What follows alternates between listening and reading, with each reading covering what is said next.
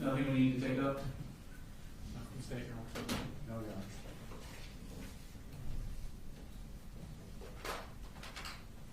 Mr. Hodges, fully arrested. Yes, sir. Never gonna let them live that down.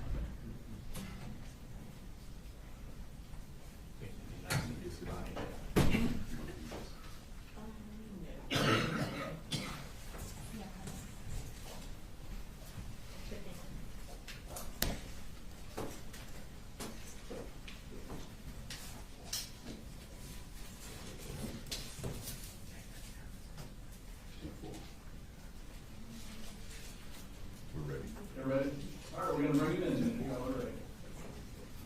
All right, bring him in, Brooks. Yes, sir.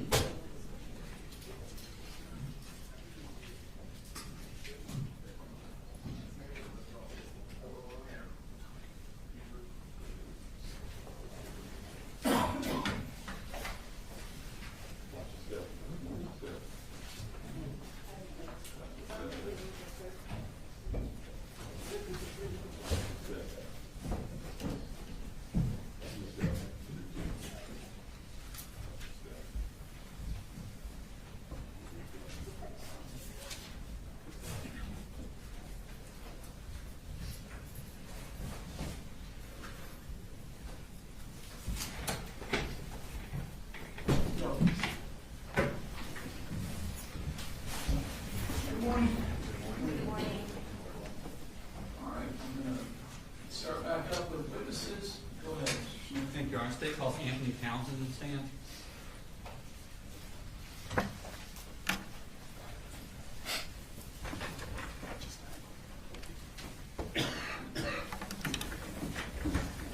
If you raise your right hand, please. Swear the testimony given in the matter now pending before this court will be the truth, the whole truth, nothing but the truth, so help you God. I do. Okay. If you could introduce yourself to the jury, please. My name is Deputy Anthony Townsend.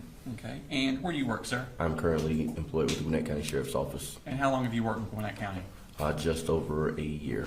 Okay. Before that, where did you work? Barrow County Sheriff's Office, And how long did you work there? 2 years. Okay. How long have you been a police officer in general? 11 years. 11 years. Back in September of 2024, where were you working? Barrow County Sheriff's Office. And what were your duties there? I was assigned to the patrol division at the time. And what kind of shifts did you work? We worked 12-hour shifts. I worked the evening shift at the time. I was off duty on that day. However, I did get called in to come to work shift. Okay, so you normally work the evening shift? Correct. Okay, and what are the hours of the evening shift? I believe it was 6:45 to 7 a.m. Okay. And what generally did you do as a patrol officer? Generalized patrolling in terms of responding to calls for service, proactive activity in terms of traffic enforcement, and assisting citizens with their needs. Okay. I want to take your attention to the morning of September 4th, 2024. Were you working that day? I was not at the time I got called in for that morning. Okay. Tell me about how your morning was going that morning. That morning I was off duty, enjoying my leisure time in the area of Norcross. I got a message from a friend of mine asking if there was something going on at Apalachee High School. I started reaching out to different people that were employed with the agency, trying to figure out the specifics, and by the time I got to my personal residence, I got a message from a supervisor stating to get into the county now. There was something going on. You remember about what time that was? I honestly do not. Okay, no problem. So what did you do then?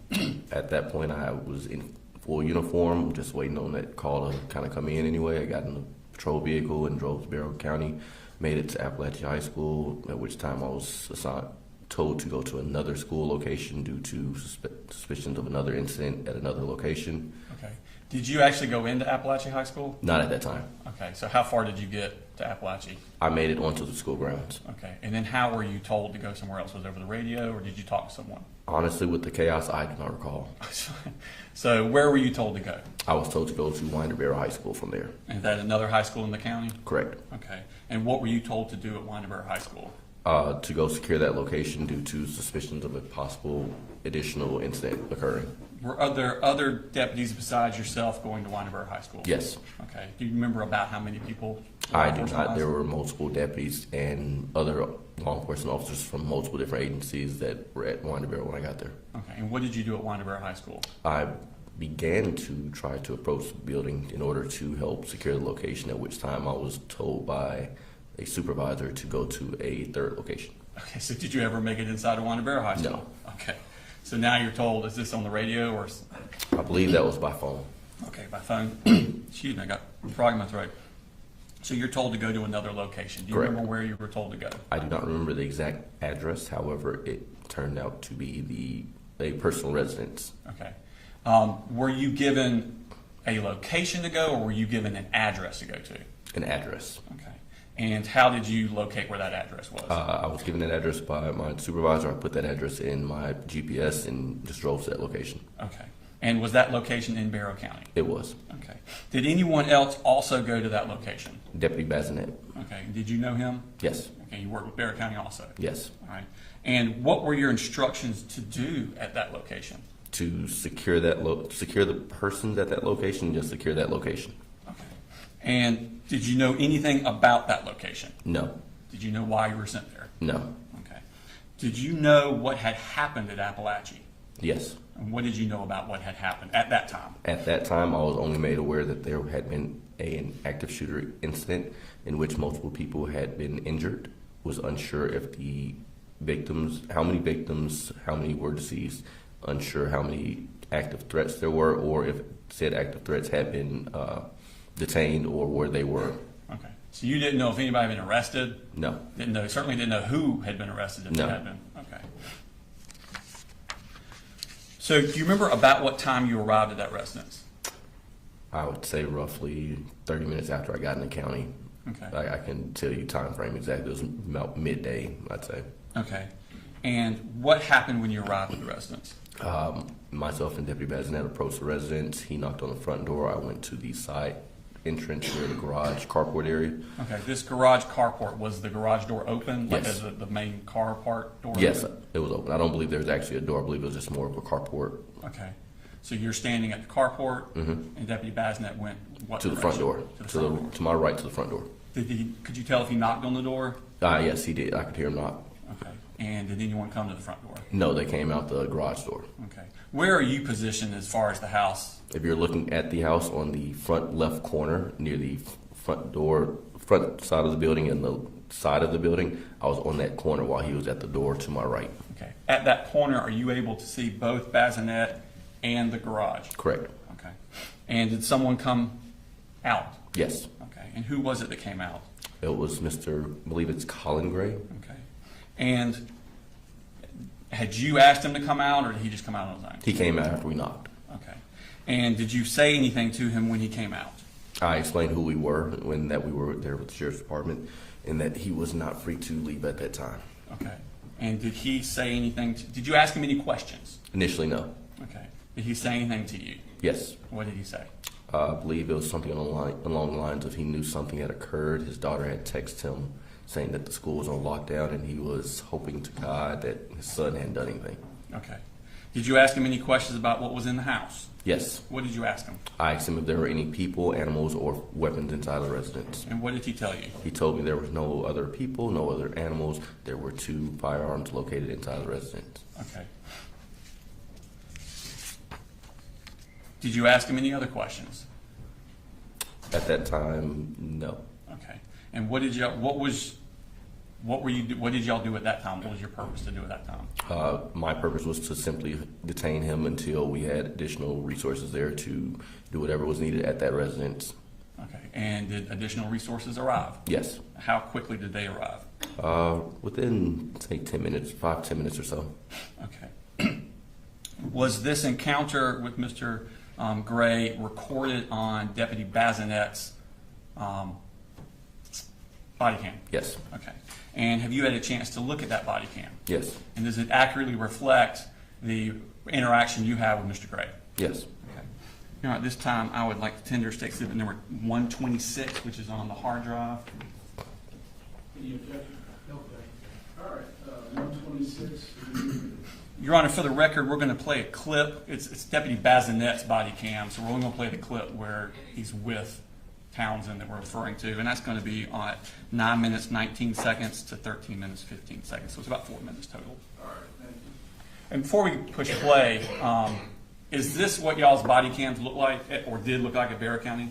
Yes. Okay. At the top right corner, it has a date and a time. Does that appear to be accurate about what time y'all were there? Yes. Okay.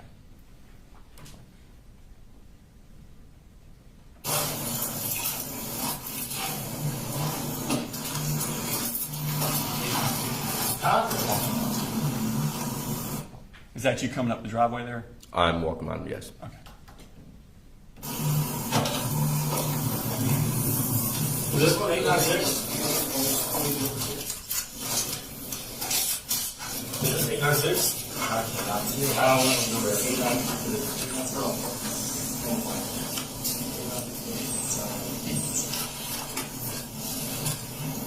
Go ahead.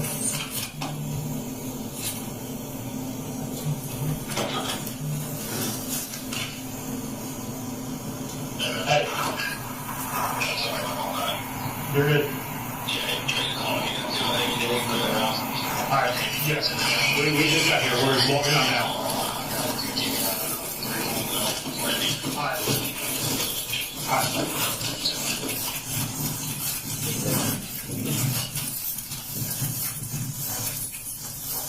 Is that the carport you're referring to? Yes.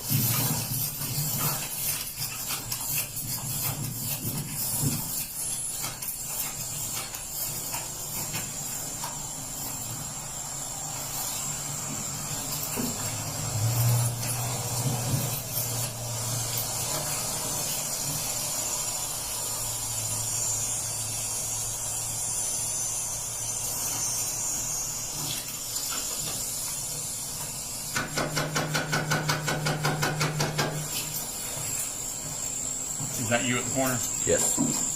Hey, watch that door over there. There's cobwebs on this one.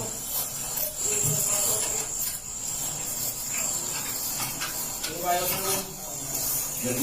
Just you? Alright, come on here. So, right now, I'm literally discussing what's going on. I'm only here to go through make sure that we leave this moment. No, it's good. Anybody else now? No, sir. You know, The whole weapons are mine up in my top of my closet in What my are they? bedroom. A shotgun and an AR. Shotgun and AR? Yeah. Okay. Nothing's loaded. Okay. We're gonna wait here until we get one more. There you go. God. I knew it was going on. One girl just texted me. She's in middle school. She said, we're in lockdown. I'm like, God, I'm like, please tell me that I'm going to do something. So why do you think that? Why would you think that? I'm trying to get him into counseling. He just didn't fit in last year at high school, so we let him do online school. And, we brought him back into just doing normal school this year, and he was going okay. We reached out, talked to the school, and said, "Hey, y'all got counselors. We want him to, check in." I filled out some paperwork the other day for another, a third party. Counselor get involved. I think it was called Aware. But basically just giving them permission to go and talk to Cole. Can I use my phone? Give us just a minute.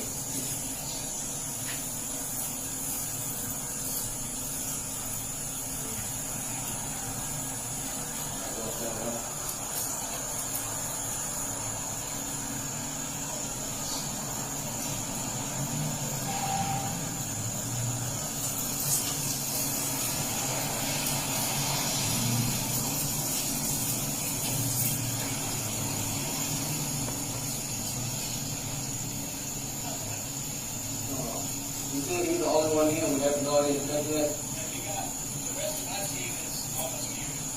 That's fine. We're going to wait. Whatever y'all wanna do.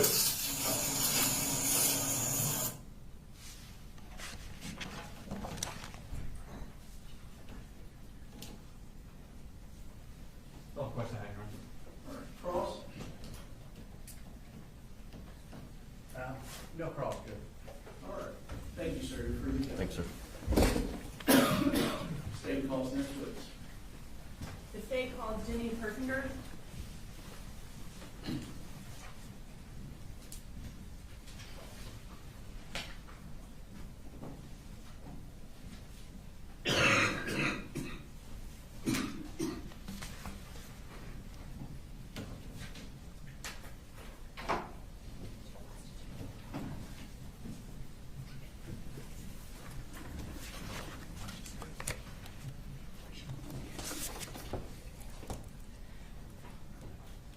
Please raise your right hand.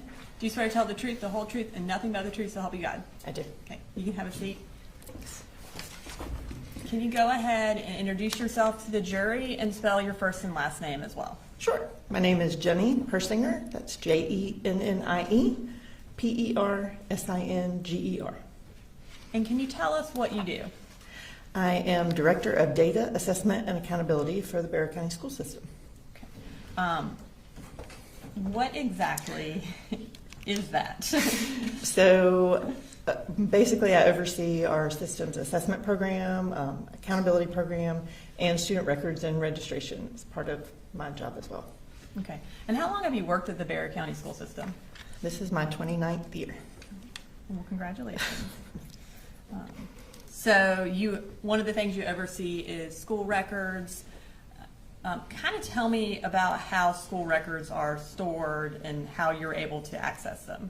Sure. So our student records are stored in our student information system, which is Infinite Campus, and that is limited therefore to who has access to a student. So a teacher on their roll could see student records, but then I have access to all the student records. Okay. And then in addition to having access to student records, do you also have access to emails that originate out of the school system or are sent to the school system? Generally, I do not have access to emails that don't involve my account. I can access emails sent from the registration system. Okay. And how are emails stored in the school system or through the school system? So I don't work in the IT department, but it's my understanding that they're stored in a Microsoft cloud. Okay. And then approximately how long are they stored?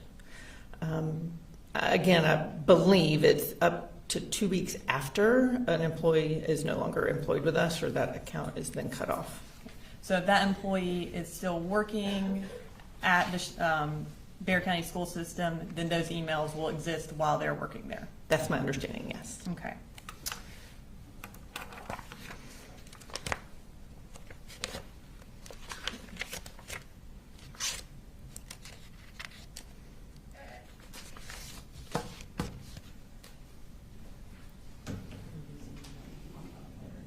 While they're looking through those emails, I'm going to talk to you a little bit more about school records.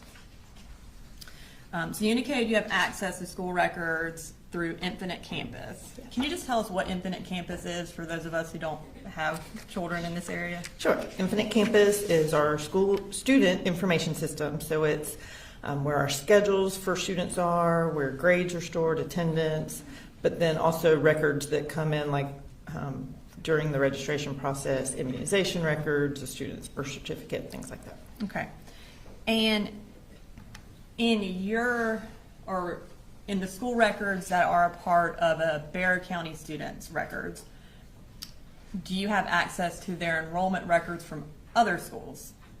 So when a student enrolls with us, we request records from the previous school, and that would include, they would have done the same thing, so it builds that record that shows previous enrollments, yes. Would this also include enrollment at online schools, home schools, or private schools? It should. If those have been reported, then when we request those records, they would come in. So if a Bexar County student enrolls at an online school, how would you be made aware of that? So it depends on whether that's a public school or a private school. Regardless, the online school would then request the records from us. If a student is leaving us to go to that school, they would do the same as we would, request records. But I can also access a state database. So if it's a Georgia public school, I can see that the student has moved to that school. Okay. And if an online school requested records from the Bexar County school system, would that be something that y'all would keep track of as well? Yes. What about a private school? How would y'all be made aware of a Bexar County student attending a private school? Again, generally, a private school would send us records requests. They would need that to know where to place the student, what services were needed. In Georgia, that's also required that Georgia private schools inform the school district that the student would attend. So any Georgia private school would let me know of any Bexar County residents that were enrolled with them. And would that include private online schools as well? Yes, ma'am. And then lastly, homeschool. Tell us about how you would be made aware of a Bexar County student being homeschooled. There's no direct indication we would get except from a parent to tell us, and then we would go look for a declaration of intent to homeschool is required by the state of Georgia if you're going to homeschool. So once a parent says, lets us know we plan to homeschool, we go look for that filed declaration of intent. And that is something that would also be made a part of your record for that student? Yes. If a child is being homeschooled, does that new declaration of intent have to be made every year? Yes, I believe it has to be filed within 30 days of starting homeschool and then annually thereafter.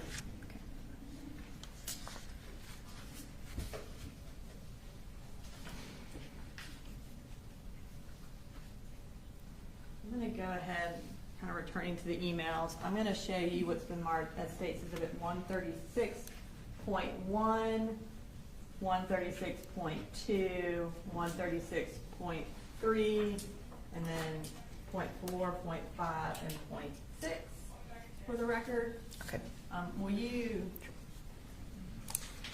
look over those and just let me know if you recognize them?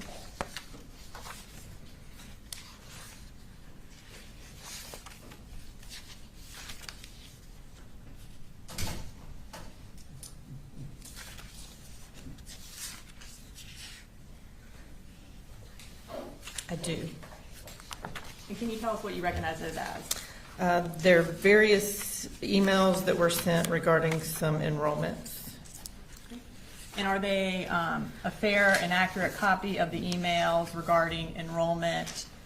And for what students are they related to? Yes, they appear to be accurate. These are in regards to, I think these are all in regards to Colin Gray. Okay, thank you. All right, this time I would like to introduce into evidence 136.1 through 136.6. Any objection? Judge, we do have some problems with some of the writings that are on those exhibits.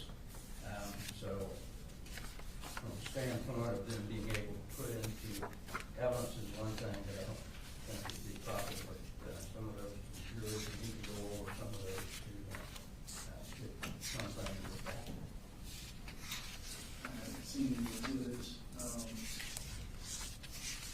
Do you know what you're referring to, or how? I don't know what he was referring to. The state believes that they would all be admissible and be able to be published to the jury. We're not publishing them to the jury for a little bit.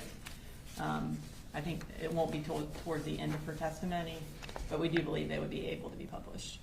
There are communications between Marcy Gray, apparently she's asking for some of these records at some point in the back. So we do have some issues with that at this point. Ms. Gray is going to testify later during this trial. Also, we're not offering them for the truth of the matter asserted, but offering them for the purpose of showing that she was the one communicating with the school about registration. And so none of the wording in the emails are being offered for the truth of the matter asserted, which means they would not be subject to the hearsay rule. Well, there's still continuing testimony, so we still have a problem. I think we just need to look at them. I don't want to be going out of the improper. And when you say there's still continuing testimony, you mean your contention is they should not be with the jury during deliberations, Right. which is not, that's not an admissibility issue, that's a whether they go back with the jury. Right. While I saw the large notebook handed to the defense, do you anticipate us having issues needing to discuss the admissibility of whatever's in the notebook there? We've looked through this notebook. There may be a couple of things, but we'll get to that when court comes to. And with this particular witness, we're introducing, they are school records for the entirety of Colin Gray's schooling. And so we are getting into enrollment history with Ms. Persinger, but we're not getting into other details of those records. All right. And I need to see these exhibits.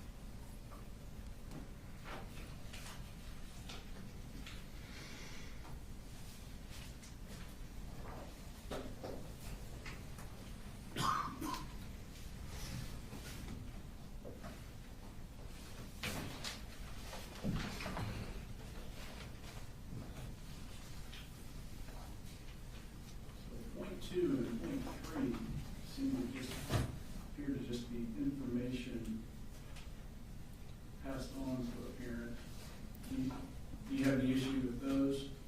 Judge, the problem is, I think we're going to find that Marcy Gray is not communicating many of these things to Colin Gray. So, unless they can show that there's communication between the parties, where if she found out something she didn't tell Colin Gray, then that, I think, would be an issue. So.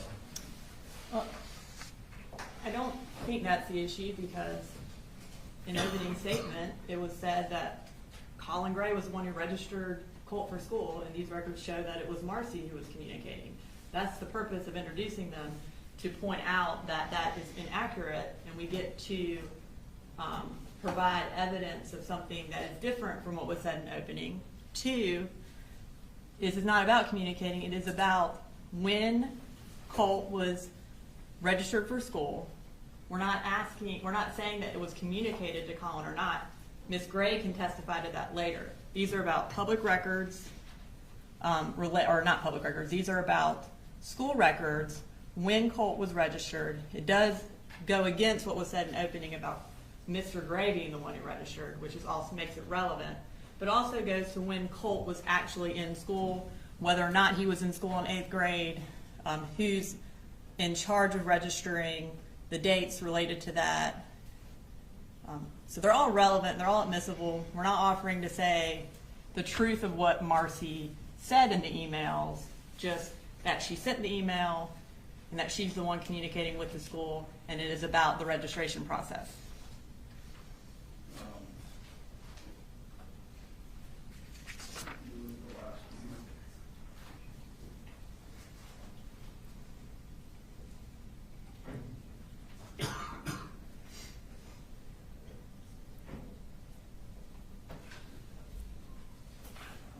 So this is a quick review.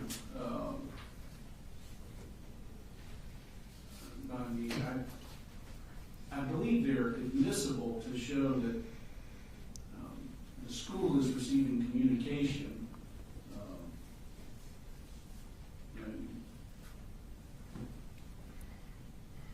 From Marcy Gray. I don't know how they, other than it says Marcy Gray, I don't know how they know which one exactly. You may want to go into that, but I don't see anything that is necessarily certain for the truth of the matter, other than Ms. Gray is reportedly reaching out, making inquiry. Now, if you go to publish one,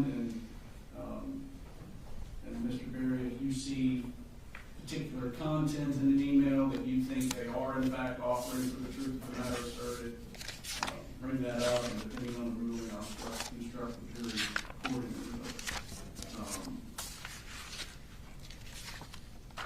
So I'm going to at least provisionally admit 136.1 through 136.6. Thank you, Your Honor. Thank you, Judge. Okay. I am next going to introduce into evidence State's Exhibits 127, 128, 129, 130, and 131. These are school records for Colt Gray for attending the various schools. We are introducing these all under the business records exception that we have filed notice of, and I will announce for the record which the various schools are. 127 is Bexar County School Records, 128 is Hall County School Records, 129 is Ben Hill School Records, 130 is West Jackson School Records, and 131 is Jefferson City School Records. Also, 194 is Forsyth County School Records. So we have business records for each one of these. They are all listed in this book, tabbed by the school name. All right. And I assume you received notice of the business record. Correct. Any objection to 127, 8, 9, 130, 131, 194? How's your eligibility? All right, there it is. All right. So, and we are not going to publish those yet, Your Honor. We will publish some of those through a different witness. You mentioned that enrollment records are a part of each student's record. Have you had an opportunity to review Colt Gray's student records as well as his enrollment records? Yeah, it's like the registration paperwork? Yes. Okay. And in doing that, was there a kind of timeline of the schools that Colt attended created? Yes. Have you had an opportunity to review that and check the accuracy of that timeline? Yes. Okay.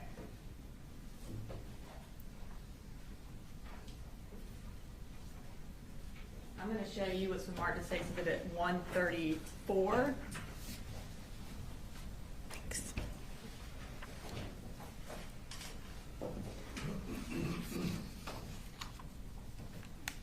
And do you recognize that? I do. And what do you recognize that as? It's a enrollment history that was put together based on all the schools that Colt has attended.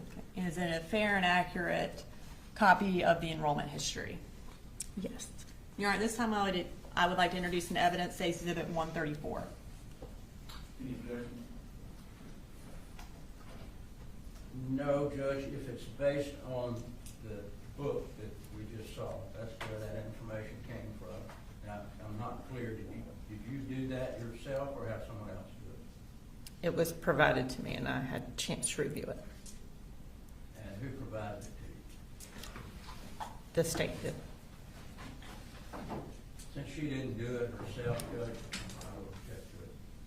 Ms. Brooks, do you want to just clear Yes. up any foundation for the, I believe you said it's a timeline? Yes, Your Honor. So as far as I understand that you initially did not do it, when you received it, did you check it against the enrollment records? I did. And did you make additions to it to make sure that it was in fact in line with the enrollment records? I did. So it is a fair and accurate timeline of the school history of Colt Gray? It is. And ma'am, is that based on the notebook, the large notebook that was just admitted? And I haven't seen that notebook. I looked at the enrollment history for each school system that I believe Colt has attended. And we have, the enrollment history is a part of those records. all right, can you show her the notebook to confirm that these are the enrollment? I realize she hasn't seen the notebook itself, but whether or not these are the records.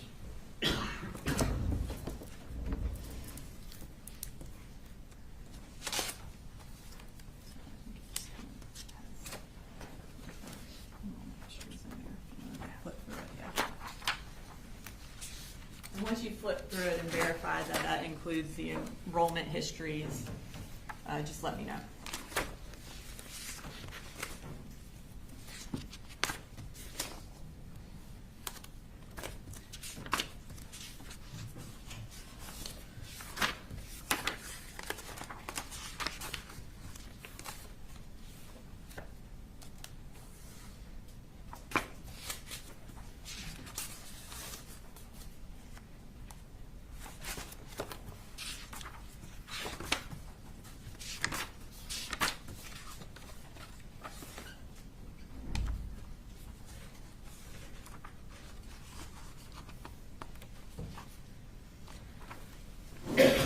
Yes, this appears to have all the enrollment records. Thank you. Is that sufficient, Your Honor? All right, 134 is admitted. Thank you. And at this time, we are going to display that. We're just going to go through the timeline. Okay. Okay. I know we're going to zoom in at the bottom. And just for the record, the history start at the bottom and go to the top? Correct. His original school enrollment would have been at the bottom, yes. Okay. And actually, before we do that, can we go to the top line so we can explain what each one of the And this columns is are? 134 being displayed. Yes, this is 134. All right, so in the top column, can you just tell us which each of those columns are and what they mean? I know some of them are self-explanatory, but Right. just for the record. Okay, so the school year would be from the fall to the spring, like we call this current school year, the 25-26 school year. The grade would be what grade the student was enrolled in. The registration date would be the date registration for that school system was completed. First day of school, obviously the first day of school attended. last day of school attended by the student, and then what school and county or school district that was part of. Is there a difference, before we get to is there a difference between registration date and enrollment date?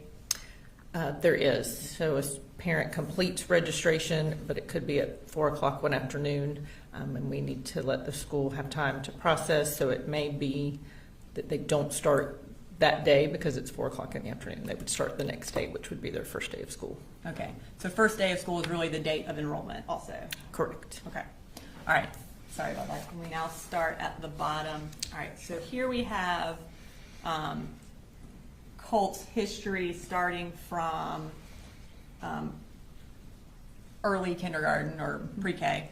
Can you tell us kind of just go through it all the way through Statham Elementary, what year, and what he did that year? Sure. So the first school year is the 2014-2015 school year, when Colt was in early kindergarten, or what the state calls pre-K. The registration was completed October the 24th, and he started on December the 1st and then completed the school year. It moves to 2015-2016. He was in kindergarten. There's no need for a registration date because he was already registered with the school system. Started school on August the 4th of 2015 and then completed the grade. Moved 2016-2017 school year to first grade. Started on August the 1st and completed the grade, and then moved to 2017-2018 in the second grade. Started on August the 2nd and completed the grade, all at Statham Elementary here in Barrow County. Okay, and so that you brought up a good point I want to clarify. So each year, if you are remaining in the same school system, do you automatically just get enrolled for the next year? In Barrow County, we do not require a new enrollment every year. Okay, so if someone ended up leaving over the summer and going to a new school, how are you notified of that? We would know when the student doesn't arrive, and we start then looking to see if they transferred somewhere, or the new school may have already sent us a record request. All right, now let's move to the next block of, all right, so starting with third grade, talk us through the different schools he went to in this, or in these rows. Sure. So in the 2018-2019 school year, he was in third grade. He was still at Statham Elementary in Barrow County, so there's no new registration date. Started the first day of school being August the 1st, and this one indicates a last day of school of 5/22/2019 because he didn't return to us after that. Okay. And then where did he start fourth grade? In 2019-2020, he was reported being in fourth grade at White Sulphur Elementary in Hall County. There's a registration date of August the 7th and a first day of school of August the 8th, but then an end date of November the 21st. Okay. So then he moved, appears to Chattahoochee Elementary in Forsyth County and started there in December of 2019 and stayed until February of 2020. Okay, so he was withdrawn from Forsyth February 20th, 2020 in his fourth grade year? Yeah, it appears that was his last day of school there, yes. And so for the beginning of fourth grade at White Sulphur Elementary, he registered August 7th and started August 8th. Is it possible to start school that quickly after registering? Well, I can't answer for how Hall County I guess in Barrow schools County. were. In Barrow County, yes, depending on how early in that day we have let the schools know. The school could have a schedule ready by the next day, particularly in elementary school where it's not quite as complicated as high school, where you have to figure out a schedule and credits. Okay. And essentially, if, I guess, the parent provides you with all the paperwork, then they're good to go for starting school. Correct. And the registration date would be all that paperwork having been completed. Completed. Okay, thank you. All right, we'll move to the next grouping of schools. All right, so now we're still in fourth grade. Tell us where he then went to fourth grade and go through the rest of that history at Ben Hill. Sure. So when he left Chattahoochee Elementary in Forsyth County February 20th, he moved on to Ben Hill Elementary in Ben Hill County. February the 28th was when the registration was done, and March the 4th was the first day he was reported as being in attendance. Okay. And then he completed fourth grade there. The 2020-21 school year, he was still enrolled at Ben Hill County Elementary School as a 5th grader. And it looks like he completed the entire school year. Okay. And then what happened in 6th grade? So in 6th grade, he started at Ben Hill County Middle School in the 6th grade of 21-22. At July 28th would have been the first day he was in attendance, and then it says his last day was December the 14th of that year. Okay. All right, thank you. And now we'll move to the next grouping of schools. So now we are still in 6th grade. Take us through 6th and 7th grade. Okay, so still in the 21-22 school year. He's still in 6th grade, registered in February at West Jackson Middle School in Jackson County. Started school on February the 8th and has a last day of school of May the 25th, which was probably the end of the school year. And then what about 7th grade?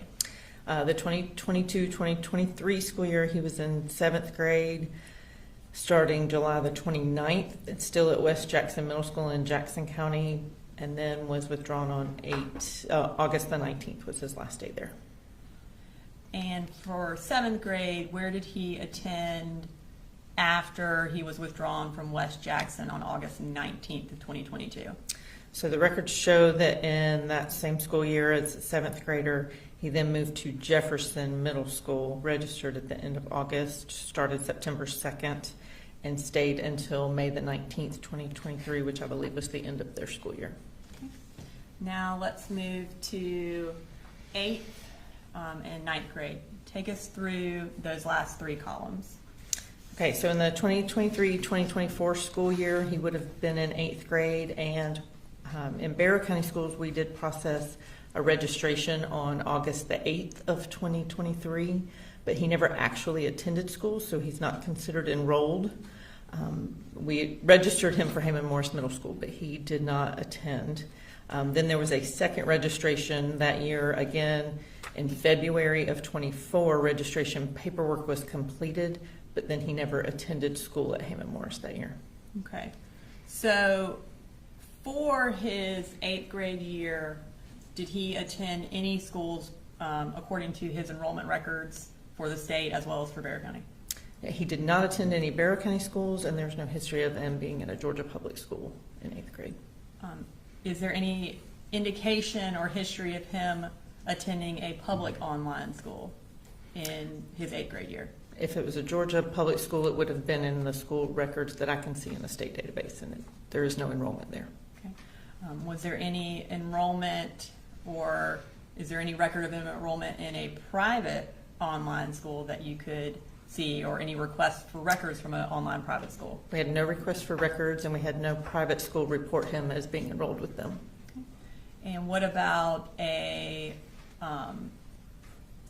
homeschool? Was a homeschool affidavit filed for Colt Gray for the 8th grade year? There is not a declaration of intent to homeschool filed with a Barrow County address for Colt Gray. Okay. As far as Colt Gray's, I guess, entire school history, was there any evidence that he ever attended any online school throughout his schooling? I have seen no indication of that. Okay. What about homeschool? Any indication that he ever attended homeschool? No, not that I've seen. Okay. Now we'll move to 9th grade. So he did not attend any schools in 8th grade, and then now we have moved to 9th grade, which is the 2024-2025 year. Tell us about that. So in 2024-2025, he was registered as a 9th grader. The registration was completed on August the 6th of 24. His first day of school was August the 14th of 2024. Okay. And when was his last day of school? September the 4th, 2024. Okay. Now, in order for a student to be registered, who has to fill out the registration? So it has to be a legal, parent or guardian that completes the registration, and it would be who the child is living with, who has, sometimes custody. we have to read custody papers, sometimes we have to determine who has the right to register a child, and generally it's where they're spending their evenings, where they lay their head at night, basically. Okay. All right, now I'm going to return to the emails that we introduced earlier. I want to first talk about Colt's registration in August of 2023 for the first registration for his 8th grade year. Who is the registrar at Heyman Morris Middle School? The registrar at Heyman Morris Middle School is Michelle Principe. And generally, what are her duties? She would, once the central registration department processes a registration, she would get notification of that, and she would work on with the school administration on creating a schedule for that student, making sure any services that had been indicated were provided, and then requesting the records from the previous school. If someone is registered but doesn't start, would she be the one who kind of follows up to figure out, hey, what's going on with this kid? She would start that process. Okay. I'm going to introduce into evidence 136.1, which is an email between Colin Gray and Michelle Principe from August 10th and August 15th of 2023. I'm going to just kind of show this to the jury real quick before we put it up on the stand. Is it kind of the email thread where it starts at the bottom and it goes to the top? It is. Okay. So we're going to start with the bottom, which would be the first email. Pull that up. Yeah. Okay. So can you say, as we go through these emails, tell us who sent the email, to whom it was sent, the day, and then just read the email? Sure. So this was sent from Michelle Principe on August the 10th of 2023 at 12:51 in the afternoon. I can't see on here who it was sent to. It does say good afternoon. I was expecting to meet you and Colt this morning. Is there an issue with him starting school? Okay. And then that next email, which would be the response email, let's pull that up. So the response is from Colin Gray. The answer came at 6:08 p.m. of August the 15th. Following up on the email I thought I'd sent you regarding Colt, he has decided to move down to Fitzgerald, Georgia to be with his mother, sister, and brother. He no longer lives with me. Okay. And so was that email 5 days after Michelle's original email? Yes, I believe it said the 10th on the first one. All right. Now we are going to move to the February enrollment for February of 2024 for the 4th grade, or the 7th grade year again. Was Jenny Colt? 8th grade. Yeah. Sorry, for the 8th grade. Did I say 7th? Moving to February 2024 for 8th grade for Colt and 7th grade for Jenny Gray. Was she also enrolled at Heyman Morris around this, or registered around the same time that Colt was in February? I believe so. I don't Okay. have the dates memorized. I'm going to start with 136.2. If we could pull that up. And can you just zoom in on the top of the email kind of before you get to Apalachee High School?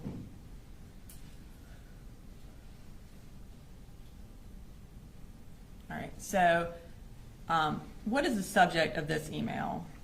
The subject says Colt Gray is enrolled for 8th grade at Heyman Morris Middle School. Okay. And who is it from? It says the account is RG notification at Barrow. That was from our registration system. It's an automatic email once we process a registration. And how does the automatic email determine what email the notification is sent to? So it's sent to the email provided during the registration process for the parent, and then those other 2 Barrow County addresses are Barrow County employees. Okay. And what was the email address in February of 2024 that the notification was sent to? It was sent to graycoley444@gmail.com. Okay. And what is the purpose of this email? So this is to let the parent or guardian know that the registration has been processed, and they can contact the school to know what their start date would be. Okay. Now we're going to move to 136.3. All right, if we could also zoom in just on kind of under Georgia immunization form.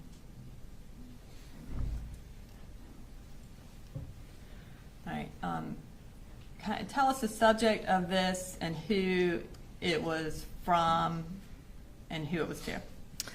The subject is Jenny Reen and Colt Gray, It is from Cynthia Papel, the Bear County email address, Bear County Schools email address, sent on February the 2nd of 2024 at 8:58 in the morning, sent to that Colin Gray at 444@gmail.com email address. Okay, and who is Cynthia Patel? She is one of the registration employees. And what is the purpose of this email? Just to let a parent or guardian know that we're missing some forms, that we're allowed to do a provisional enrollment while the parent provides those. So in this case, it looks like his Georgia immunization form, or both students, I guess, Georgia immunization forms were missing. Okay. And now we're going to move to 136.4. And again, these emails go from bottom to top. So we're going to start with the bottom email. But before we do that, can you tell us who this email thread is between? This appears to be between Michelle Principe, again, the registrar at Heyman Morris Middle School, and Colin Gray at that Gmail account. Okay. So let's start on the bottom one. What did Michelle Principe send to the defendant? It says on Monday, February 5th at 7:57 in the morning, Ms. Principe wrote, "Sir, please confirm that both children are starting school tomorrow." Okay. And so their start date would have been February, or was supposed to be February 6th, is that correct? Based on that information. And did either of them start February 6th?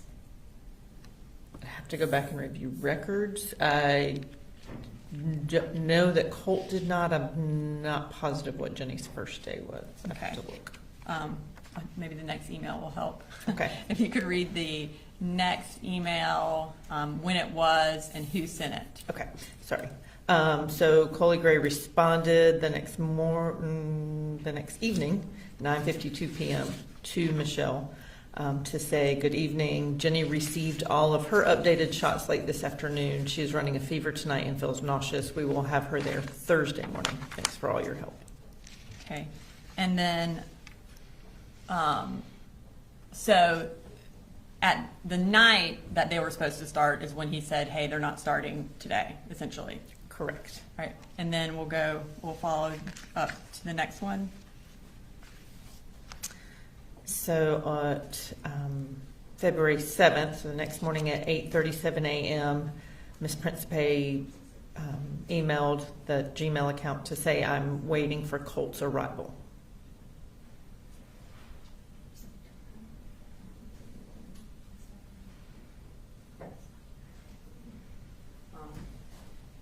Okay, so when does she sends that the next day, say, "Hey, we're waiting on Colt's arrival." Okay. All right, and we are going to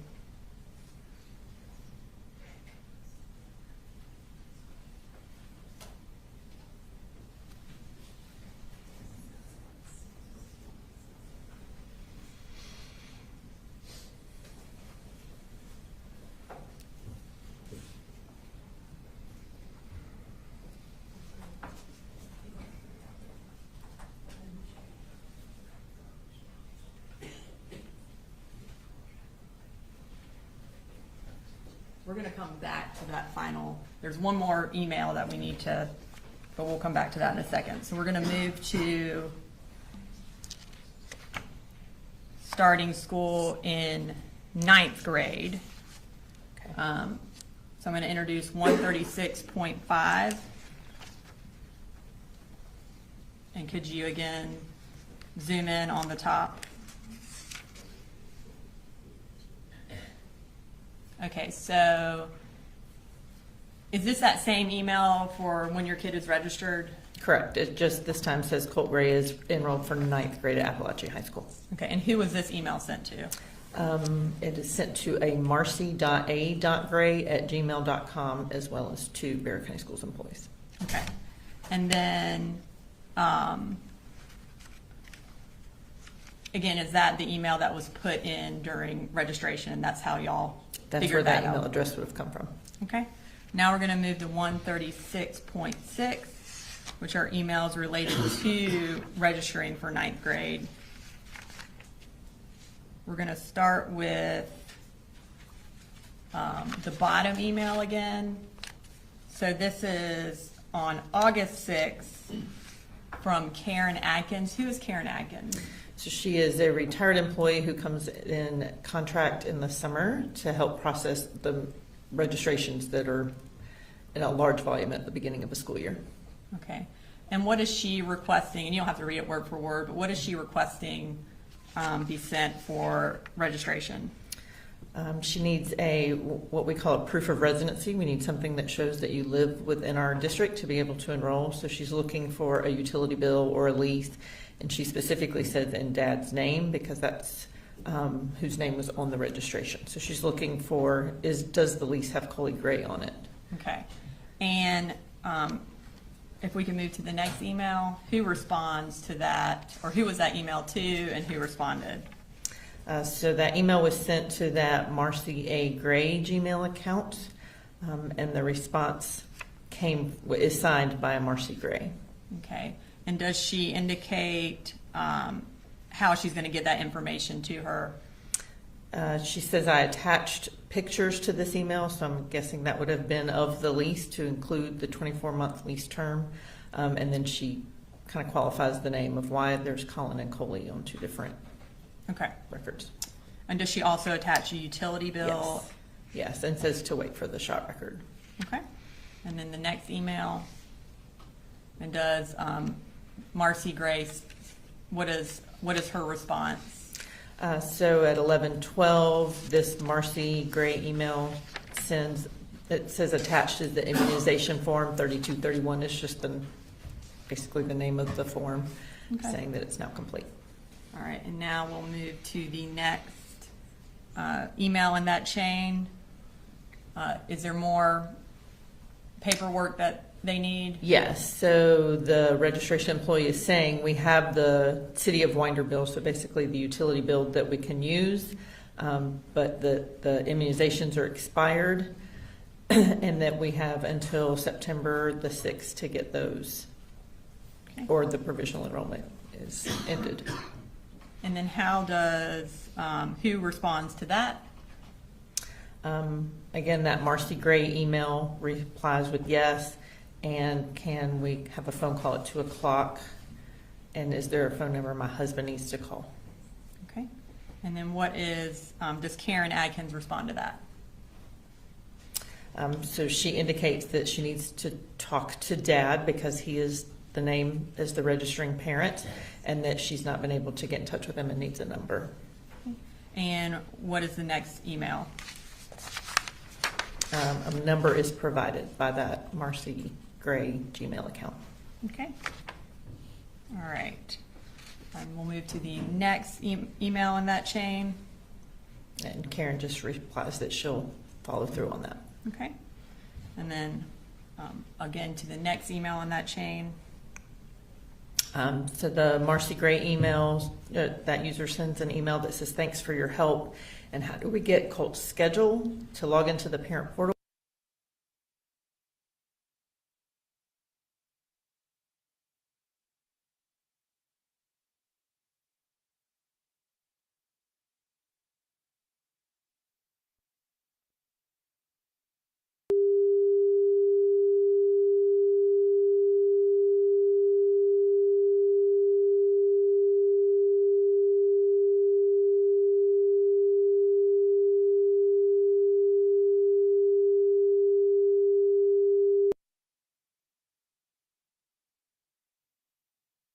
Michelle Principe asked, I'm awaiting on Colt's arrival, essentially. All right, we're going to pull the rest of that text thread. So we have back to, I'm waiting for Colt's arrival. And what time was that at? She sent that at 8:37 in the morning on February the 7th. Okay. And then when did Coley Gray at vanwinkleco.com respond to the February 7th email? This email is from February the 13th at 7:20 in the morning that says, at this point, we will be signing him up for online classes. And then the Michelle Principe followed up.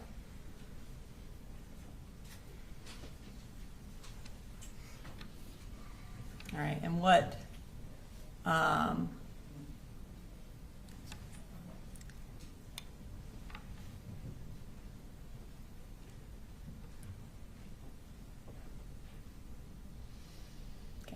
And what does Michelle Principe follow up with? So she replies about 3 minutes later that says, "Thank you, and I will withdraw him for now." Okay. And so when someone indicates that they are starting a different school and she says, "I will withdraw him now," what exactly is the process when that happens? You still have to wait on records to see if they have in fact enrolled in another school? Correct. We would look for records, but technically he was never enrolled with us, so we wouldn't have received records, or then we would not have expected to be contacted to send records because he never actually was enrolled with us. Okay. And then in his history, his enrollment history, there is no evidence though that he ever signed up for an online school. Not that I have seen, no. Okay. I'm going to next show you State Exhibit 135. And then I'm going to, before I tender that, I'm going to ask you a few questions.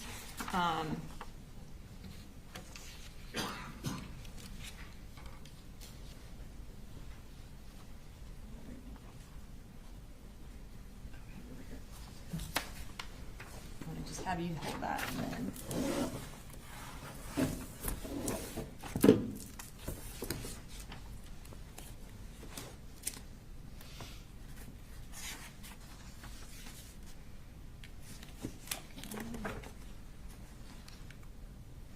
Also, in this book is States Exhibit 132 and 133, which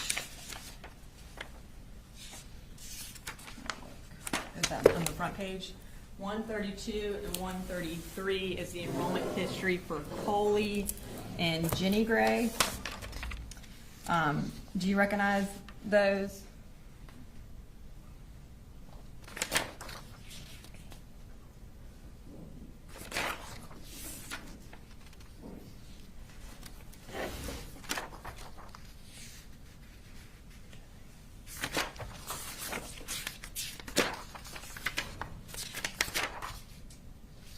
Yes, I do.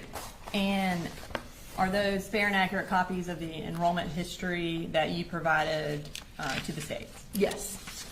Your Honor, at this time I'd like to introduce into evidence States Exhibit 132 and 133, which are the enrollment histories for Jenny and Coley Gray, which are the siblings of Colt Gray. Any objection? No, Your Honor. 132 and 133. Thank you. And so for Jenny Gray, what grade was she in for the 2023-2024 school year? I'm sorry, who was that? For Jenny Gray for 2023-2024 school year?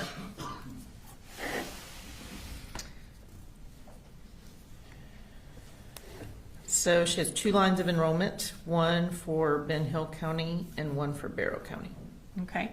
And what was her first day for Barrow County? She started at Heyman Morris Middle School on February the 2nd, 2024. Okay. And I guess that was the day she was registered. That would have been her first day of attendance. Okay. And then for Coley Gray, what grade was he in for the 2023-2024 school year?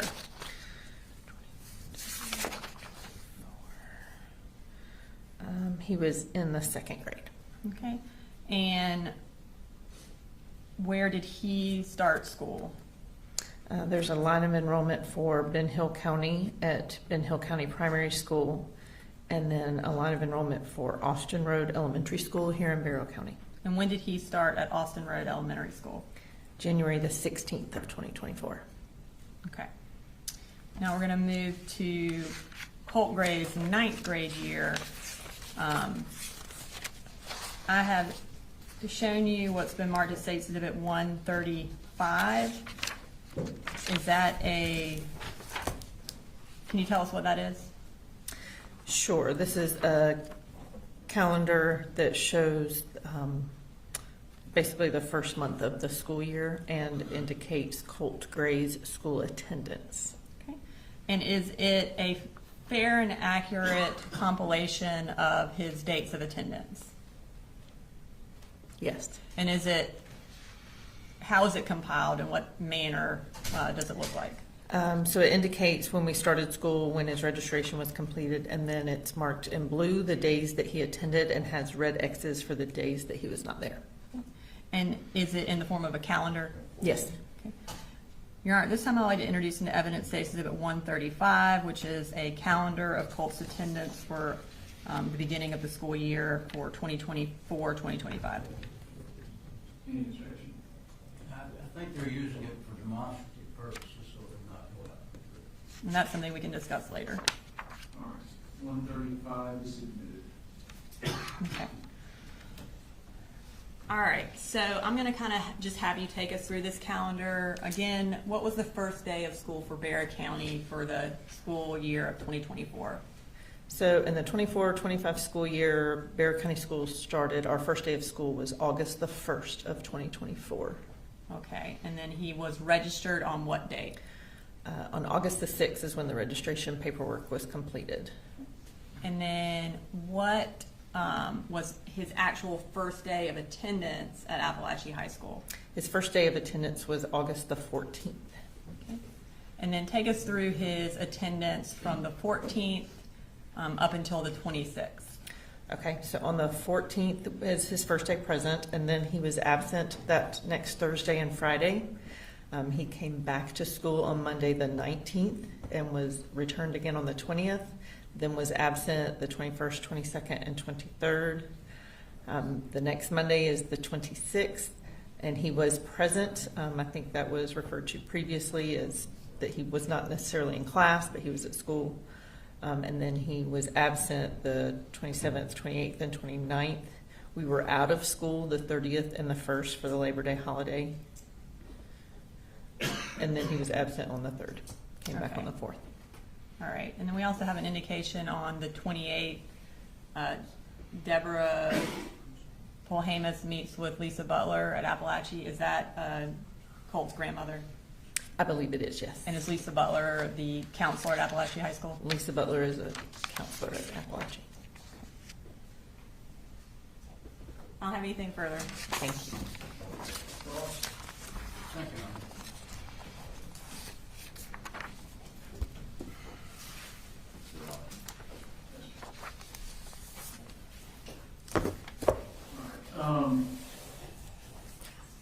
Let's go ahead and take a short break before cross, okay?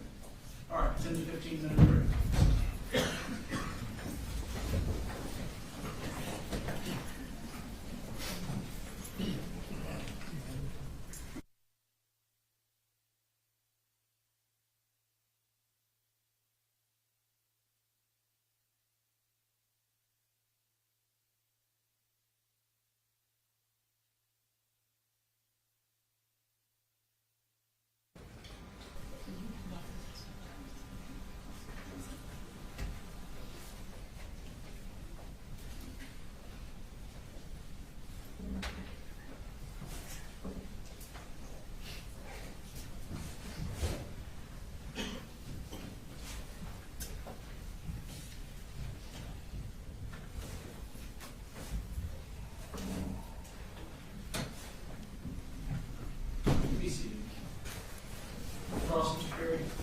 Thank you, Your Honor.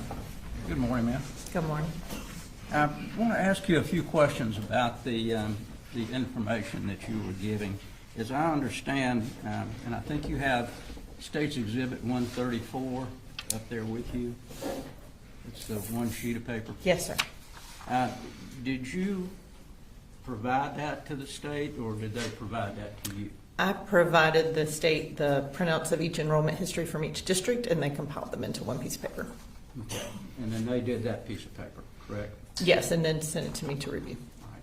The large book that you have there, I think it's State's Exhibit 127 through 134, 166, 189, 190, and I think 193. Is that right? Yes, sir. Did you provide all that information to them? I provided all the documents. I did not put the notebook together. Well, actually, I provided Barrett County school records. I'm guessing they subpoenaed records from other districts. In looking through the book, there are school records that are sent by custodians of the various schools. Did they provide that to you, or did they provide it to the state? There may be some duplicates. If I had requested records, that became part of school records in Barrow County that I provided. Okay. It appears they also subpoenaed records from each individual school district. All right, but I think you'd indicated you had not seen that book until today. The The book put content, together, some no. of them you have seen, but not that Correct. particular book, right? Correct. Okay. Now, I want to be clear, the 9th grade, which would be September when this incident occurred, Mr. Gray, Colin Gray, had registered all 3 children. Isn't that correct? All 3 children were registered. I'd have to go back and appear. I do believe they were all, he was listed as the registering parent for all 3. Okay. It was not his wife, but it was he that registered all 3 children. I mean, I can't tell you who was actually doing the typing on the other end of the computer, but his name was what was listed, yes. Okay. Did you know that Ms. Gray was not in this county? I did not. You did not. What about the 8th grade? Do you know where the children were living in the 8th grade? Or when he would have been in the 8th grade? Colt? I do not. Registration, proof of residency would have been provided, but I didn't process that registration. Okay. So do you know who may have attempted to register him in the 8th grade other than that document that you have there? Who had attempted to register him? Again, I don't process each individual registration, so I could go back and look at those records, but I don't have that off the top of my head. Okay. You don't know in the 8th grade whether Colt Gray was living with his father or mother, correct? I don't know. I would have to go back and look at what documents were provided to us. Well, the state showed you an email which indicated that he, Mr. Gray, Colin Gray, had said that Colt was not going to be registered because he was going to be living with his mother in Fitzgerald. Yes. Is that correct? I believe that was the August of 23 registration. Correct. Which would have been 8th grade? Yes, sir. All right. So you don't know how long he lived with his mother that year? I do not. Okay. In the 7th grade, do you know whether Mr. Gray, Colin Gray, and Marcy Gray were together or not? I don't know that answer. Okay. So you don't know whether Mr. Gray or Ms. Gray went down to the school to assist in registering the children for the 7th grade? In Barrow County, it is all done online. You don't go to the school. Okay, well, in the 7th grade, they were at Jefferson Middle, right? I believe that's right.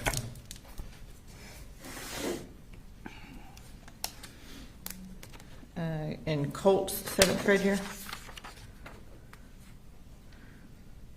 he started at West Jackson Middle and then moved to Jefferson City, yes. And do you know whether the other 2 children were also registered there? For the 23-24 school year, it looks like Jenny started in Ben Hill and moved, 22-23 school year is the year we're talking about, sorry. Jenny started in Jackson County, went to Jefferson City, and then went to Ben Hill County. Okay.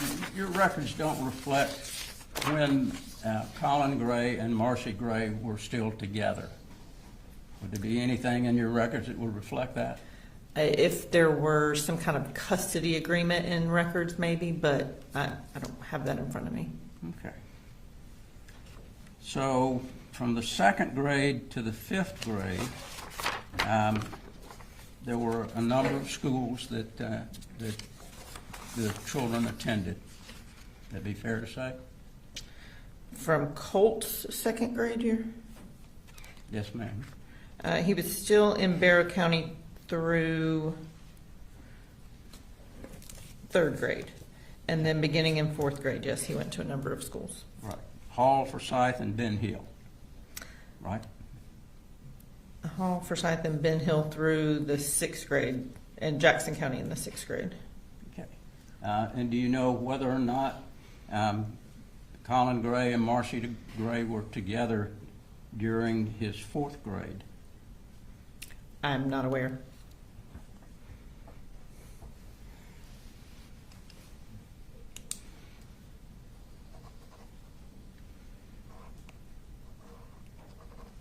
All right. I think that's all I have, Judge. Thank you. Any rewrite? Just briefly.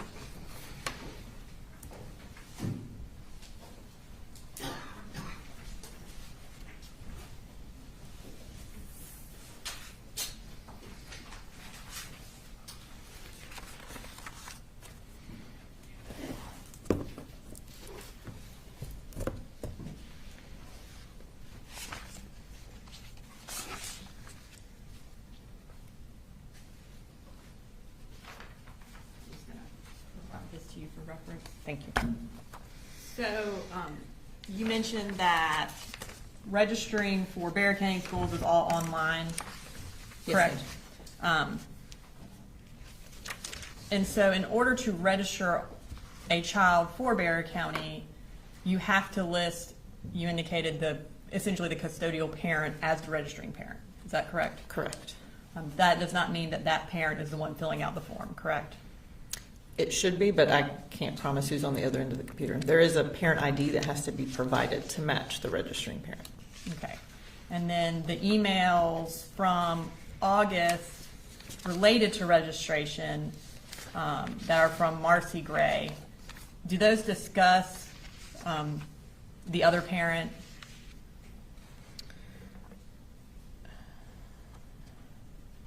I mean, this one that is signed by Marcy Gray, she's referring to Colin and Coley Gray, saying that they're the same name and his name would be on the lease. Okay. So she's the one who's, I think, setting up the phone call and that kind of thing? Correct, and she refers to him as my husband. And is it your understanding that these are the only emails related to registration for the August 2024 timeframe? I believe so, yes. Okay, so there are no emails from Colin or Coley Gray. I do not believe so. All right, thank you. Just one question. Do you have anything in your record to indicate that Marcy Gray came to Barrow County in 2024 to do anything as far as registration? I do not have record of that. Thank you, Manager. Free to go. State calls, Mr. State calls Suzette, please.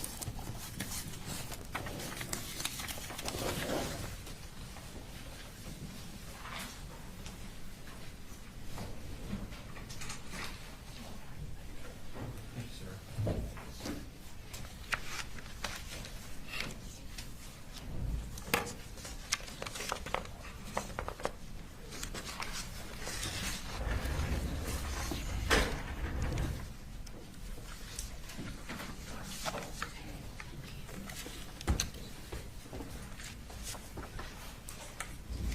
If you could raise your right hand, please. Swear the testimony given in the matter now pending before this court will be the truth, the whole truth, and nothing but the truth, so help you God. Yes. Okay, if you could introduce yourself to the jury and then spell your name for the lady here. Okay. My name is Sujette Giddens. I am a licensed clinical social worker, and I was working as a school counselor in Ben Hill Middle School. My name is SUJETTEGIDDENS. So you said you worked at Ben Hill County School System? Yes. And how long did you work there?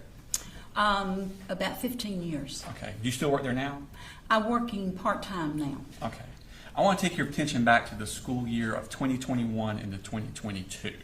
Okay. Was Colt Gray enrolled in your school at that point? Yes. Okay.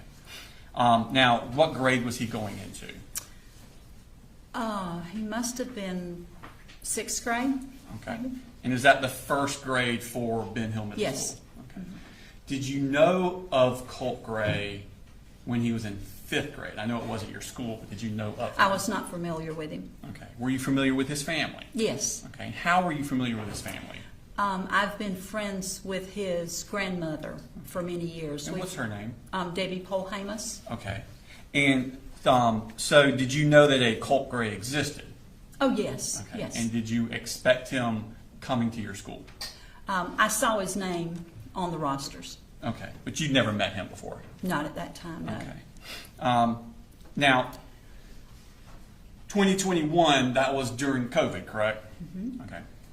What was the operating, how was your school operating? I know everybody kind of did things different. Students were working, they had their Chromebooks and they were working from home, and that's what Colt was doing at the beginning of that year. Okay. Did you have any issues with Colt, or did the school have any issues with Colt and that online, or not the online, but the at-home learning? He was not consistent with doing the assignments. Okay. And did something specific happen in August of that year? Yes. Our district has a program on all the school devices that monitor searches. And if words such as death or guns or drugs or any of those words sort of throws up a flag to the administrative staff and the counselors for us to follow up with. Okay. And did that happen with Colt? It did. And what was the word that flagged? The first word that flagged was abuse. Okay. And do you remember when that was? That was in August Okay. of 2021. Do you keep is it part of the process of your school system to have a way to log things in as they happen? Yes, Okay. And do you participate in that system? I do. Okay. Would it help refresh your recollection if you had a copy of that? Sure.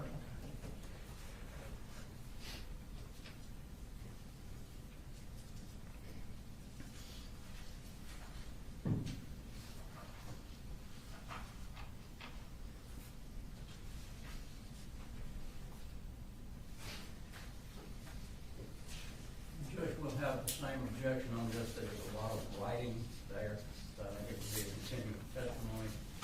I'm not sure exactly what parts the state wants to. Your Honor, I'm not going to tender it into evidence. It's a recorded recollection.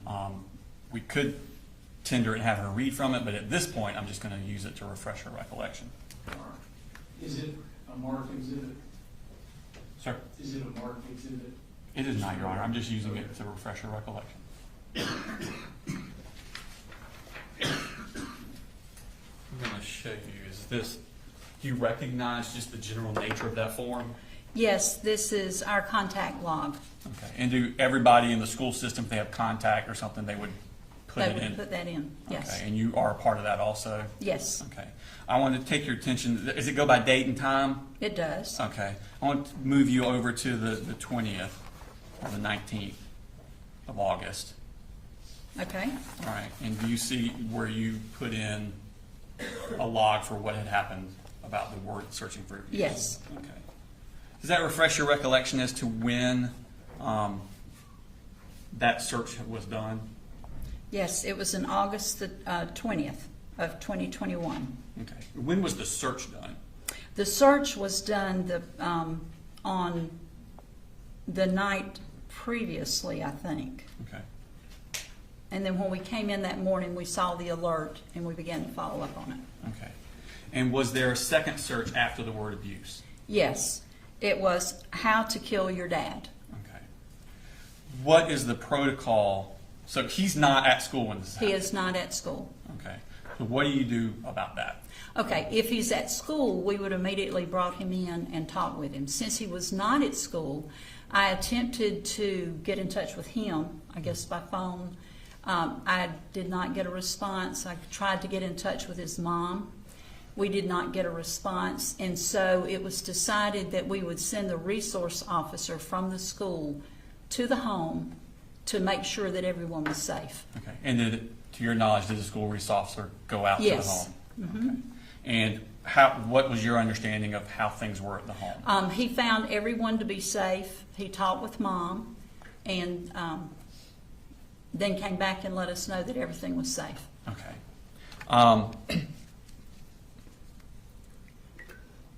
Did you ever get an email from anyone about what had happened? I did correspond with his mom about what had happened, so she was aware. Okay. What did you do as a result of this incident happening?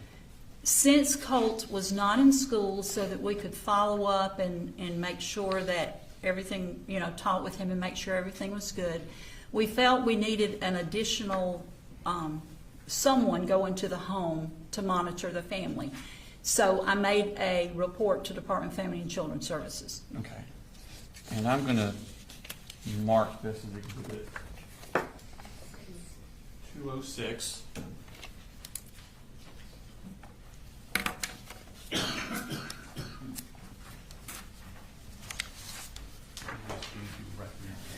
can flip through it. Take your time.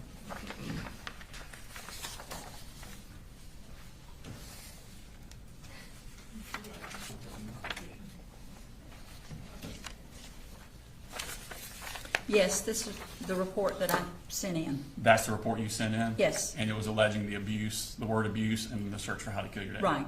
Okay. Your Honor, this time I would tender Exhibit number 206 into evidence. It would not go back to the jury, but it would go into evidence. Any objection? It's not going back to the jury, you're just going to ask questions. All right, 206 is admitted. Okay. So you had said earlier that Colt was not doing his assignments and turning them in. Did there continue to be a problem with that? He was inconsistent. Several weeks after this, he began to come into class. Okay, so y'all started back. Started back. Okay. And so, but he was inconsistent with his attendance in doing his work. At some point that year, did the attendance stop? Well, they moved away. Okay. Shortly, I think a couple of months after this occurred. Okay. Would it have still been first semester? Yes. Okay. What's the process for unenrolling a student from Ben Hill school system when they move away? We keep them enrolled until we get a request from the next school showing that they have completed the enrollment papers, and then they send for the records from our school. Once that's completed, then we stop their enrollment at our school. And did your school receive requests for information from another school before the end of the first semester? I don't believe we did. Okay. When the second semester started in January, did you receive anything? It was a while, and because we were trying to follow up and they weren't getting enrolled, another report to DFACS was made for the lack of attendance in school. Okay. I'll show you where's Mark sticks in 207.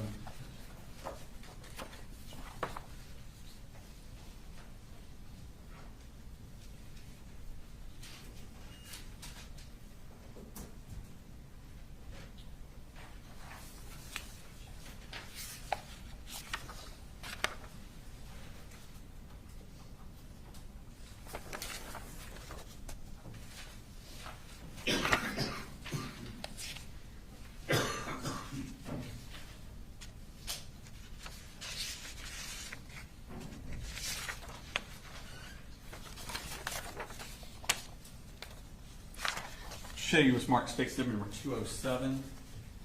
As you identify that.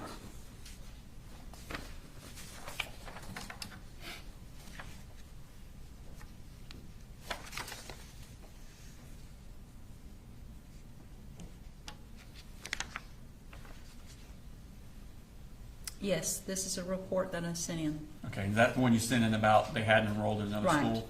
And when did you send that in? This was dated January the 30th, 2022.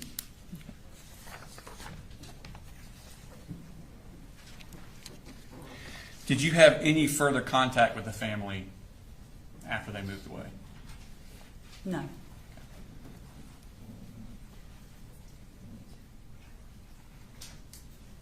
Did I tender 207, Your Honor? Your Honor, I tendered 207 into evidence. Same thing, it wouldn't go out with the jury, but just a... Any objection? Certainly would object to it going to the jury. There's no objection to its submission. Correct. 2017. I have no further questions for you. Thank you. Cross? Just a couple of questions. Good Okay. morning. Good morning. I'll ask them from here. I'm going to be quick. Okay. Do you know whether anyone ever contacted Colin Gray about what his son said? I did not. I did talk with the mom, and mom was aware. Mom was aware, but do you know whether he was ever aware? I did not talk to him. Thank you. All right, you should be excused. Please, Your Honor. All right, thank you, ma'am. You're free to go.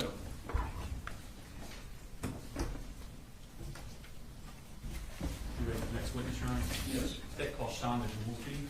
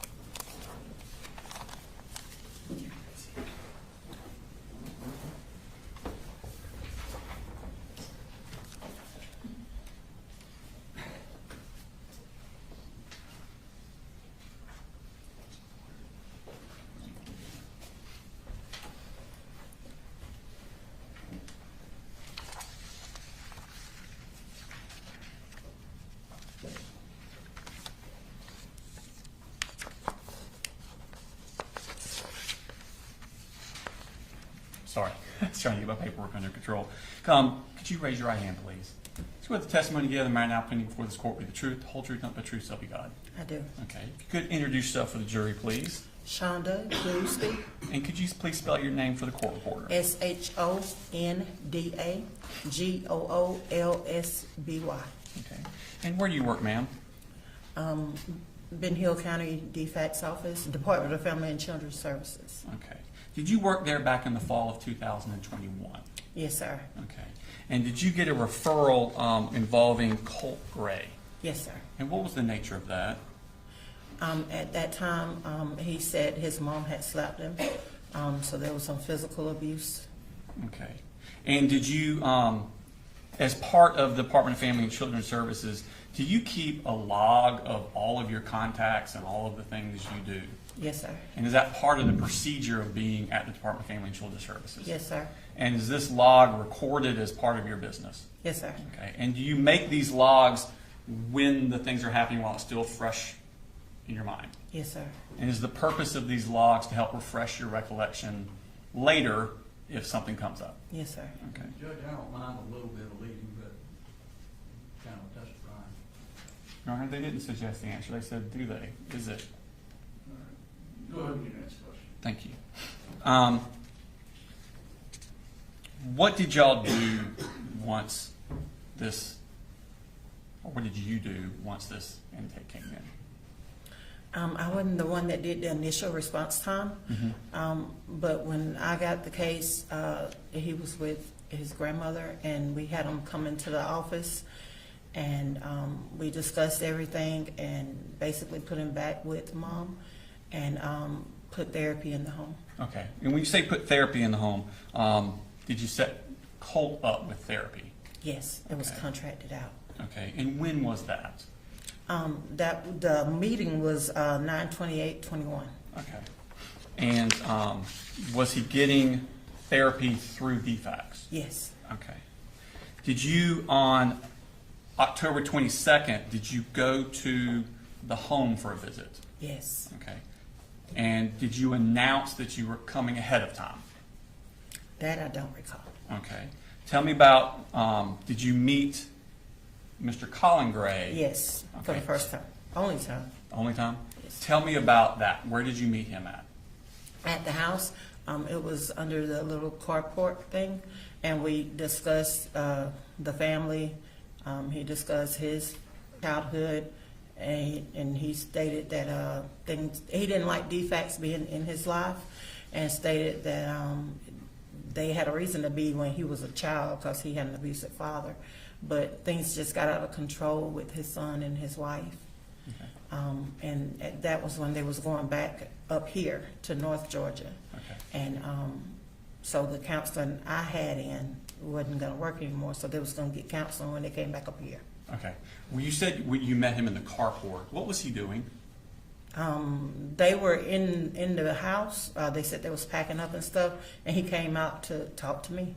Okay. And so they were packing things up? Yes, they was moving. They were moving. Okay. Yes. Is that what he told you? Yes. Okay.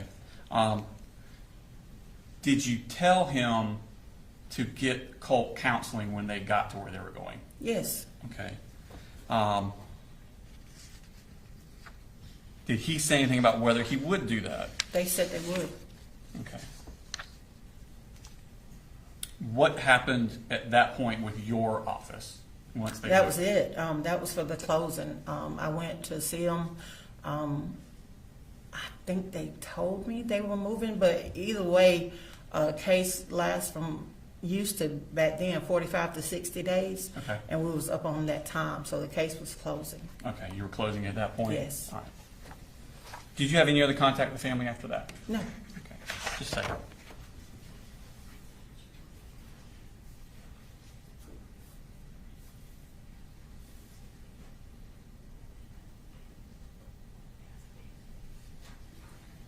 Do you know if Colt did have a counseling session through DFACS when he was still with y'all? Yes. Okay, do you remember when that was? No, I don't know what date. Okay, I just know that the guy met with them. Okay. I think he said once or twice. Okay, thank you. No further questions. All right, Carl, Mr. Perry. Morning. Good morning. When you went to the home back in August of '23, did you meet the other two children that were It there? was October. I'm sorry? It was October. October, I'm sorry. Did you meet with the other two children that were there? I don't remember if I met with them at the house. I had met with them at the office. Okay. And as you understood, Colin Gray was leaving the home and moving somewhere else Yes. with Colt. Well, at that time, mine was 21, and at that time, the whole family was moving back up. Okay, so the whole family was moving out of the grandmother's house? Yes. Okay. And they were going to be moving somewhere else in Georgia? Yes. Did you get any information at any time as to where they were going? I'm sure at that time we knew. I want to say it was Dalton, but I know it was up this area. Okay.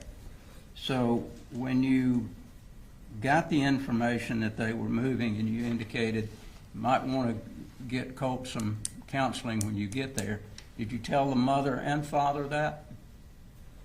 Yes, Okay. because the mother said she had contacted some people for counseling when they got here. Okay. So mother said, I've got contacts for counseling and I'll take Yes. care of it. Yes.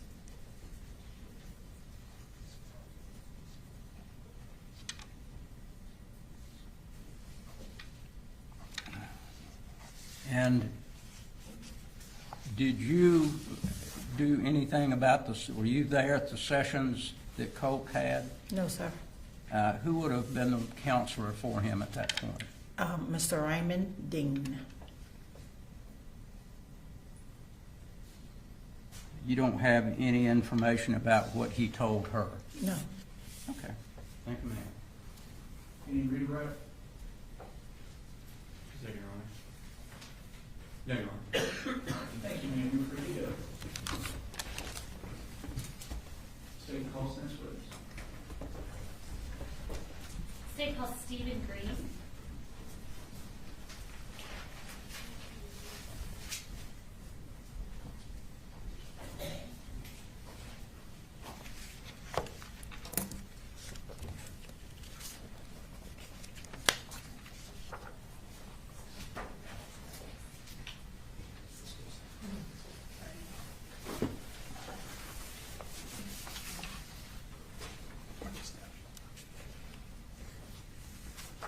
All right, good morning. I'm going to go ahead and have you raise your right hand. Either way. Do you swear or affirm any testimony you're about to give in the matter now pending before the court is the truth, the whole truth, and nothing but the truth, so help you God? Yes, ma'am, I do. All right, and you can put your hand down and have a seat. If you will go ahead and introduce yourself to the jury, and let's tell the court reporter how to spell your first and last name. Okay, my name is Stephen Green, STEPHENGREENE. And where are you currently employed?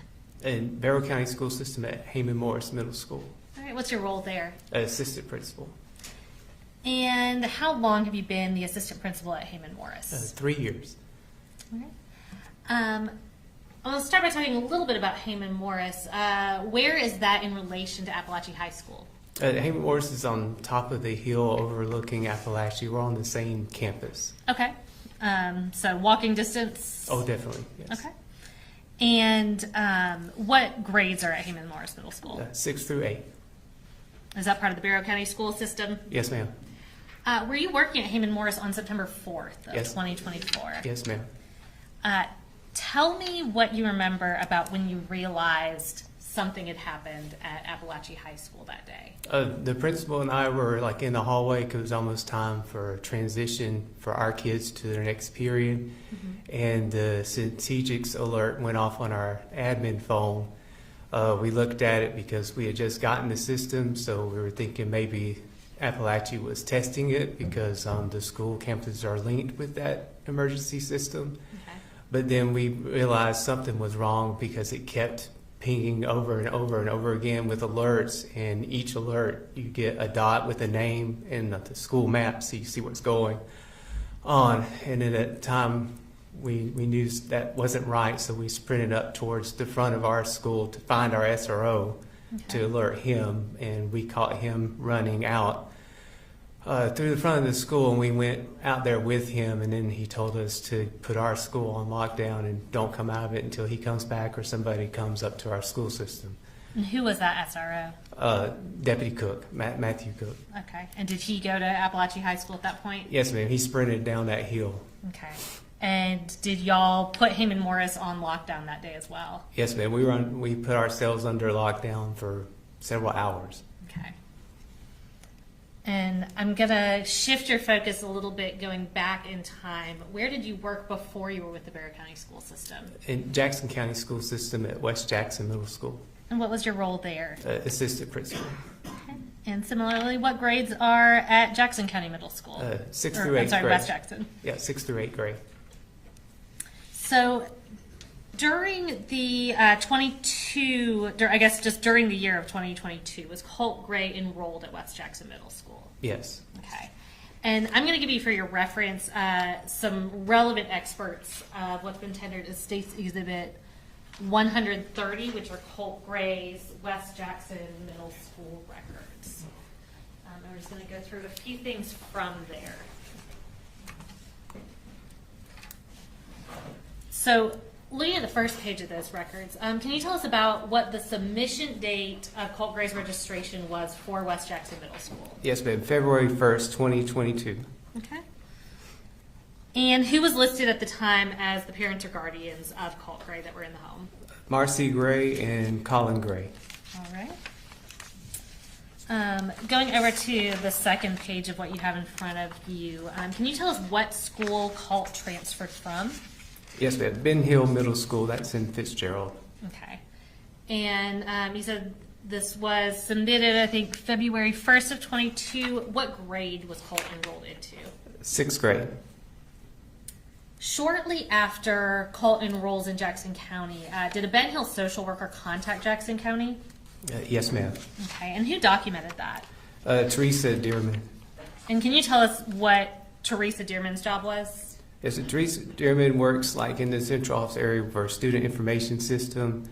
So they like help us get kids enrolled or find information for us, capture the GTIC numbers if they're coming from another school out of Georgia.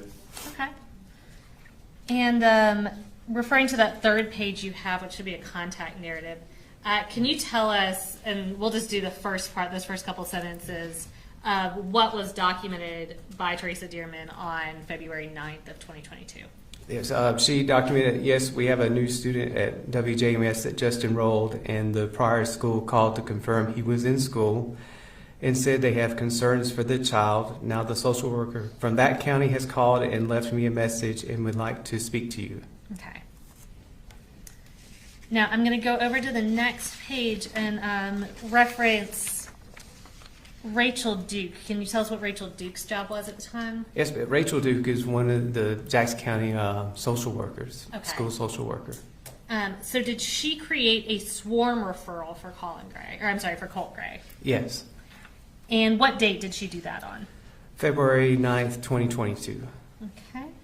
And just so we don't get too bogged down in the school system jargon, does SWARM stand for Social Worker Activity and Referral Module? Yes, ma'am. In this context? And tell me about what kinds of situations lead to a SWARM referral being created. A swarm will be created like if there's a concern. It could be like housing insecurity, attendance, behavior, trauma, Okay. things of that nature. Gotcha. And I do want to talk a little bit about a couple documented incidents involving Colt Gray during the spring semester of 2022. I'm referring to his behavior detail report on the next couple pages. Can you start by telling us about an incident on March 10th of 2022? Yes, there's a discipline referral. Colt had drew swastikas in profane language and Nazi and Hitler on a school calculator. Okay. And what was, I guess, were his parents notified about that? Yes, but the parent was notified by email because the voicemail was full. Okay. And what was the consequence for that? 1 day of in-school suspension. And then going forward to, that was March 10th, going to March 29th of 2022. Tell us about the incident that was documented that day. Yes, another referral was written.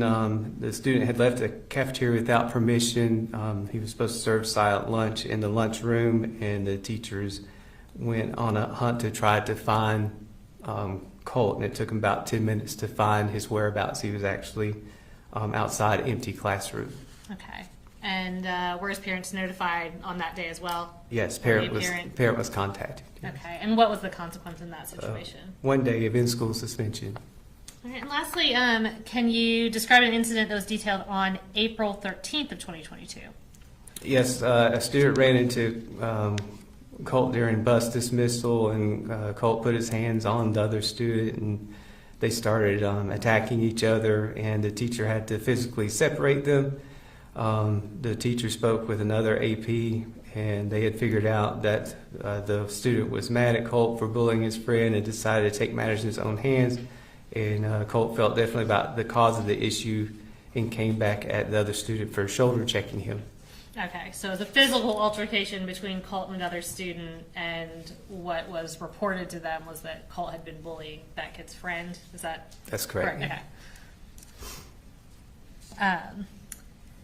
And I'm going to refer you to the last page of that reference material you have. Can you tell us when Colt was withdrawn from Jackson County Schools? Yes, August 24th, 2022. Okay.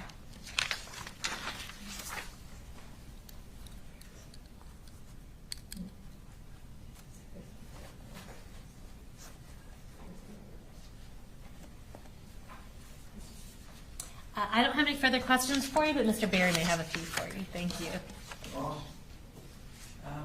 No question, Jeff. Thank you. All right, thank you, sir. We appreciate it. State calls next one. State calls Carol Ann Knight.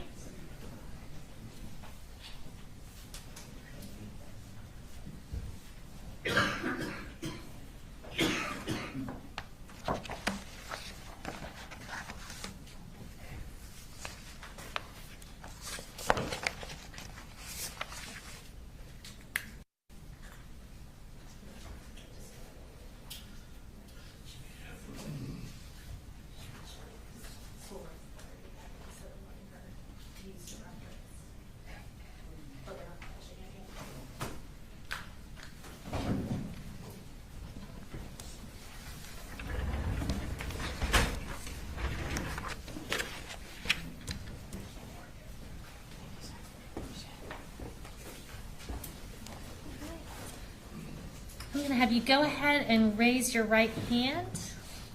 Do you swear or affirm any testimony you're about to give in the matter now pending before the court is the truth, the whole truth, and nothing but the truth, so help you God? I do. All right. And if you can start just by introducing yourself and tell us where you're employed.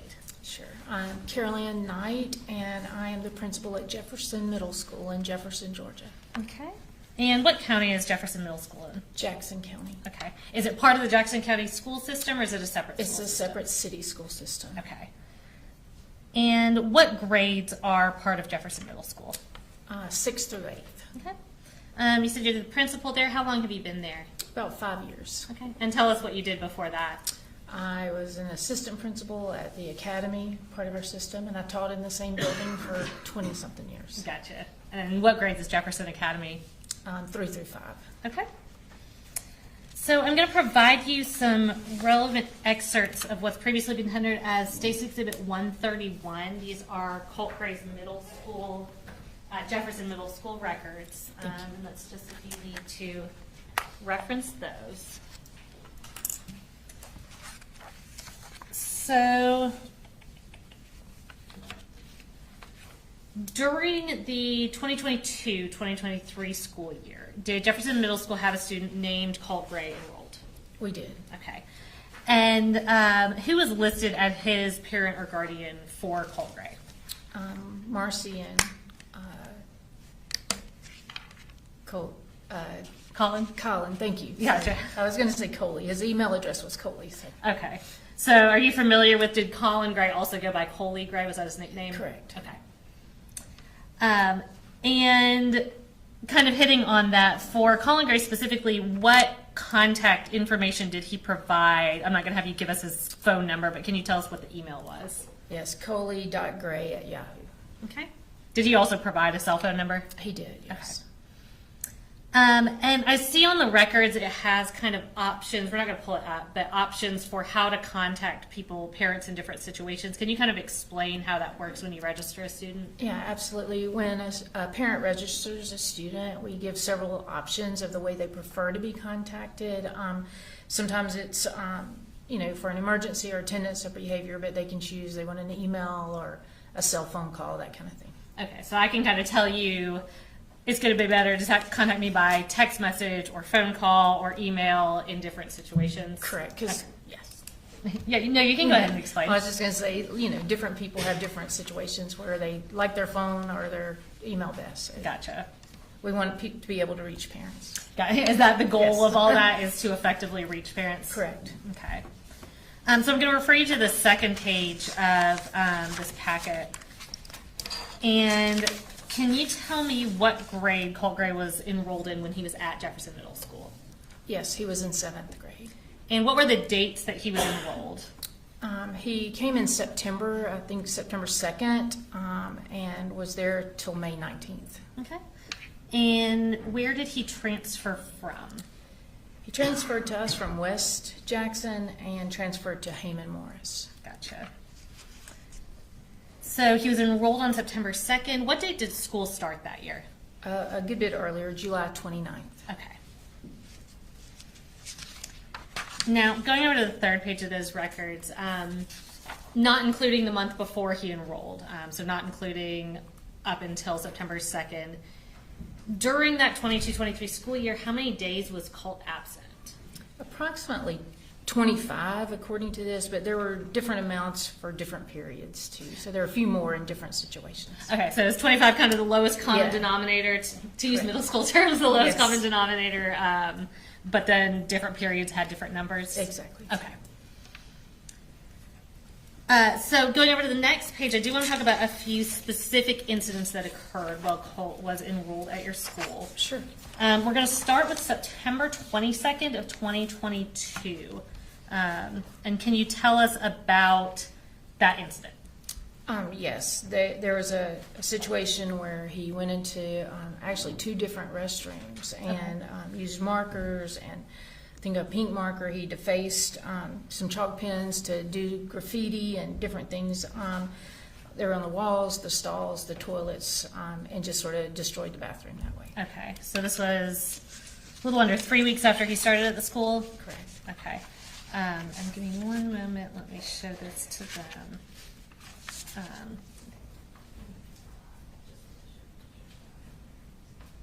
We're going to pull up photos.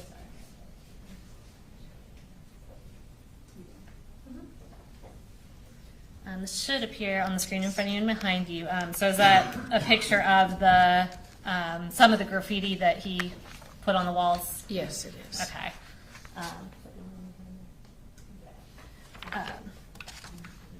And these are photographs from within 131? Yes, sir. Was the graffiti, I know you said it was in multiple areas, was it pretty extensive? It was. Okay, was it, like, what did y'all have to do to get that taken care of?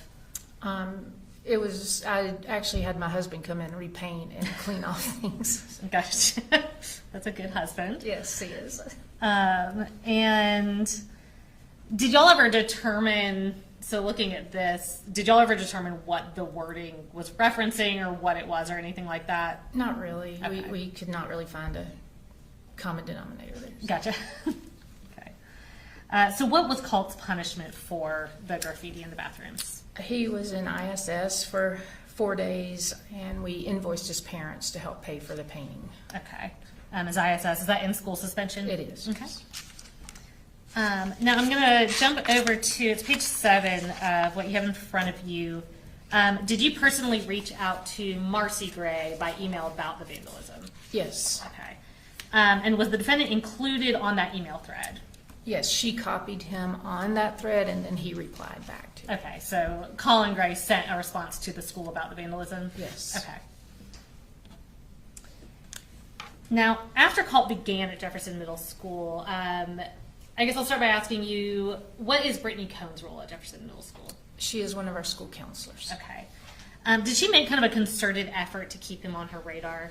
Yes, she Okay. often By him had having called. eat lunch with her and talked, sort of did a check-in with him. Okay.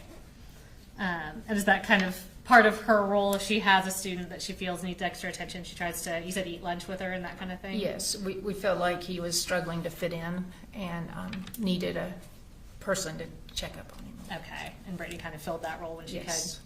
could? With several students. But Okay, well, of course, yeah. And that being said, did Colt's attendance become an ongoing issue when he was enrolled at Jefferson? Absolutely. Okay. If a child has repeated unexcused absences, is that something that the school reaches out to the parent or parents about? Yes, we have a set policy at certain things for 5 days, 7 days, 10 days, that kind of thing. Okay. And tell me a little bit about what it was like for your school trying to make contact with the defendant and Marcy Gray about Colt's attendance. It was very difficult. The number that we had didn't work at times, and we could not always make contact. Okay. And I want to talk a little bit more about Colt's ongoing attendance issues and that communication. I'm going to reference, it starts on page 11 of that packet in front of you. Kind of talk me through the specific attempts to contact the defendant and Marcy about Colt's unexcused absences. And the time frame I'm referencing is October 28th of 22 through January 4th of 23. So about, I guess, a little over 2 months there.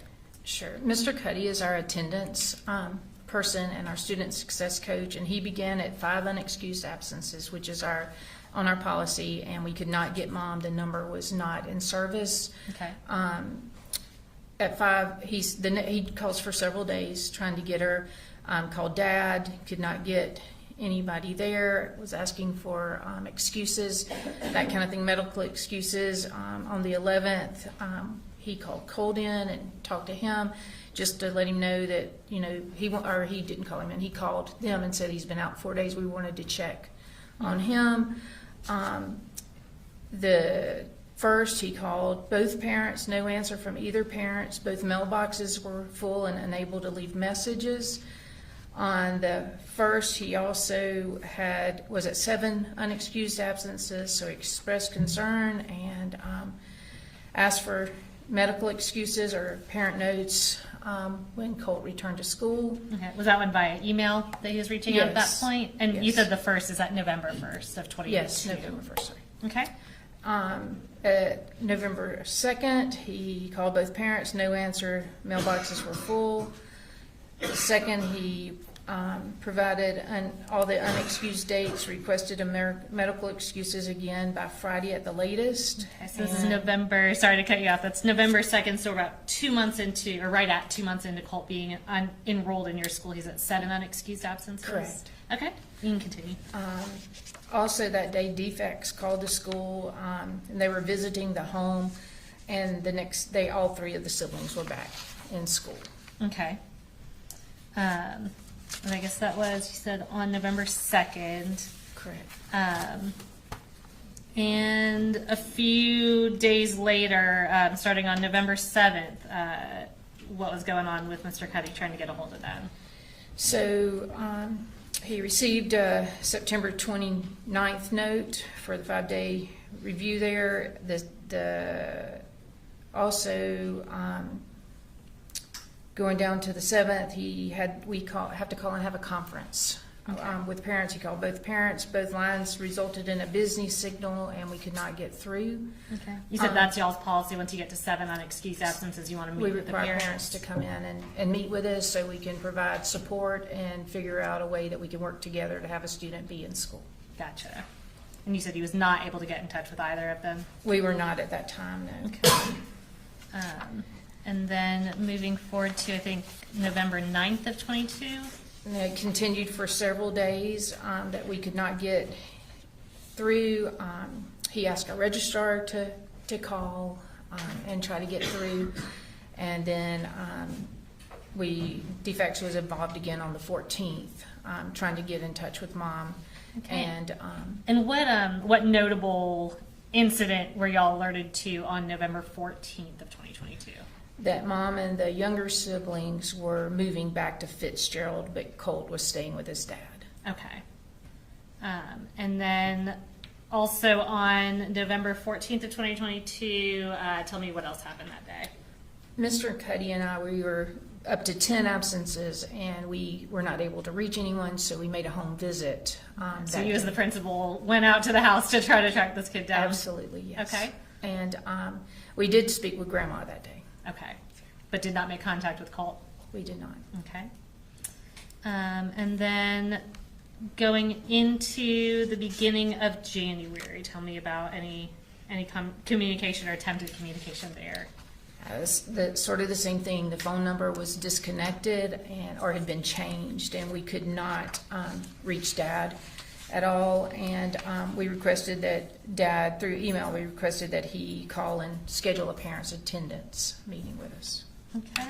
And it sounds like y'all are pretty thorough in your school district. I'm going to have you hop ahead in these reference materials in front of you to the page 17. And if you can kind of talk through, this is going to be the same time frame that we just talked through, November to the beginning of January, but sort of y'all's internal emails. You don't have to read it word for word, but just sort of what the correspondence was of what y'all were doing and what y'all were trying to accomplish. Yes, our school nurse was trying to get in contact with Colt's parents and was not able to. She talked to Mr. Cuddy, our attendance person, and he said, no, I've tried and I am trying, and just sort of listed through that mom's number was not in service, that he had emailed and still did not get an answer, and he'd called Dad and was not able to get an answer either. Okay. And then going over to the next page, on November 2nd, tell me about any emails sent that day. He sent all of the unexcused dates, which were the first 5, and then he continued all the way through November 1st with all his 13 absences. or so. Yeah, there's a whole lot there. Just a long list of dates. Is that what that is? Okay. And then jumping over to the page 20. And I'm having you skip around because I know email records have all the included prior things. So on page 20, tell me about this November 7th of 22 emails. Mr. Cuddy is saying there that he has yet to speak to a parent, multiple attempts. The kids have been back for 3 days with no notes, and he was asking if permission to send a note to the parents, or do we want to go ahead and do the home visit? Okay. And did he try again on that same date, November 7th, to reach out directly to Marcy Gray and Coley Gray via email? On the Yes, next he's the page? most thorough person I know, and he every day follows up and keeps records. So, Mr. Cuddy's not going to drop the ball no, on he's this a kind of very stuff. big asset to my school. Yes. Gotcha. Did he give you an update on November 8th? And I'm looking at page 22. Yes, he did. And what was that update? He said he's also trying to contact parents and no success yet. Okay. And on the next page, 23, on November 8th of 2022, what did he communicate to you about how many times he had attempted? That's page 23, sorry. He trying to set up the 7-day, tried to contact almost 6 times since October 28th with no success, and letters had been sent. Okay. We send certified letters at a certain point. Okay, so at this point you tried phone, email, and certified letters, and he had tried, was it one parent or both parents 6 times? Both parents. Okay. Going forward to November 9th on page 24, tell me what was documented between y'all on that day. Talked to both parents again. They're back. Kids were back in school. No letters had been sent. They wanted to. One thing we do sometimes when a parent won't answer their phone is to call the kid up and ask them to use their phone to call the parent. Okay. Because sometimes they may be able to reach a parent when we can't. So he asked if that's a good idea. Can we go ahead and do that? Gotcha. So in your experience, sometimes if you call, but then you call from the kid's phone, is that more effective? Exactly. Okay. I'm going to jump ahead to page 28. We're now at November 11th of 2022. And what was being discussed on that day? Mr. Cuddy asked Miss Dollar Registrar if she would reach out and try, and he mentioned that we're going to do a home visit if we can't get in touch because of so many absences and so much missed school. Okay, and I'll throw a bone for the court reporter is dial, D-I-A-L? Yes. Okay, and going over to page 30, this is actually still on November 11th. Tell us about those additional emails. He just says that he's asking Miss Dial to call, that we can't, no success for him, thought trying from different places might help us to reach, but we did not reach anybody at that time. Okay. And now we're going to go fast forward in time. So that was in mid-November. So on page 34, we are at the beginning of the spring semester, so January 5th of 2023. What did Mr. Cuddy tell you that day? He spoke with Colt's dad and got a new phone number on that day. And did he clarify, did he get that phone number? Did From Colin Gray Colt. provide that phone number? No, he got it from Colt. Okay, so Not Colin from was able to Colin, give it to yes. him. All right.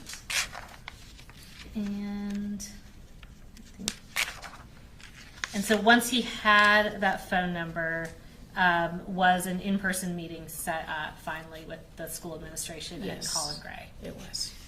Okay, and just for a reminder, since we just talked through a bunch of stuff, at that point, y'all had been notified that Marcy Gray and the other kids had moved out, so Colin was the custodial parent? Yes. Okay. Let me catch up on my notes. Tell me about that meeting that y'all had. If you need to reference it, I think on page 14 are the notes from that meeting. Sure. We talked about a recent divorce. We talked about grades. We talked about attendance, tutoring times. We had our social worker be part of that conversation so we could offer some counseling services and things that we felt might be beneficial to Cole. Okay. Now, so that was, I'm sorry, what date did y'all have that in-person meeting? And that was page 14. I don't expect you to remember that. 111. Okay, Yes. so January 11th of 23. We had a lot of notes. A lot of notes, yes. And so that was January 11th. A few weeks later, did the school contact the defendant again on March 3rd of 2023? Yes, we did. There were some situation where Colt was not doing the work we needed him to do in class. He was on his computer and was very disrespectful to the teacher when she asked him to get off. Okay. And that was communicated to Colin Gray? Yes. Okay. So that was in March. As we're going forward in May of 2023, was it being documented that Colt's absences were once again a problem? Yes. And what was documented about that on the contact log? And I'm looking specifically at May 17th.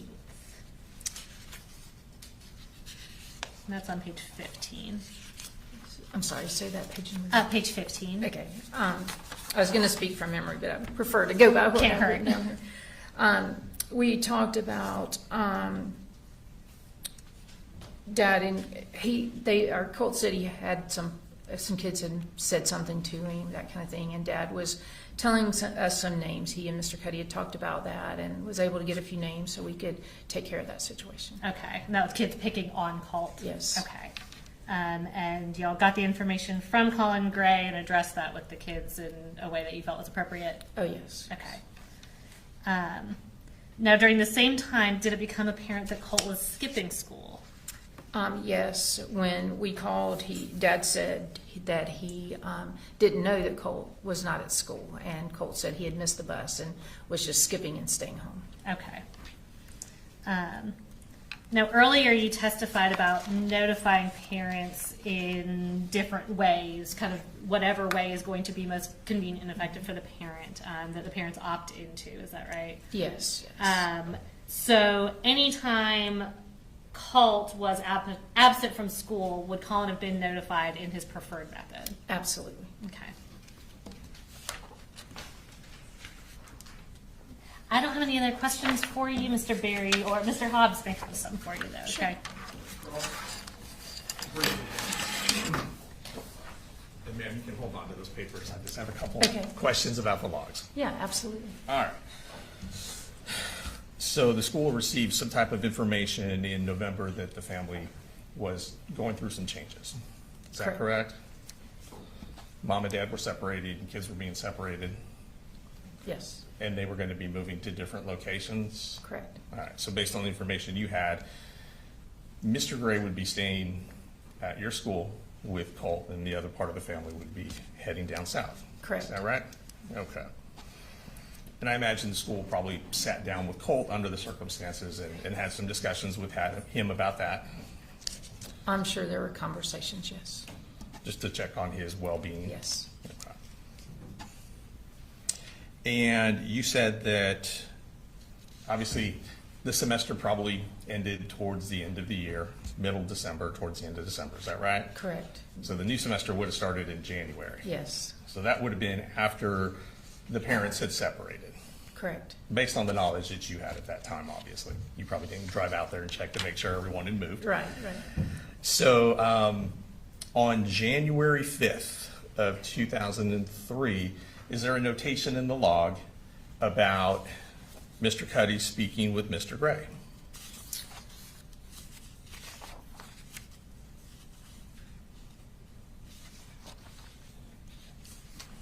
January the 5th, it says, at 11 absences, he spoke with Dad. He was pleasant, complimentary to our school, and he did want to meet with us.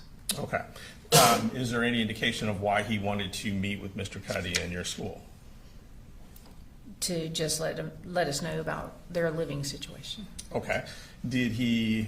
Are you aware if anything was discussed in order to, without telling me what was discussed, but were there any conversations had about how to assist Colt or make his school experience better for this new semester?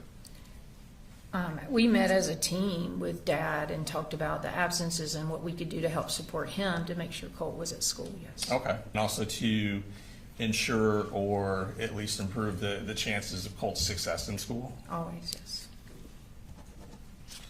And did that meeting in fact happen on January 11th of 2023?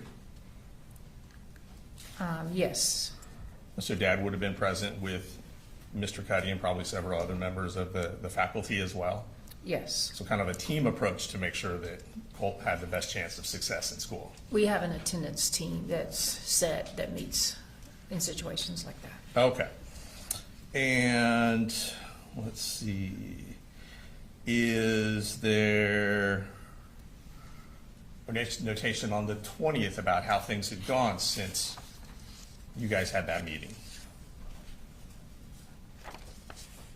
On January 20th from Mr. Cuddy. Is there any notation if there's been an improvement or if things have gotten worse or how things are going? Yes, he said attendance had improved immensely, and Colt was positive and optimistic about the second semester, was working to pass his classes, and things were a little bit better.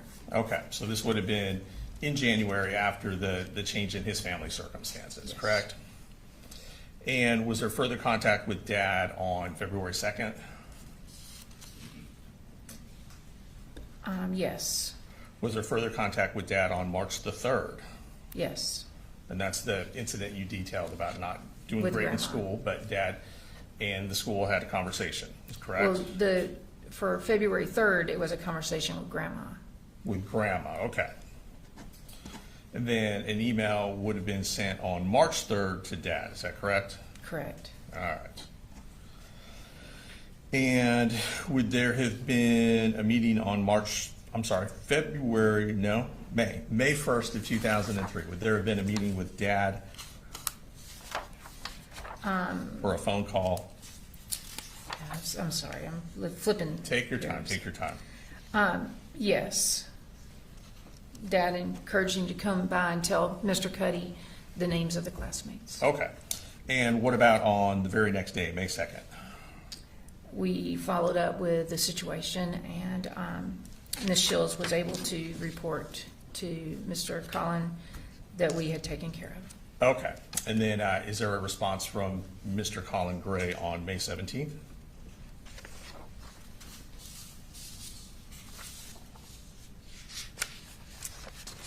Yes, after a couple of emails on the 17th about absences again and the phone number being invalid, Right. he reached back out to Mr. Cuddy.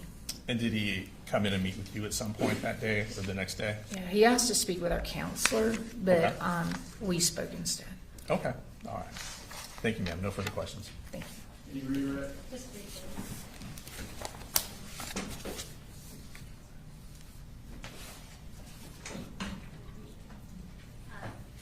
So you said that the counselor did not meet with Colin Gray. Why not?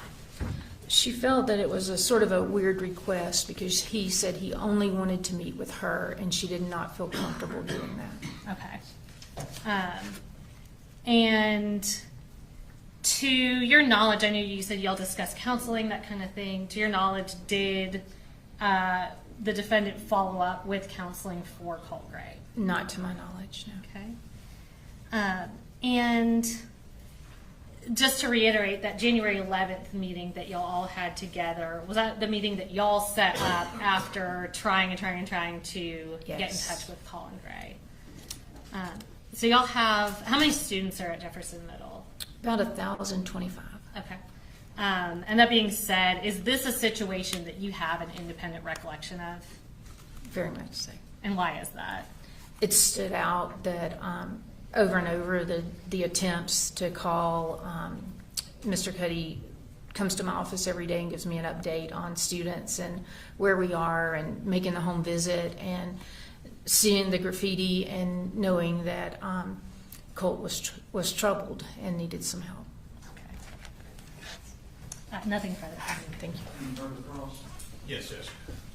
So with the further help and the other issues, I guess that would have been very concerning about these allegations of bullying that came up in January 23? Or would have been later in 23? It was in toward the end of school in May, but they the really end of weren't. Bullying is somebody over time continuing to do things. These were just instances that were sort of isolated that we dealt with. And who did you speak to about that bullying? Did you speak with Mr. Colin Gray or was it someone else? About the bullying. Actually, he shared the names with Mr. Cuddy. He shared the names with Mr. Cuddy. Okay, and y'all's opinion, it didn't rise to the level of bullying. No, we treated it as bullying because we do not allow that. Okay. I just want to be clear because you said it didn't necessarily meet your definition, but you still treated it as bullying. We did. Okay. Just because Colt was struggling a little bit and we wanted to make sure he felt safe. And you had actually gotten that concern from his father as well. I believe Colt had spoken to Mr. Cuddy and then to Colin, and Colt didn't want to tell us any names, but he shared them with his dad. Okay. Who then passed those on to you guys? Okay. Thank you, ma'am. You're No further questions. Nothing further. Thank you.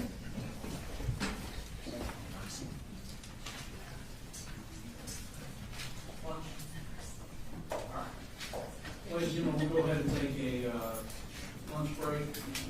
We should be about here. So we'll be in recess till 12:50.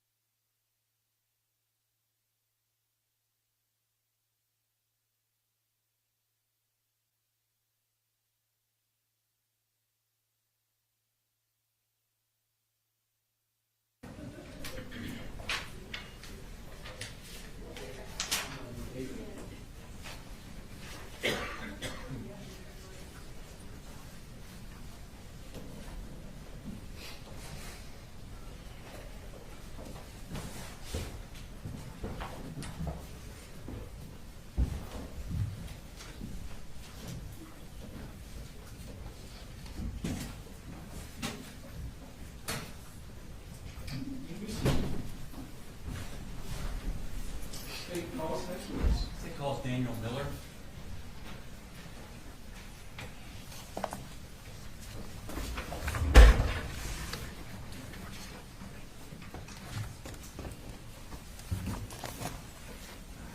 If you'd raise your right hand, please. Swear the testimony you give the matter now pending before this court will be the truth, the whole truth, nothing but the truth, so help you God.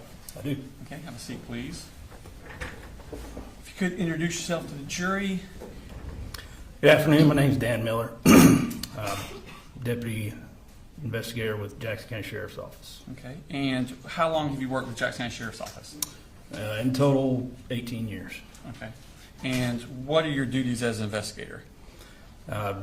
Receiving reports from patrol of crimes committed and investigating those crimes further when a conclusion can't be brought to right when the report is taken. Okay, and how long have you been an investigator? Oh gosh, since 2017. I'm sorry, my math's not mathing today. That's fine. Take your attention back to 2023, specifically May of that year. Were you an investigator at Jackson County Sheriff's Office at that time? I was. Okay. Now I want to take your attention specifically to May 21st of 2023.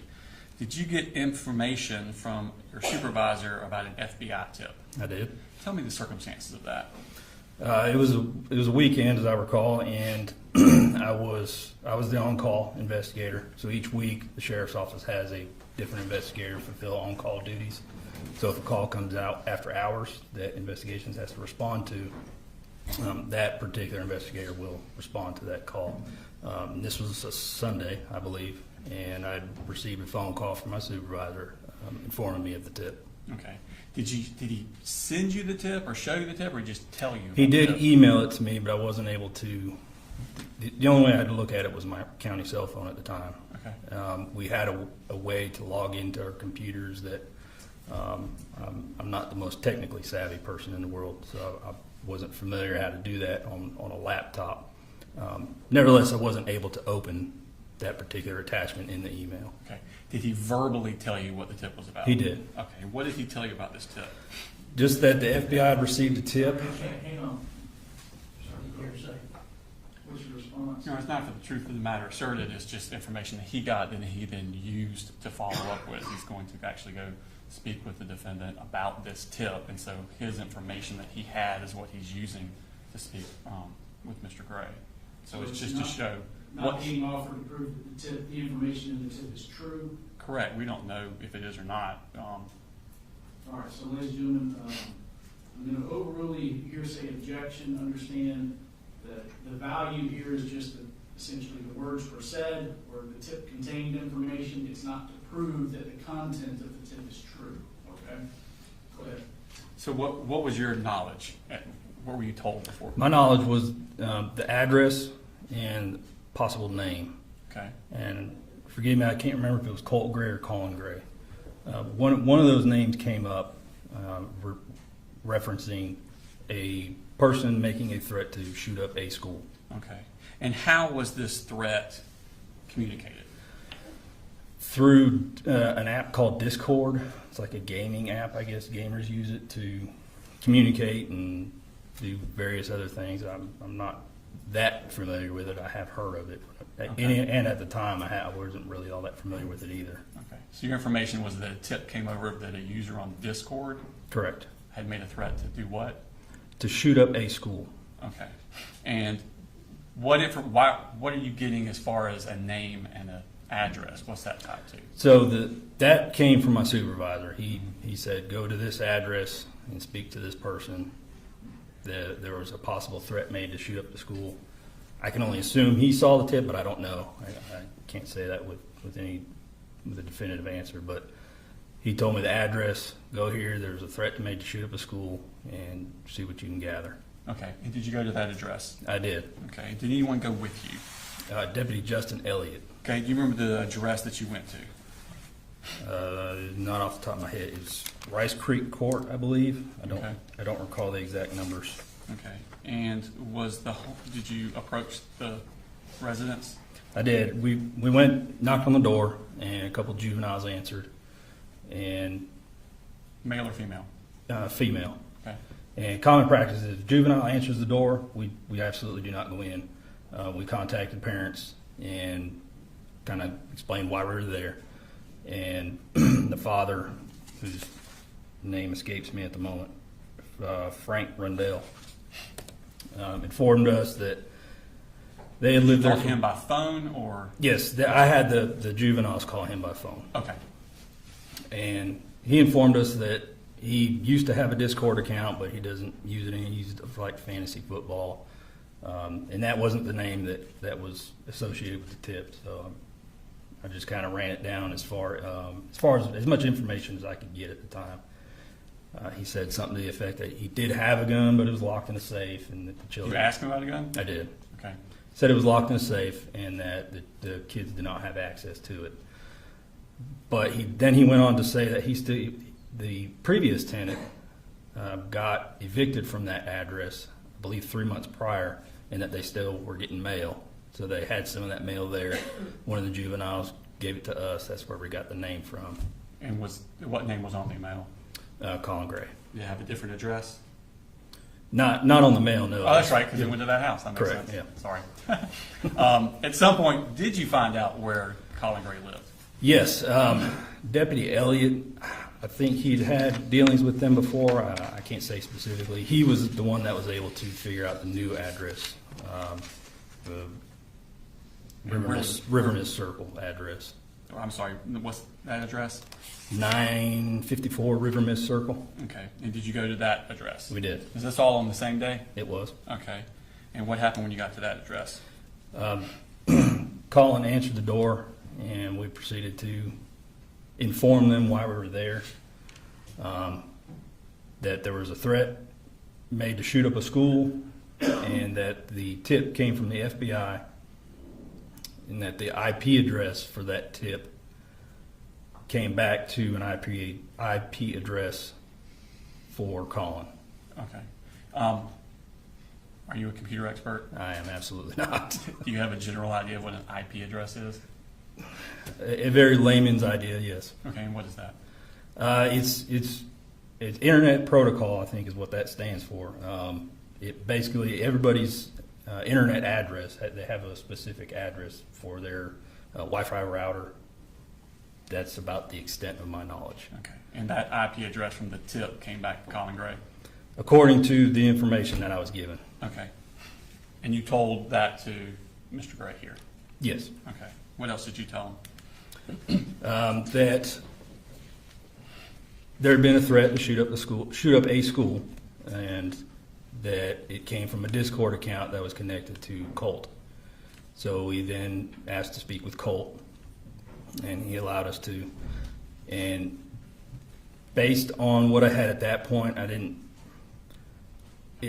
so when I approach these sorts of cases, I'm very leery about, I don't push my way into people's homes.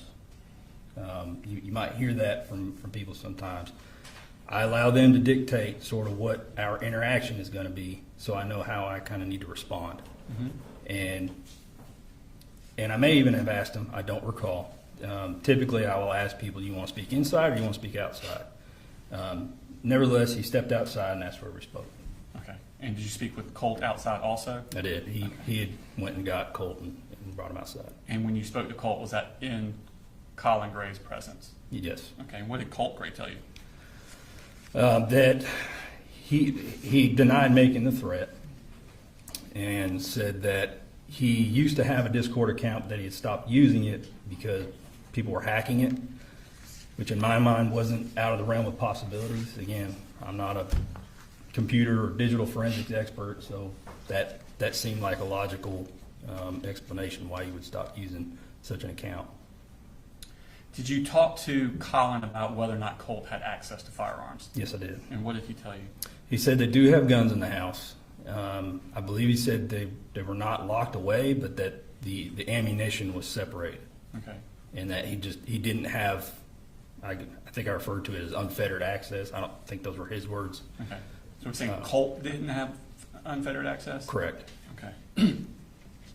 Was anyone wearing a body cam at that time? Deputy Elliott was. Okay. Was this interaction recorded on that body cam? It was. And have you had a chance to review that body cam since? Yes, I have. And there been any additions, material additions, deletions, or any changes to it? No, and not to my knowledge. Does it fairly and accurately portray the conversations between you and the defendant and Colt Gray? Yes. Okay.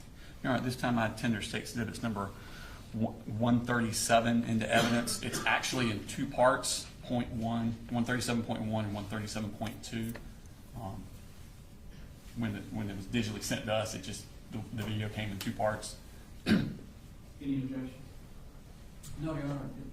As I understand, he's going to play the whole video, but playing it in two parts. Yes, sir. All right.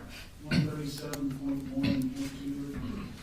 And Your Honor, for the record, there's a part where Investigator Miller and the defendant step away from the camera, leaving Deputy Elliott and Colt. They do talk. It's mostly just small talk about nothing. I want to play straight through so it shows the time that they're away and the time of the entire encounter. Any issue there?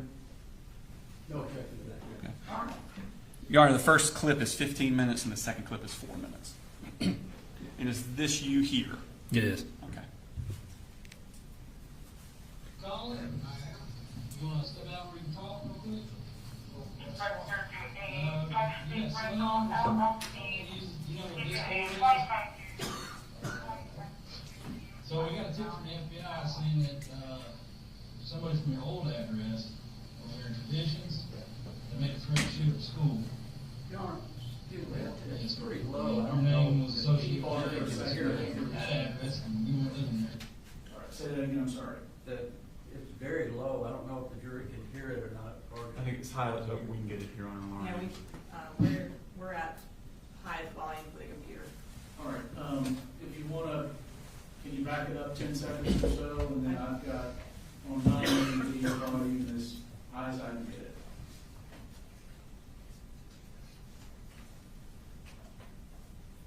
Colin, you want to step out where you can talk real quick? Yes, you know what Discord is? So we got a tip from the FBI saying that somebody from your old address over there in Traditions, they made a threat to shoot at school. Yes, sir. And your name was associated with that address. So we went over to that address, and you weren't living there, so you got to get here. Let me get dressed. Sure.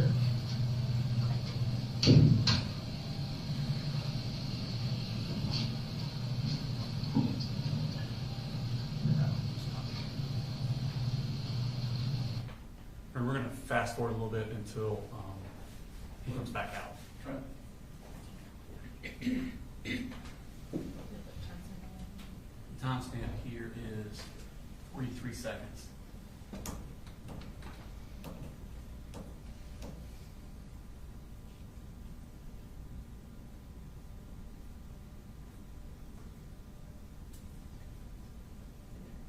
And we're starting it back up at 2 minutes, 8 seconds. That's all right. Carter got up, watched the golf tournament, and sat back down. That was it. That was it. So what, tell me what. You have any kids or anything living? Yeah, Colt, right? Colt? Yeah, Colt, he's my oldest son. How old is he? He's 13. Play a lot of video games and Yeah, stuff? yeah, right all the time. Is he here right now? Yeah. You think that's something you might I damn sure want to know. can talk to him? Yeah, absolutely. Now look, he gonna get all red-faced when you talk to him. Just calm, all right? So let me give you a backstory. So we lived over traditions. Mm-hmm. I went to work one day, I'm sole provider, doing high rises downtown. Mm-hmm. So I get a call from one of y'all, so my family's in law enforcement. So when I get the call, I think the officer's name. Turns out, nicest guy like ever. He's like, I just want to let you know I'm at your house. I'm like, for what? He said, y'all have been evicted. I'm like, no, I just paid rent. He's like, no. He's like, I'm gonna stay here till you get here. So I drove all the way home. All my shit's in front of me. And I'm like, what are you doing? He's like, I'll just let you know this is what's going on. There's people standing there with trailers and shit. I'm like, what are they doing? He's like, they're gonna get your stuff out in 24 hours. Is that right? I don't even know why y'all are here. So, long story short, I'm like, trying to figure out what's going on with my wife. She's in the house. So we split.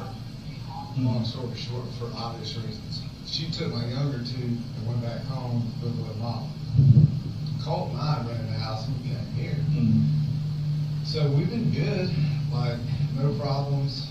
He struggled at first with the separation. All school was kind of so. So I've been up at school countless times just tracking with him. You know, like, hey, make sure you're good. They understand what's going on. He goes to Jefferson School? He goes to Jefferson Middle School, yes, sir. So he's been doing really good. Like, you know, in the beginning, he kind of struggled a little bit, but. Let me ask you this: Do you have weapons in the house? I do. Are they accessible to him? They are. I mean, there's nothing loaded, but they are. And we do a lot of shooting. We do a lot of deer hunting. He shot his first deer this year. You know, so like I'm pretty much in shock, to be honest with you. Well, I'm a little pissed off, to be even really honest with you, if that is what was said. But well, we've been up to school for so many times now. The information I got was sort of incomplete. I don't know how old it is. And like I said, the original complaint went to your other address, or your previous address, and that's where we just came from. Yeah, no, I'm sure it wasn't. I don't know. And so we ran your, I had a name, date of birth, but Yeah. that's how we got his address. So, I mean, I swear to God, we've been up to school. I've been up to school, like, I'm on first name, but I just was up there 3 days ago for his finals, talking to the principal, like, look, make sure Colt's good, he gets flustered and under pressure, he doesn't really think straight, and we just, you know, just kind of put your arms around him, get him through 7th grade. I just want to make sure he's good. Like, I mean, we're up there all the time talking to school. If you talk to that school, they'll know exactly who I am, I'll say that. I mean, because I'm up there that much, you know? checking in on.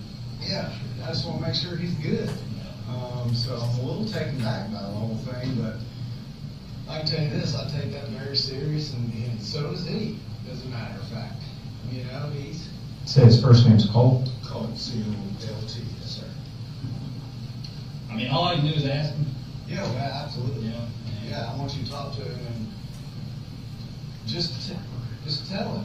Like, I don't know anything about him saying shit like that. I'm gonna be mad as hell if he did. and then all the guns will go away, and they won't be accessible. You know, I'm trying to be honest with you, I'm trying to teach him about firearms and safety and how to do it all and get him interested in the outdoors. Like on my phone. We get away from those video games. Exactly right. That's the God honest truth. And the picture on my phone was him with blood on his cheeks from shooting his first deer. It's just the greatest day ever. So he knows the seriousness of weapons and what they can do and how to use them and not use them. So it's kind of a little bit of a shock. So in whatever y'all telling him, please instill in him that if this is whatever, wherever this has come from, it's no joke. Like, it's no joke. Well, we wouldn't be here if it was. No, I know. And I'm telling you right now, we talk about it quite a bit. All the school shootings, things that happen. Yeah, all scary. there. You getting picked on at school. He is. He's getting picked on at school. And is everything okay? That's why I keep going up there. Yeah. You know, because you never really know. And I don't want anything to happen to him. So, yeah. All right, well, if you want to grab them, yeah, y'all talk. or we can go in. Sounds like cool.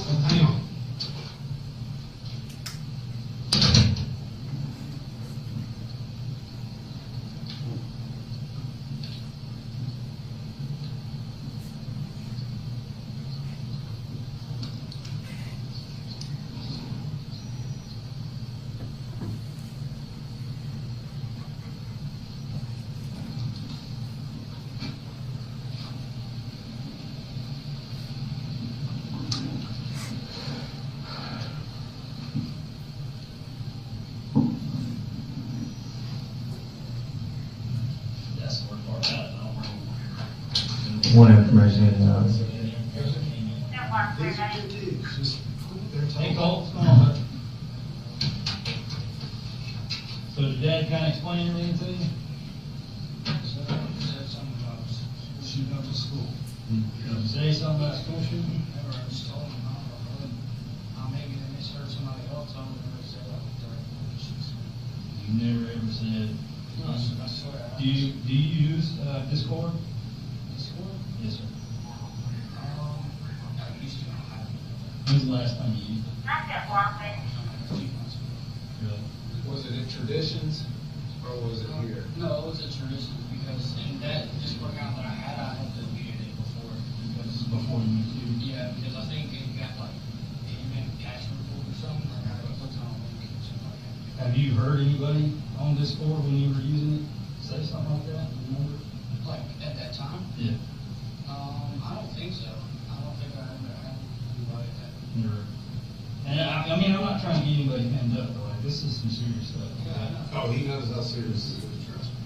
I hate to, you know, my boss was like, I don't know how old this information is, and if you want to wait till Monday to follow up, I was like, no, I got to do it now, because So would we. God forbid something happened, I didn't have my job, doesn't mean that I'd feel pretty bad about this, so I just want to make sure you understand that if something like that happens, or you hear something like that, report it, tell their dad, tell teachers. Like I told him, I promise I'll never say something. So you haven't used Discord in a few months, and you're saying you didn't say anything. No, the only thing I have is TikTok, but I just go around there and watch videos. All right, well, fair enough. What's your birthday? January 14th, 2007. He's just gonna do a little report saying that, We talked. we've done in reference to this, and that we talked, and you saying that you didn't say anything like that. I gotta take you at your word, and I hope you're being honest with me. I'm not saying you're lying, but it's not unusual for people to lie to us. He's terrific. Hey, Colin, what's a good phone number for you, sir? It's 706 706 590. 59. It's a new number. I think it's 2876. We'll get it fixed. That's what we're doing. About ready to get done with it? I already finished. Oh, you did? Yeah. When was your last day? Wednesday, Sunday, so Friday. Right. What grade you going into? Eighth grade, almost high school, man. The last 4 years, really, the last 4 years is what matters. Get them good grades, man. Just set you up for this. 590-2768. 590-2768. Yes, sir. Yeah, so look, you all are welcome any time. We take it like dead serious around here, and I just want to make sure that I'd even feel better if you do find out what or where. Like, can someone let us know? 'Cause Sure. He's going to be full of anxiety until this gets resolved.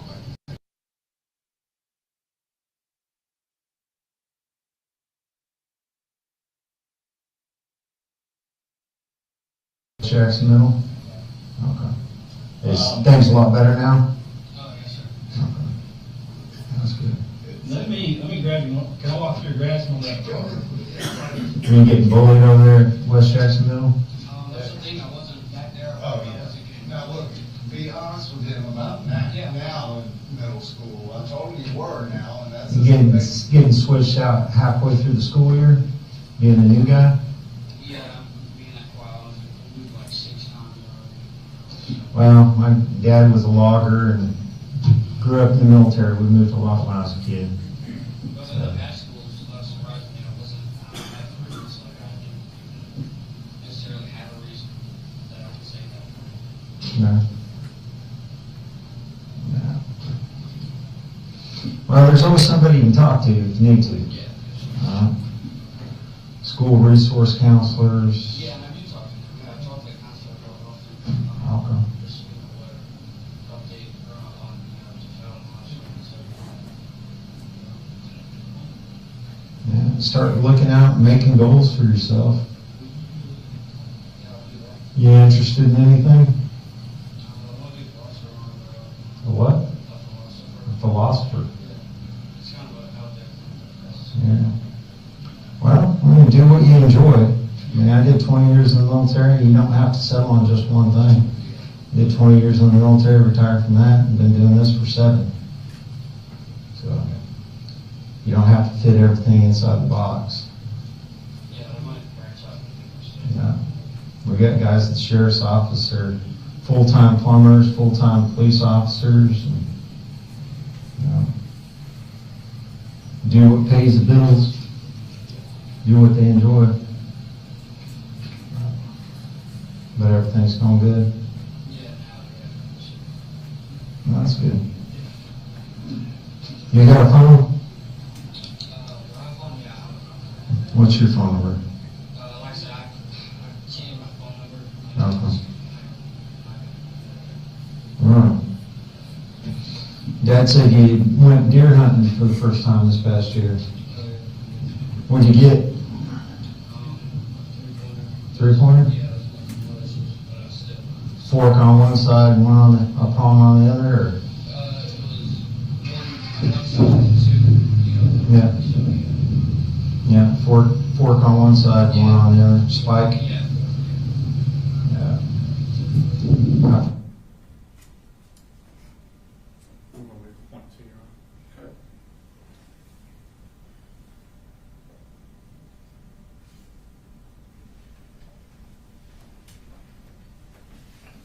I've seen more one antler deer this year than any other time in my life.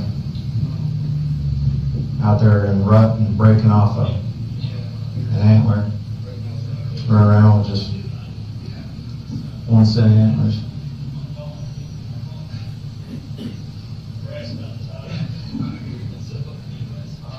Well, look, Colin, I appreciate it. Your dad got my card. If anything, if you hear anything, tell your dad that he's got my number. You have asked him for him.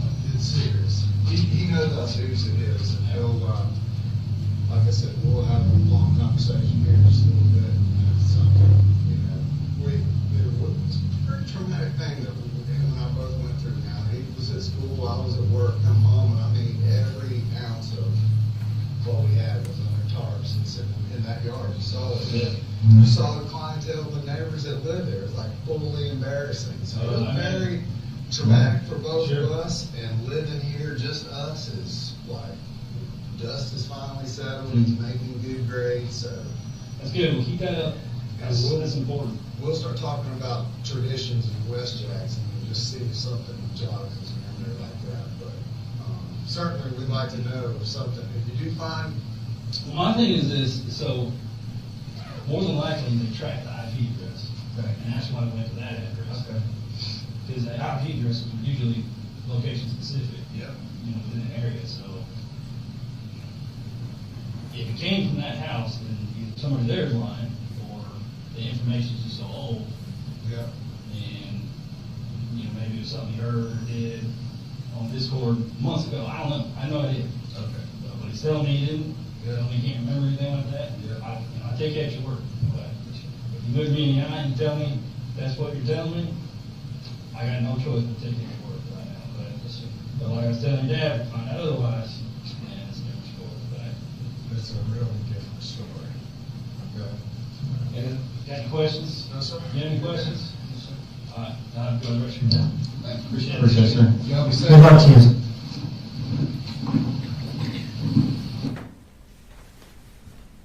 So there was a part there where you stepped away from with Colin. Where did y'all go? I think we went to my car to grab a card, Okay. like one of my business cards. And did you have any further conversation with him there? I did. I honestly couldn't tell you what was said. Okay. Unless it's in the report somewhere. Okay. Did you write a report about that also? I did. Okay. Did you write your report in close in time I to when did. it happened? It was that. I think it was that Monday. So you either wrote it that day or the Monday? Mm-hmm. Okay.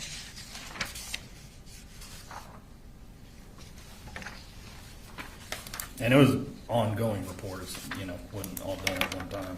Okay. I'm going to show you Martin State Exhibits number 138. You have a copy of your report? I do. Oh, okay. That's what I was going to show you. And I'll keep this copy. You have your copy. These reports that you write, you wrote it contemporaneous, you said either that day or the next day? Correct. Okay. And the purpose of writing the report, what is that? Document everything that went on. Everything you can remember, whether it be something you're thinking at the time or something, maybe you smelled something weird at the time. In case you have to testify about it 3 years later? Correct. Okay. Is it reflected in your report what you talked with Colin about? Honestly, I'd have to go through it. I believe there are some instances where it is, yes. Yes. All right.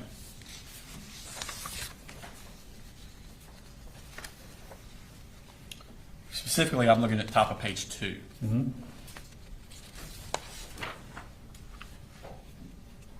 Okay.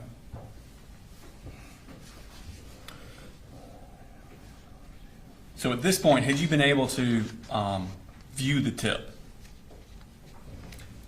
No, only it was an attachment in an email. That was as far as I could get with it. Did you give any instructions to Colin before you left? As a matter of protocol, whenever something like this comes up, I typically tell people, especially when there's some kind of threat of a shooting, I tell them if you have any guns in the house, make sure the kids can't get to them.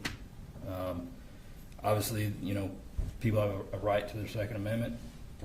I can't tell him, I can't force him to lock guns in a safe or do anything like that without some specific court order telling me to enforce that. But just as a matter of protocol, whenever there's a threat involving guns, we tell parents, probably put your guns away, lock them up where your kids can't get at them. That's just good common sense, I think. And does it reflect in your report that you did that with Colin? Yes. Okay. And did you also advise him about Colt in school? Any things that should be done with that? I advised him to keep Colt out of school until we could resolve the matter. And how did he respond? Fortunately, school had already been excused for the year. Okay. So there wasn't really any concern of him going back to school that year. Okay. So school had already ended? Correct. Okay. On May 23rd, so 2 days later, were you able to open the tip? Yes. And did you review it at that time? I did. Okay. And where was the source of information in the tip coming from? It's a very good question. There was several different sources, it appeared. Palmdale, California, City of Cockburn in Western Australia, and Los Angeles, California. And what was the Discord user's name associated with? Let's see. I remember seeing it on here somewhere.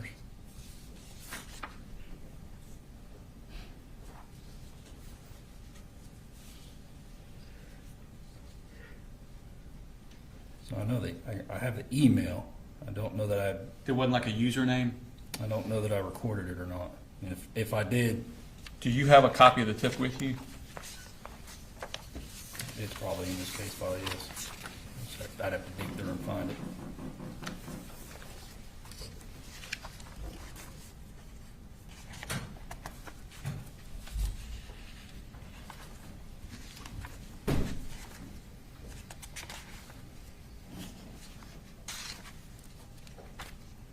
Actually, you know what? I think it's on this disc. I don't think I ever printed it out. Okay. Let me show you what I'm marking exhibit number 208 for reference purposes.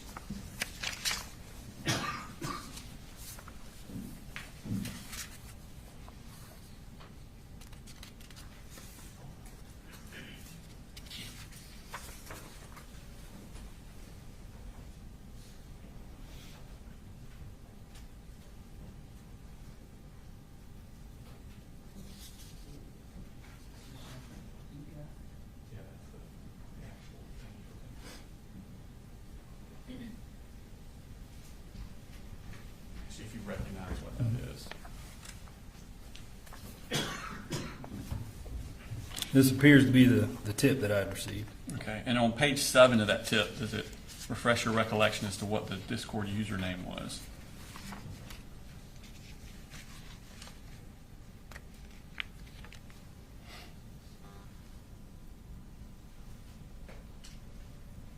You may have to point it out to me.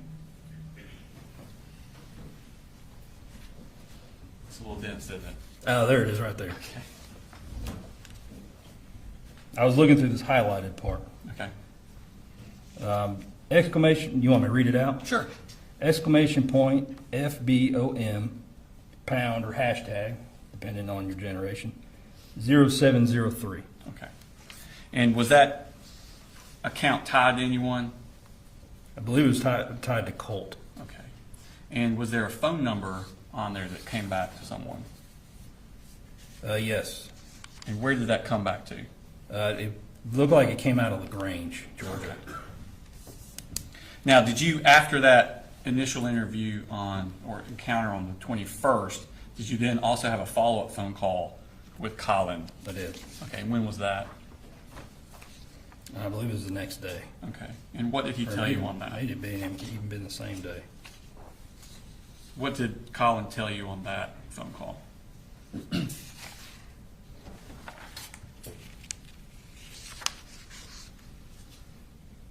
I'd informed him of the email address that was associated with that account, and he said he didn't know who that was. The user who had actually made the threat, the name was written in Russian, and I asked him if Colt knew Russian, sort of taking a stab in the dark there, and he said he didn't know Russian, and said he doesn't know anybody in LaGrange. I had called LaGrange, I don't remember if it was like a police department or a sheriff's office. Anyways, I'd given them the phone number and asked them to track it down and see if they could figure out who this person was. They were able to make contact with somebody down there, and I think the phone number had since been reassigned to somebody else, and it was no longer the person that was living at that address. Were you able to substantiate the case at all? I was not. Okay. Did he? I'm sorry. Did Colin tell you anything about his conversation with Colt about on the phone? He did.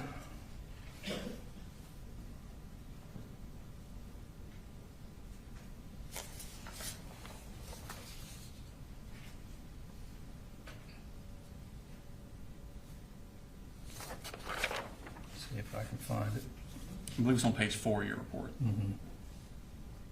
The last paragraph.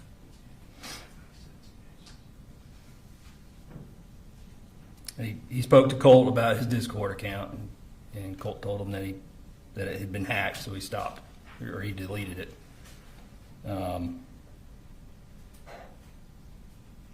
Because he didn't want anybody to use that account for nefarious purposes, is what I wrote. So I urge Colin to take necessary precautions to secure his son's personal information, like social security numbers, things like that, because a lot of times kids are unwitting and will offer information to people. So I just told him, you can go on and put a freeze on somebody's social security number so nobody can open an account or anything like that. And is that all the involvement you had with the case? Yes. Okay. Nothing further, Your Honor. Cross.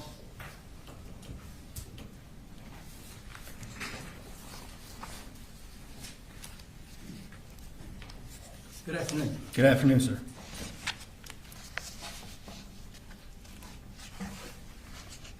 Is it Deputy Miller? Is that right? You can refer to me as Danny. I'm not a stickler for decorum. Okay. You indicated to us, and I think we saw the movie, that you and another officer went over specifically to ask Colt if he were the one that was involved in this apparent email or text or something that had come through on the internet. Is that right? Correct. Okay. Are you familiar at all with the dark web? Do you know what that is? Vaguely, yes. Okay. Did you ask Colt if he was involved in the dark web, if he got on it, knew what it was, or anything It of that nature? didn't really occur to me. Okay. But you knew that this Discord was a part, could be a part of that dark web network. I wouldn't say I knew that, no. Okay. Were you given any information about how this threat was communicated, other than the fact that it came up over the internet? Can you be more specific? I mean, how was it communicated? Was it just something put out on the internet, or was it directed to a particular person? I believe it was like a chat room. Chat room. My understanding of Discord is it's like a group chat. There's often many people that are within this chat room. Okay. And they just have conversations.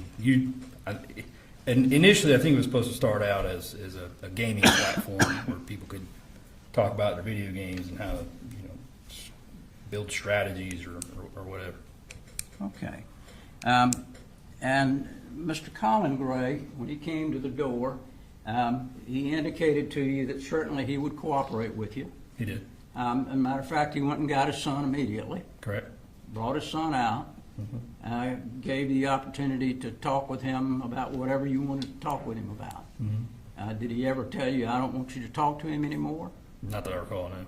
Did he ever tell you, you can't come back and talk with him at any time? No, sir. So when you began to talk with Colt, you asked him about whether he had made this threat, and he said, no, I swear I didn't. Right? And you talked to him a little while longer. And at the end, you indicated that you didn't believe he was the one that made the threat.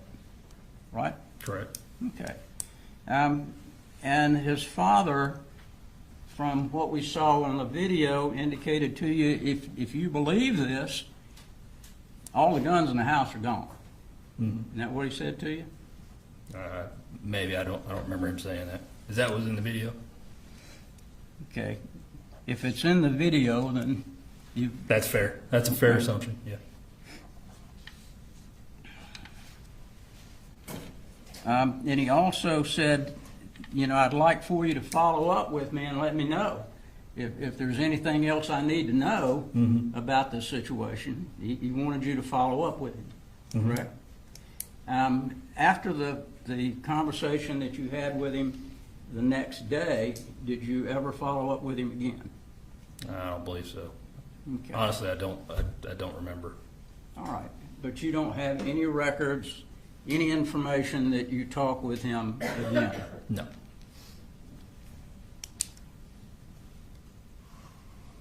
And the conversation that you had with him the next day, was it recorded? I believe so. I usually recorded my phone calls. Okay.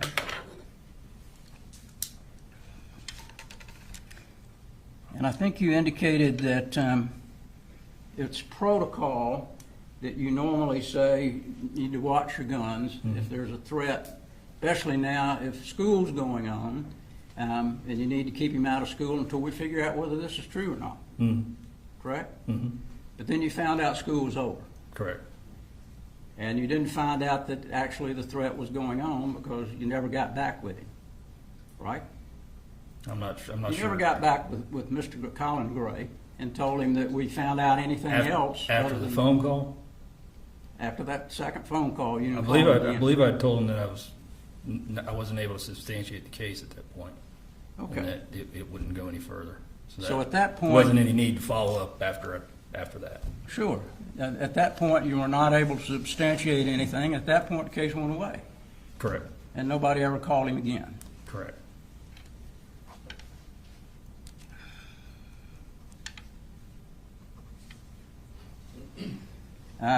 And you saw on the video, I don't think you were there, but Colt was talking with the other officer about deer hunting, about shooting his first deer.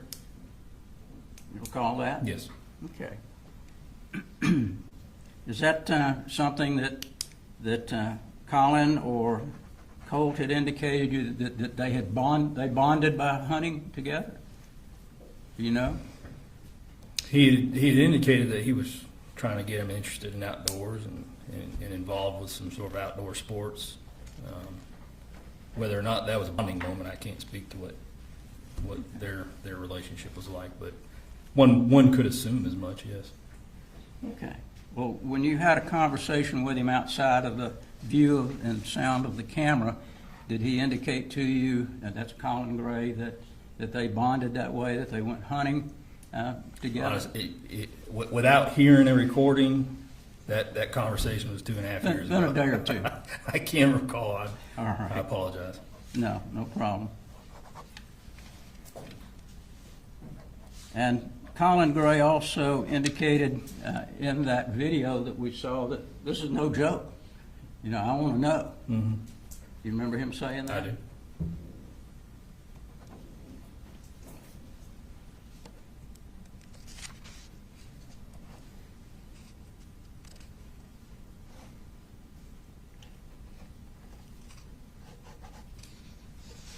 You said that apparently this website, there's some indication that there was some Russian wording in it. Mm-hmm. Yes. And that came through the Discord? Yes.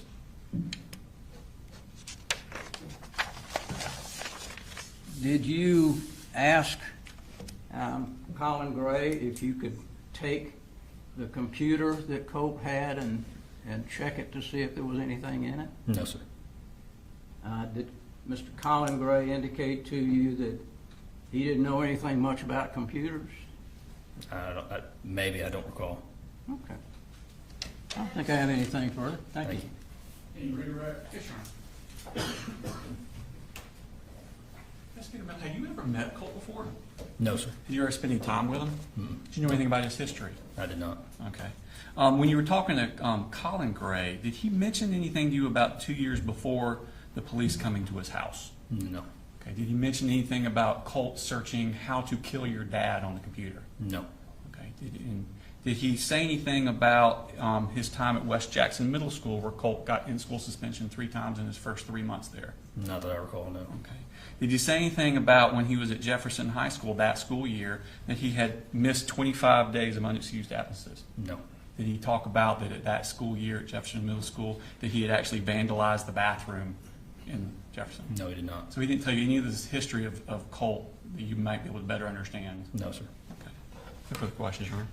Because you were not there to interview him about truancy, right? About truancy? Right, about missing school. No, sir. You were not there to ask him about whether or not his son had ever done anything in school bad. No, sir. You were not there to find out whether Mr. Gray was divorced, not divorced, at what point Colt lived with his mother, not lived with his mother. These were not things that you wanted to find out at that point, was it? Not particularly, no. Okay, because you came there for one specific thing. Yes, sir. And if you wanted to ask Mr. Colin Gray about any of these other things, you could have asked him. Correct? Yes. Okay. You excused? All right, thank you, sir. Thank you, Your Honor. Thank you, Jerry.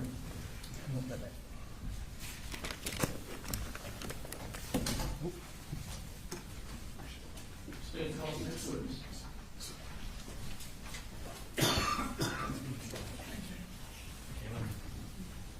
Let's call Michaela Anderson to the stand.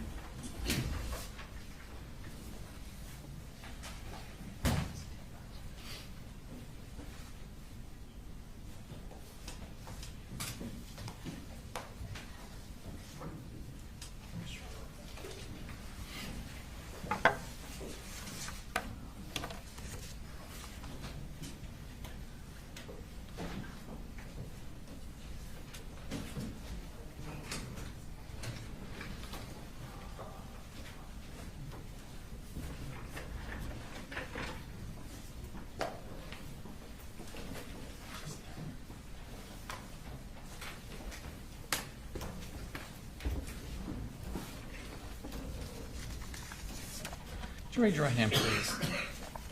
For the testimony you give, matter now pending before this court, be the truth, the whole truth, nothing but the truth, so help you God. Yes. Okay. If you could introduce yourself for the jury, please. Hi, I'm Michaela Anderson. And if you could spell your name for the court reporter. Mykayla Anderson, Anderson. Miss Anderson, where do you work? I did work at Jackson County DFACS. Oh, okay, so you're no longer with Jackson County DFACS? I'm not. Okay. When you were with Jackson County DFACS, what was your title there? Or what did you do? I was the family preservation case manager, and in that unit, we would monitor the families, link them with resources, services, and provide overall support. Okay. And how long did you work in that capacity at DFACS? For 3 years. Okay. And I want to take your attention back to the spring of 2023. Were you also working at DFACS in that capacity at that time? Yes. Okay. Were you working a case involving Colt Gray? I was. Okay. And do you remember the case number for that case? Not off the top of my head. Okay. Do you do a contact log, or is it part of DFACS's policy to have a contact log so that whenever you do something with your work that you would record it in this log for purposes of bringing it up later? Yes. Okay. Would that log have the case number on it? It would. Okay. I want to show you Smart State Exhibit number 201.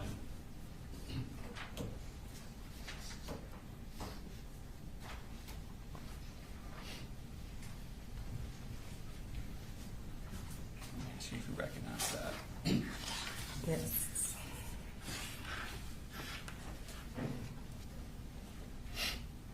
Is that, would you recognize that? Yes, I'm sorry, yes. And what is that? This is our log of contacts that we can access through our system where we document our notes. Okay. And is that the one that pertains to Colt Gray? Yes. And what is the case number for that? 1853-1601. Okay. And what was the background for this case? Why was DFACS involved? To my knowledge, Mom and Dad had some issues going on, and Mom had moved to another county, and so I kept up with Dad since he was in my county. Okay. So Mom and some other kids are in one county, and Dad and Colt are in Jackson County? Yes. Okay. And it was your job to monitor Colt? Yes. And what are you monitoring for? Just, I guess, the well-being of the child, their safety, since the safety issues was with Mom and Dad, just making sure they're still safe since they had an open case. Okay. Or is there still safe, sorry. Okay. And is there certain things you're specifically looking for? Yes. education, making sure there's no neglect there, medical, family, stuff like that. Okay. And did you go to, how often would you check on Colt? Monthly, once a month. Once a month. And by checking on Colt, what would you do? Go to their home. I have to lay eyes on them. Just go to their home. Is that what you're asking? Or Sure. Yeah. Okay. Okay. And so when did you first do that? When was your first contact? My first visit with them was March 9th, 2023. Okay. And what I've given you, which is states 201, is that the contact narrative from that day? It is. Okay. And does it accurately reflect what you were doing on that day? Yes. Okay. Who did you meet with on that day? I only was able to meet with Mr. Colin Gray. Okay. And was this where was this? At his house. Okay. And did you speak with him face to face? I did. Okay. Was this an announced visit? Did he know you were coming? No, it was unannounced, and typically every visit was unannounced. But for our first visit, I didn't have any working numbers, so I had to show up unannounced. Okay. And what happened when you got there? I introduced myself. I explained that I was with DFACS and that I had to see him and his son monthly. He told me that he already talked to another case manager and did not want to speak with me. So I just asked if we can just exchange numbers, which we did. Okay. And was that the end of the contact on that day? Yes. And that, again, was what day? March 9th, 2023. Okay. When, you know, this time I tender states that number 201 into evidence. Any objection? I'm sorry, that's what I just showed you. Oh, that's fine then. No objection? No objection. 201 is admitted. Okay. And when was your next? When was your next contact? April 12th, 2023. Okay. And again, where was this? At his residence. Okay. And who did you speak with? At this visit, I was able to speak with Colin and Colt. Okay. And what did Colin tell you about how things were going? Mr. Collins said that his son was doing fine. He doesn't really get in trouble. He said that Colt is shy, and his behavior has been much better since his mom's been gone. Well, let me do this. Show you State Exhibit 201.1. Is that a copy of your contact log? Yes. And does it accurately reflect your conversation with Mr. Colin Gray on that day? Yes. Your Honor, that's tender State Exhibit number 201.1 in evidence. No objection. All right, 201.1. And we'll go ahead and pull that up.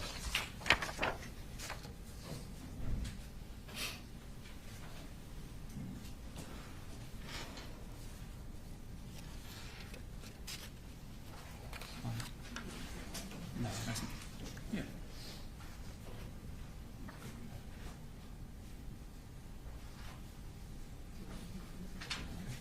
Yeah, it should be 412. There we go. So is that what we're talking about? Mm-hmm. I noticed that on the left, there are certain, it's like subjects that are underlined. Yes. Okay. Something we have to talk about each time. Is this kind of like a checklist y'all have of topics you have to talk about? Yes. Okay. And do you do this every time you do the visit? I do. Okay. And so on this one, did you ask about his well-being? Yes, I did. And what did he say? That was him saying his behavior was fine, he doesn't really give trouble, and that he started acting better when his mom left. Okay. And under education, what did he say about how Colt was doing with school? He said he was doing good in school and that he has a good relationship with his teachers, with Colt's teachers. Okay. And at the end of this, did you,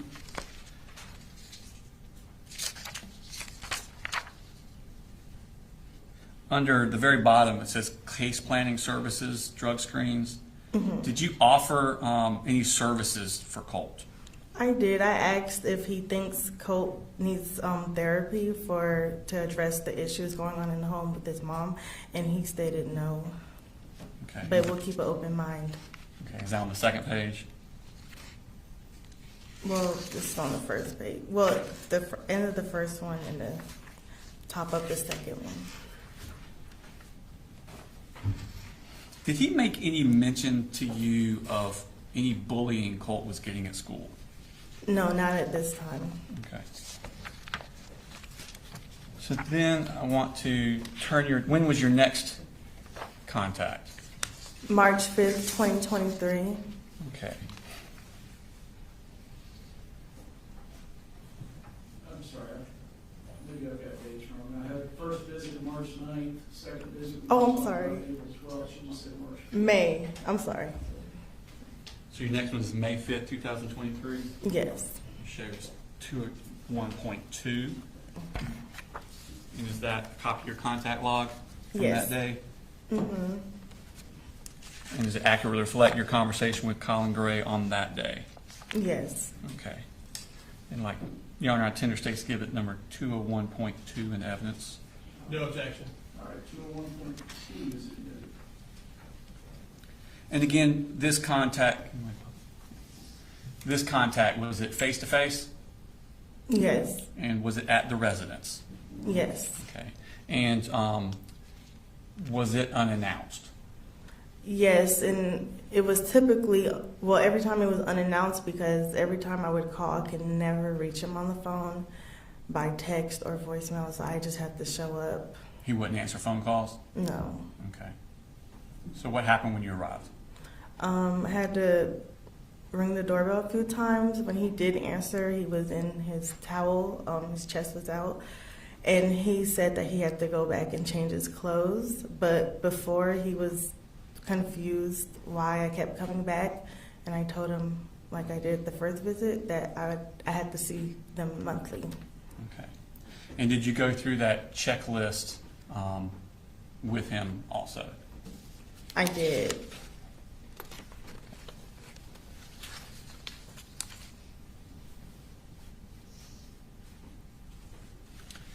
And what did he say about Colt's behavior? He said that Colt has been behaving good since his mother left and still hasn't caused any trouble, or rarely caused any trouble. Okay. And what does he say about school at this point? He's doing great in school, says Colt is enjoying school. Mm-hmm. Okay. Does he make any mentions of problems with bullying at school? No, not at this time.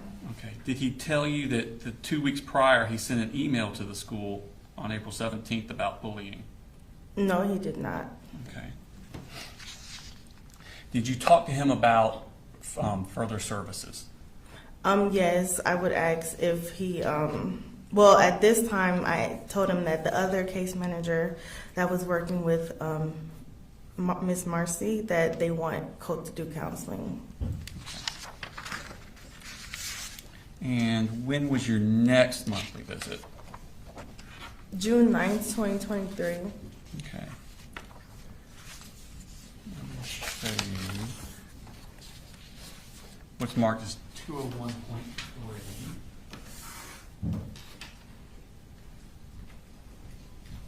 So if you recognize that. I do. And what is that? My log of contact for the month of June.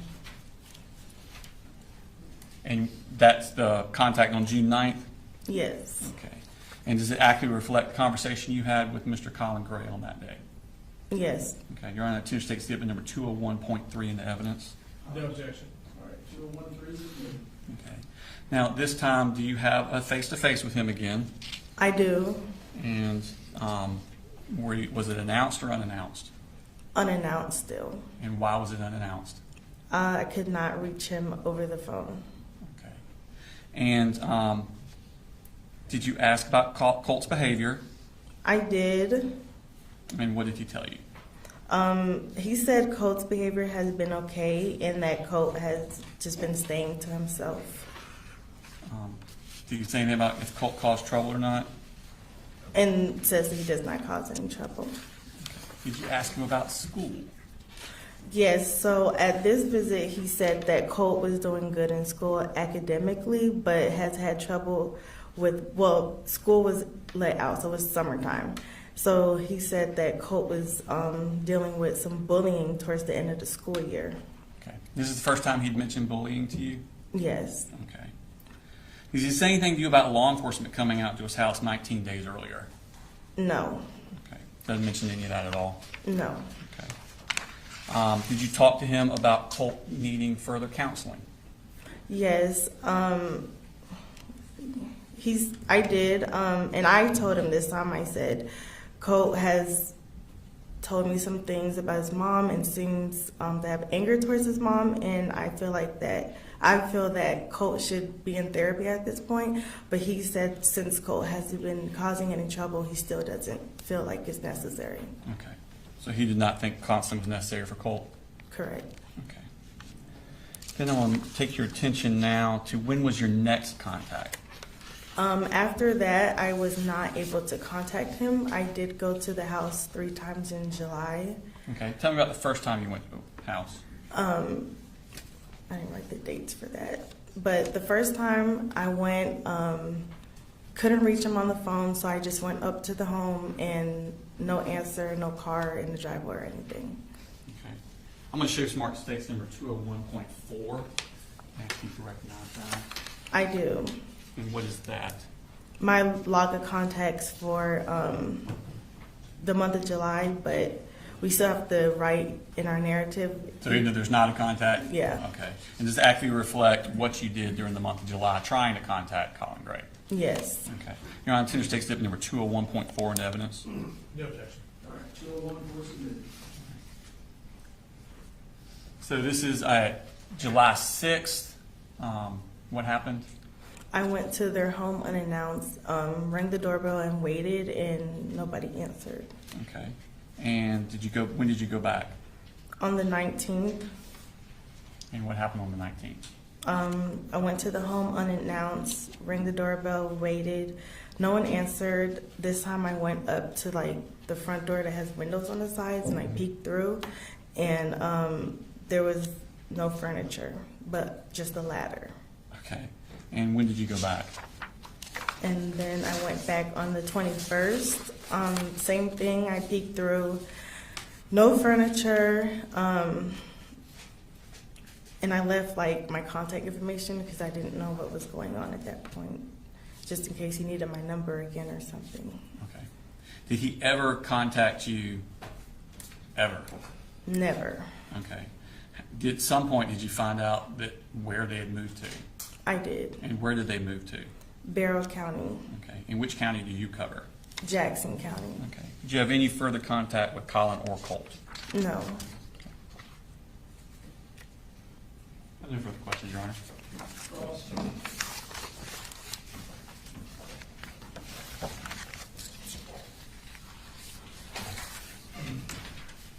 Good afternoon, Ms. Anderson. Hi. All right, I have a few questions. I know this is from a ways ago, so if you need to look at some of these logs, just let me know, okay?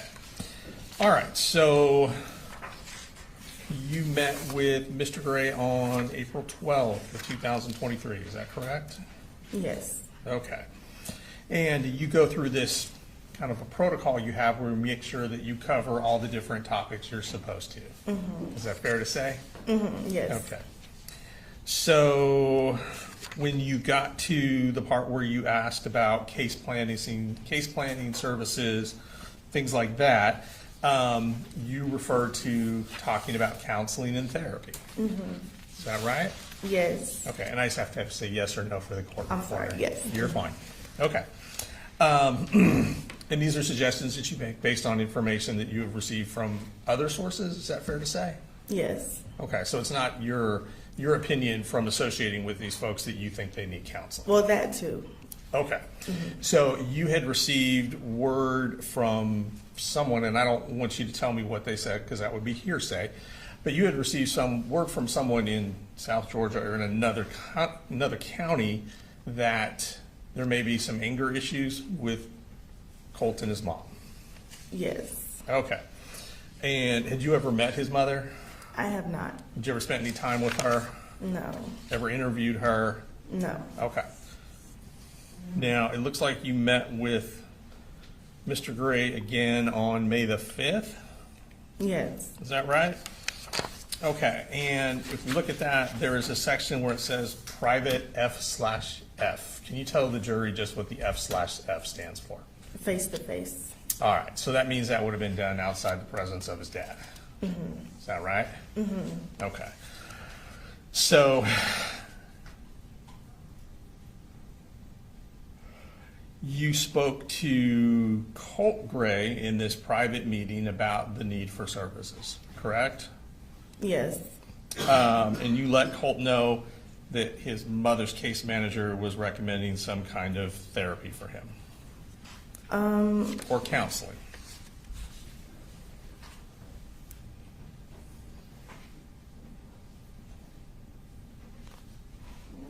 I don't think I let Colt know that. I'm not sure.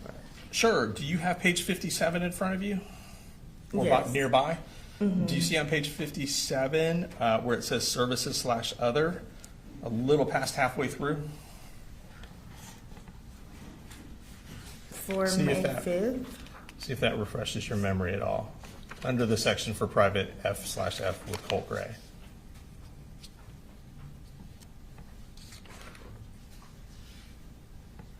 Okay. Does that help refresh your memory at all? It does. So did you have a conversation with Colt about counseling and therapy in that private meeting? Okay, you're talking about page 57/84? Yes, ma'am. Okay, so that is blank. I'm sorry? This one? Give me 1 second. No, Your Honor, what it is the part we put into evidence is her conversations with Colin, because the conversations with Colt would have been hearsay. I do have a copy that has that, but can't put into evidence because it was hearsay. So if he wants to refresh her memory, he can use this copy. Use this one. Well, I apologize. I'm like, did I not thought write you had it? something totally different than you did. Okay. All right.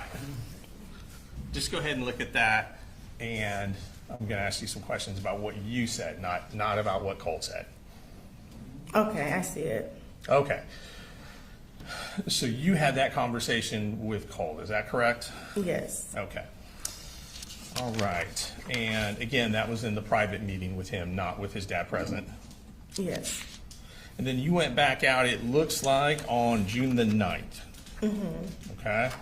And at that time, you had another meeting with both Colin Gray, the father, and Colt, the son. Is that accurate? Yes. Okay. Once again, you brought up the anger issues with the mother with Colin Gray, correct? Yes. Okay.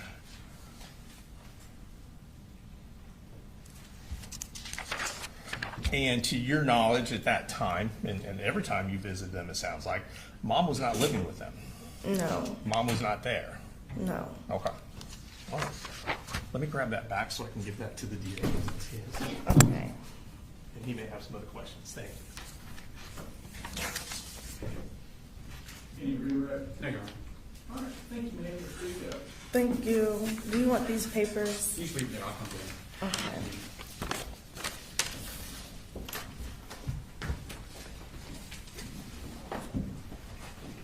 State calls next week. State calls to meet convention.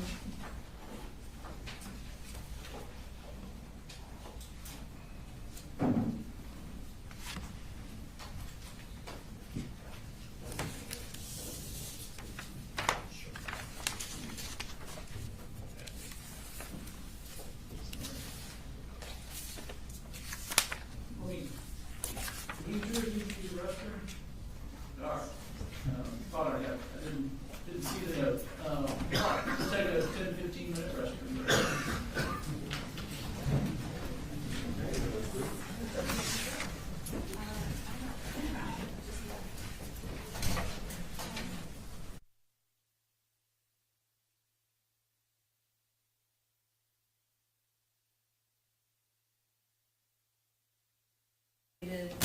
Today. They are not very long witnesses. It is possible we will end early. Okay. But the witness who would come next is Heather Lashley, and she is the crime scene person from the house. And we do think she would be relatively long. So we don't want to start her like at 4 and then not be able to finish her. So I just kind of want to make the court aware. But that wouldn't mean we would get through 16 witnesses. So I think that's good. And Judge, I was going to say, there is something that Jimmy and I need to speak with Mr. Gray about. We were hoping to get out a little early so we could have that conversation here before they send it back. So that kind of would work out to help us as well. Sounds like it all lines up. Thank you, Judge. Y'all ready for one? Yes, sir.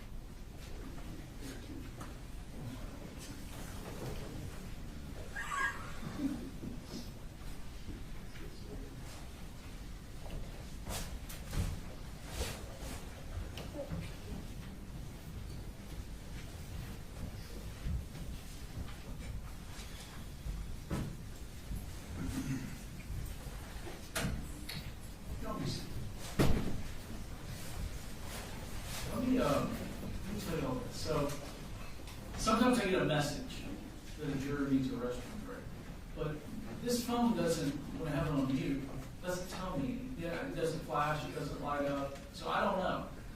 If you hit a point where you need a restroom break and you're like, I told Brooks or one of the other bailiffs, we had to just raise your hand. There's nothing wrong with that. We'll take a break.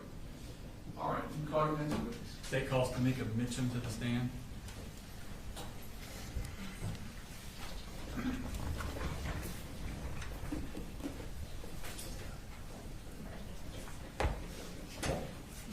Could you raise your right hand, please? Swear the testimony you give in matter now opinion before this court will be the truth, the whole truth, nothing but the truth.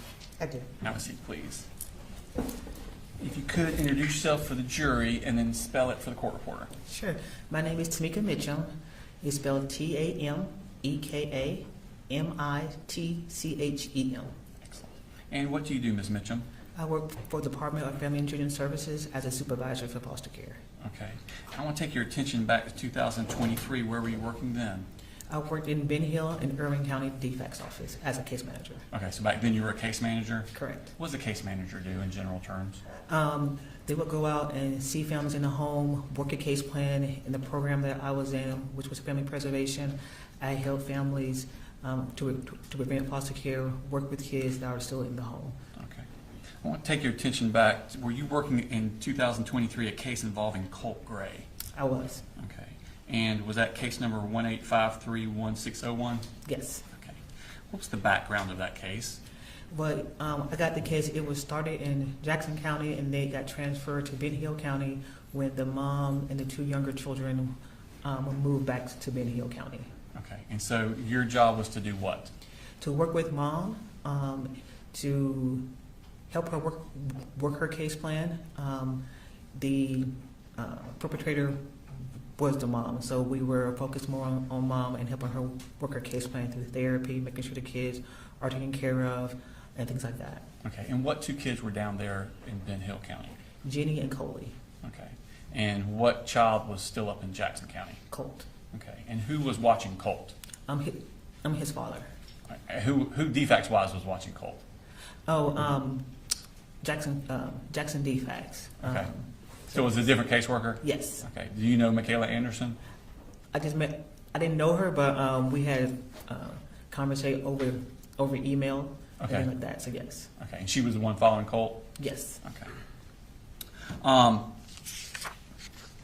As part of your job with defects, do you keep a log of all the contacts you have with people? That's correct. Okay. And is it made at the time of the contact? Yes.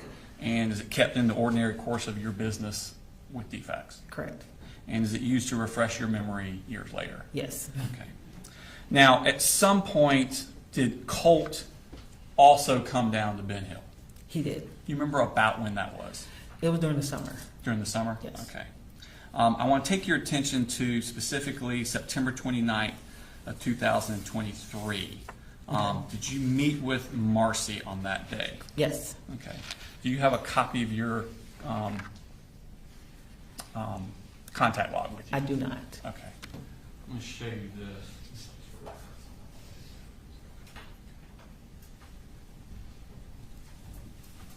Is that a copy of your log? It is. Okay. So on the 29th, where did you meet with Marcy? At the defects office. Okay. And what was the purpose of meeting with her?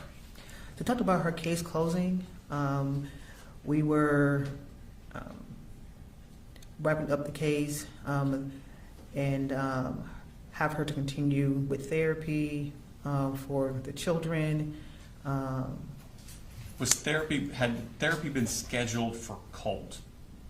She said yes, and it was at the Healing Connection, I want to say in Tifton, I believe. Okay. And when was it scheduled for? For that next Thursday. The next Thursday, okay. Mm-hmm. And when was the next time you met with Marcy?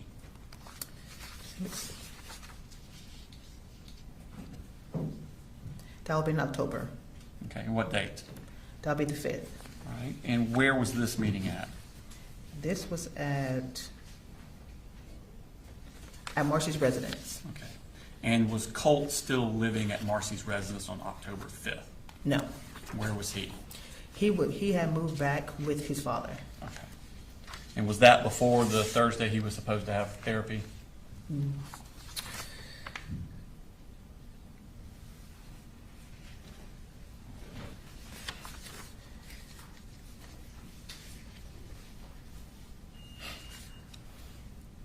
I'm not quite sure because I don't have a calendar, and so I'm not sure. Okay. So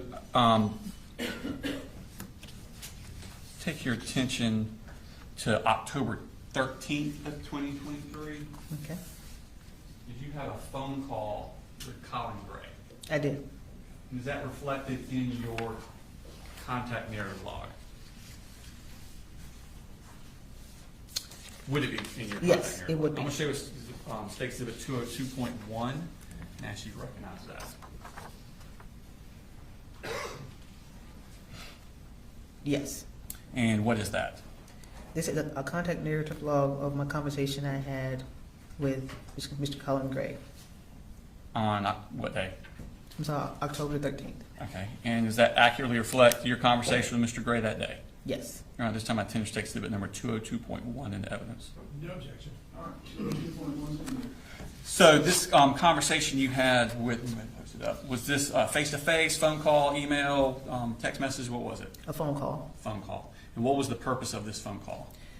We wanted him to come and pick up Jenny and Coley from their mom's house. And why was that? Because mom at the time, she had tested positive and we had just got her drug screen back and it was unsafe for the kid to continue to stay in her care. Okay. Just a week before you were talking to her about closing her case. Correct. Okay. And then she test positive? Yes, we did a last drug screen just to make sure that she was still clean.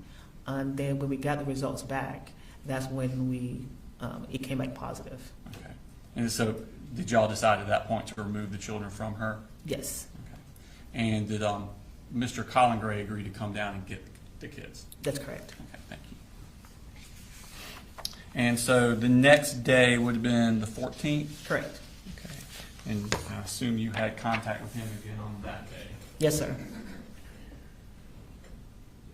It shows marks 202.2. Actually, if you can recognize that. I do. Okay, and what is that? This is my contact with the family the next day on October the 14th. Okay. And does it actually reflect your conversations with Colin Gray and around Colin Gray? Yes. Okay. Now, this time I tender stick slip number 202.2 in evidence. No objection. All right, 202.2 is admitted. Okay. So what's happening on this day? This day, Mr. Gray and Colt had came down, and we had met at Marcy's parents' house, Miss Gray's parents' house, where Marcy and the two younger children were at. Were the parents there? Marcy's parents, were they present? Not that I saw, so no. Okay. I didn't see them if they were. So it's just Marcy, Colin, and the three kids? Correct. Okay. And what was going on this day? On that day, we told Marcy about her drug screen and how we are going to have Mr. Gray take the kids with him back to his home. Okay. Was there what's called a safety plan put in place? There was. And what's a safety plan?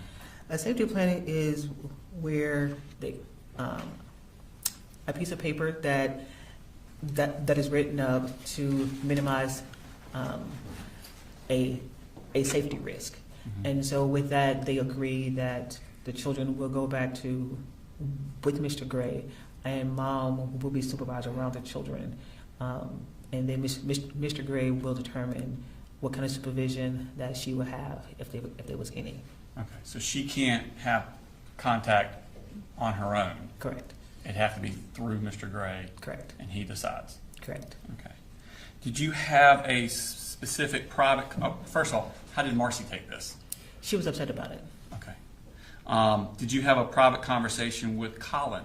I did. Okay. And what was the purpose of that conversation? Well, per DFAC's policy, all children, when we interview them, will have to be in private. And since this is my first time seeing him since he left, I would have to have a conversation with him in private to see how things were going with his dad. No, not Colin. I'm sorry. I'm sorry. My bad. I might not have been clear. To talk to him if he had any questions, any concerns, anything that I can answer, and to talk to him about moving forward with the kids in his home. Okay. Did you talk to him at all about the kids and their schooling? Yes. And what did you tell him? To get the kids in school and, let's see. I knew that Colt and Jenny wanted to go homeschooling, but just to make sure that they get the education and get in school as soon as possible, as soon as they get up there. Okay. And did you talk to him about any sort of therapy or counseling for the children? Yes. And what did you tell him? That the kids need to go to therapy, Mm-hmm. and that as soon as he can, and that he has said that it would be good for them to go to therapy. Okay. Did he say to you whether or not he would put the kids in therapy? I'm sorry? Did he say whether or not he would agree to that, putting kids in therapy? Yes. What did he say? That the whole family will be going to therapy. Okay. So that was on the 14th? Correct. Okay. Did you follow up with a phone call on October 18th? Yes. Mr. Gray. Now, at this point, you're going to back up here in Bear County? Yes. It shows marked state exhibit number 202.3. Actually, if you can recognize that. I do. And what is that? This is October 18th, the write-up on the phone call I had with Mr. Gray. Okay. And does it accurately, not yet, I haven't got evidence. Does it accurately reflect your phone call that you had with Mr. Gray on that date? Yes. Your Honor, this time I intend to this into evidence. No objection. All right, 202.3 is admitted.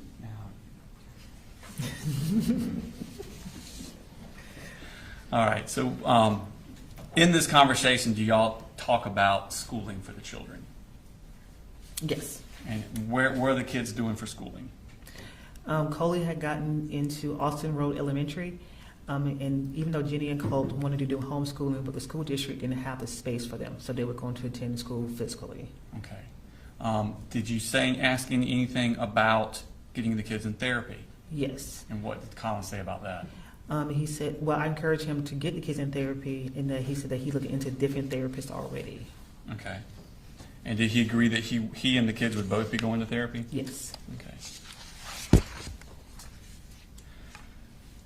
On the next day, October 19th, what did you do?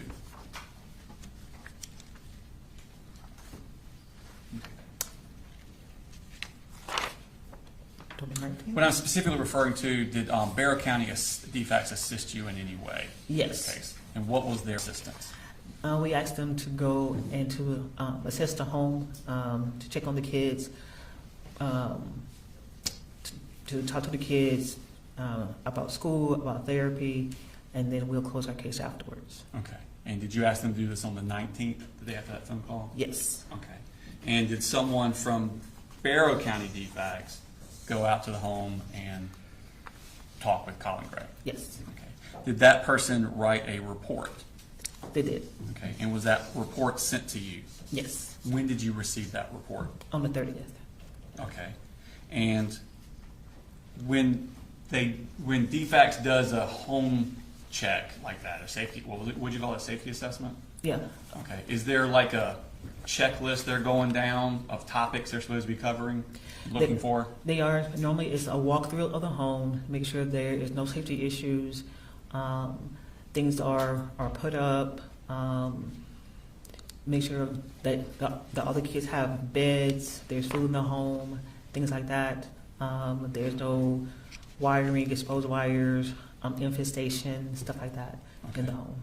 Do they also talk about education for the kids and counseling and therapy and other services for the kids? Yes. Okay. Tell me about weapons. Do you ask about that sort of thing, weapons in the home? We do. Okay. And was that done in the safety plan that you got back from the person from Barrow County? Yes. And were all of those issues addressed? Yes. Okay. And based on that safety plan that you got back, what did you do with the case? We closed the case. Okay. And when did you close the case?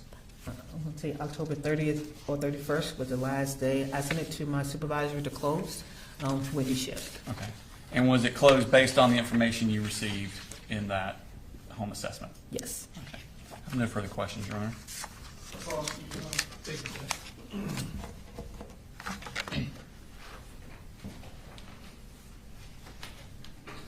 Good afternoon, Ms. Mitchum. Good afternoon. I've got a few questions. I know this is all quite a while in the past. So if you need to refresh your memory or look at anything, let me know and I'll see what I can do to help you with that, okay? All right. So when did you first become involved in this case personally? January of 2023. And so your total exposure was it sounds like almost a year, 10 months? Correct. Okay. And you were down in Ben Hill County? Correct. So the majority of your contact was with Marcy Gray? Correct. And I think you said that the case was against Marcy Gray? Correct. Now, to fast forward to October of 2023, you said that you had to call Mr. Colin Gray to come down to pick up the kids. That's correct. And that was due to a positive drug screen Correct. on Miss Marcy Gray. Correct. So at that point, you were taking the kids from her because it was no longer safe and giving them to the father. Correct. And the understanding he was going to take all of the kids, well, I guess at that point, Colt had already gone back to live with him, is that correct? That is correct. So he was coming down to get the two younger kids. That's correct. And then all three kids would be living with him up in Barrow County. Correct. All right. And you said that at some point in October, you met with Marcy Gray and informed her that the kids would be staying with Dad. Correct. And she was not happy about that. No. And she made that known to you? Yes. Okay. However, based on the circumstances, you felt that that was in the best interest of the children. That's correct. And then you put a safety plan in place that basically allowed Mr. Gray to determine whether or not the kids would be allowed to see Marcy Gray. Correct. Whether it's supervised or unsupervised, that obligation would fall on him? Correct. Okay.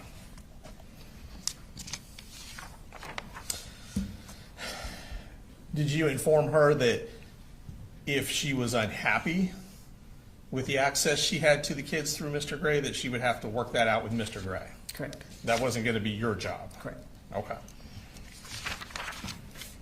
Did she seem upset about that? Yes.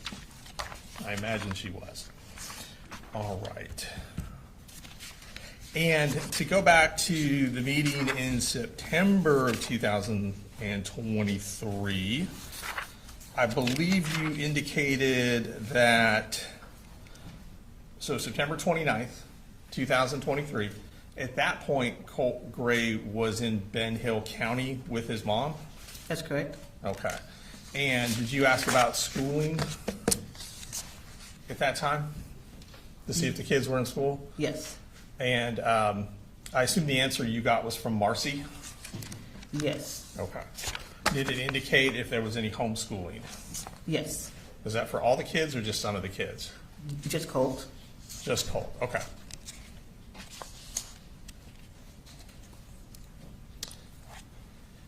You also testified that there was some therapy scheduled for shortly after September 29th, 2023. Correct. And that information came from Marcy? Yes. Was that something that you had scheduled for them? No, Marcy was looking at her own therapy. Okay. For her and the children. Okay, gotcha. And when you recommended therapy for the kids, Coley Jr. and Jenny had been staying with their mom. Correct. And mom had tested positive. Yes. For a controlled substance. Yes. And were you concerned that they might need therapy for what it was they were seeing while living with mom? Yes. Okay. Thank you. No further questions. Just to clarify, Your Honor, we have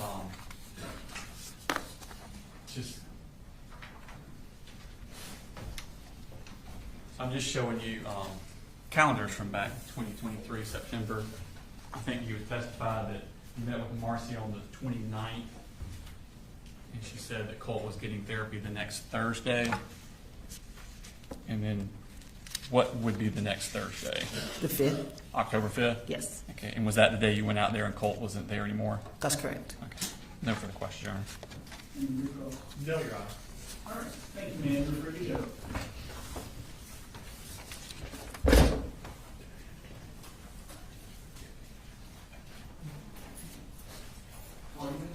Kareem Pierre Charles.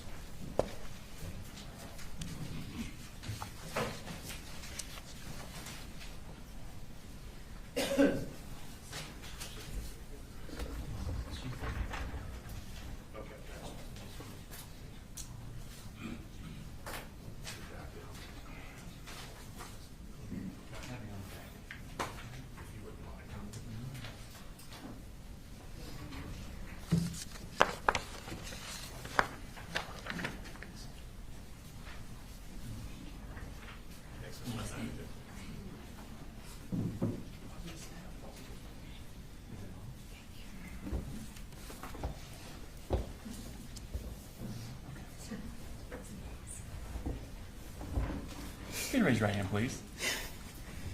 For the testimony you give in the matter now pending before this court be the truth, the whole truth, and nothing but the truth, so help you God. I do. Okay. If you could introduce yourself to the jury. Hello, I'm Kareem Pierre Charles. Okay. And now if you could please spell your name for the court reporter. KARINEPIERRE-CHARLES.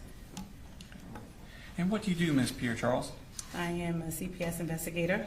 Okay. And what is a CPS investigator? Child Protective Services investigator with Bell County defects. Is that the same? Child defects is Yes. CPS defects? Yes. Are they kind of interchangeable? Did y'all change names or? No, we just CPS investigators, case managers. Oh, okay. So that's the title of your thing. Okay. Yes. But you work for defects? Yes. Okay. I was confused. Sometimes agencies change their names and don't tell anybody. So where you working in that capacity back in October of 2023? Yes. Okay. Did you get asked to do an agency assist for the Ben Hill County defects? Yes. And what is an agency assist? A courtesy visit where a county will ask to do a home visit and ask questions and then report back to the county that requested the home visit. Okay. And did you do a home assessment? Yes, I did. Okay. Is that a routine thing for you to have done for your job duties back then? Yes. Okay.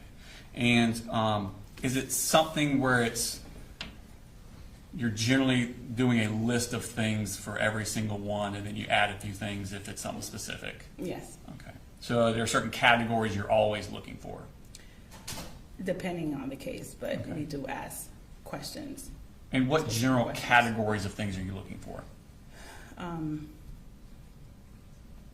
You know, who lives in a home, find out if there's anything in the home, like any safety concerns in a home. We ask questions about the children, you know, like school,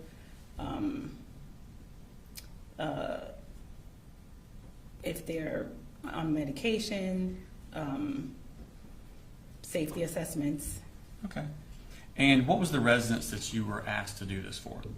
The residence was at on Harrison Mill. Ma'am? You said the residence? The residence. Do you remember the address?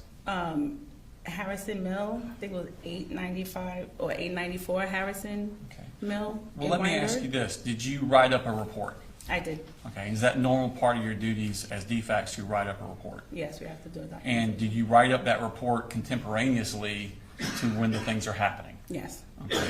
And does it accurately reflect the things that have happened? Yes. Okay. And is that so that you can refresh your knowledge and learn about it for later, testifying a year later, 2 years later, 3 years later? Yes. Okay. I'm going to show you Smart State Exhibit number 139. And ask you can identify that. Yes. And what is that? That is a documentation on the home visit. Okay. And is that what you typed? Yes. Okay. Now, some of that's been blacked out. So has it been redacted that way? Yes, it depends on if, I guess with court. No, we redacted it. I just wanted you to point that out. I'm not telling you. They need to. Can you tell in there what is redacted out? A conversation with children. Okay. Is what's left in there your conversation, what you saw in your conversation with Colin Gray? Yes. Okay. Other than blacking out your conversations with the children, is it a true and accurate copy of your assessment? Yes. Okay. Your Honor, this time I tender State Exhibit number 139 to evidence. It's a redacted version. No objection. All right, 139 is Okay.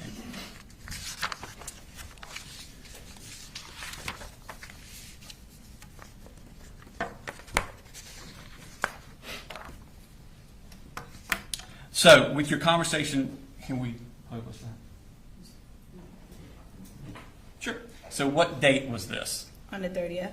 Okay, of 2023? Of 2023. Okay, and that shows the address there, 894 Harrison Mill Road? Yes. Okay. Is that in Barrow County? Yes. Okay.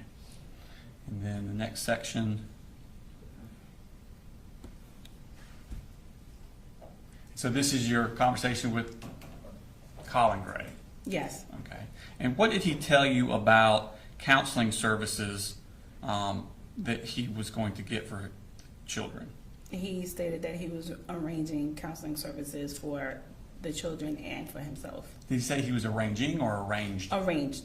Okay, so it already happened? Yes. Okay. And where did he say that those counseling services were at? Barrow Village Ministry. Are you familiar with that place? Yes. Okay, so you know that's a real place that exists? Yes. Okay. And did he also talk about the education for the children? Yes, he did. And what did he say about that?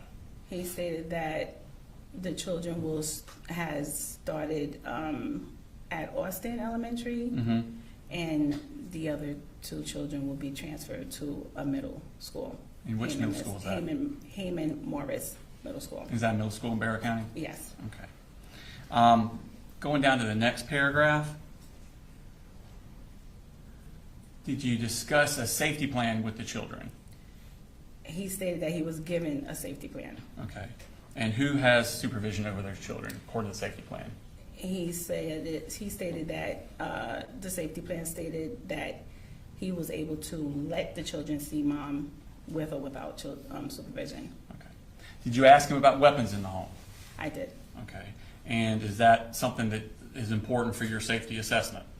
We will usually, that's a question that we would ask. Okay. And what did he say about weapons in the home? He stated that he has a weapon and that it was secured and locked up. Okay.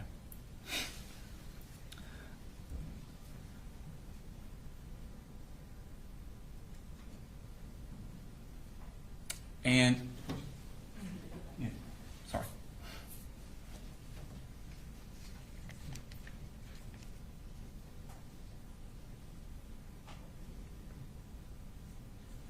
In the third paragraph, did he talk about DFAC's involvement with his case?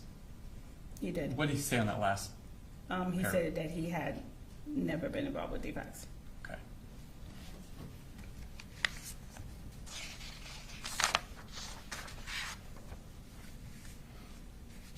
Did he say anything about Shonda Goolsby talking to him in his carport in Fitzgerald, a DFAC's worker? No.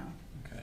Did he make any mention of Michaela Anderson, also a DFAC's worker, coming to his house 4 times earlier that same year? No. Okay. So he tells you this is his first dealing with DFACs ever? Yes. Okay. Did you, and so you wrote up this synopsis, did you send that to Tamika Mitchum? I did. Okay. And did you have any further involvement with this case? No.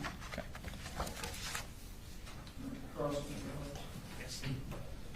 Good afternoon. Good afternoon. All right. So on October 30th, 2023, you are dispatched to this address to do a safety check. Yes. And the safety check, you go into the home, you speak to everybody, is that correct? Yes. You do a walkthrough of the home, presumably? Yes. So you're able to observe the condition of the home? Yes. I assume you're looking to make sure there's food in the home, Yes. house is clean? Yes. Things are put up? Yes. You asked Mr. Gray about guns, I asked about weapons. about weapons? Yes. Okay. He told you he had some? He said he had weapons, yes. Okay. And did he show you the weapons? He did not. Did you see the weapons in the house anywhere? No, there were no weapons. Okay. And you were told the weapons were stored away? Yes.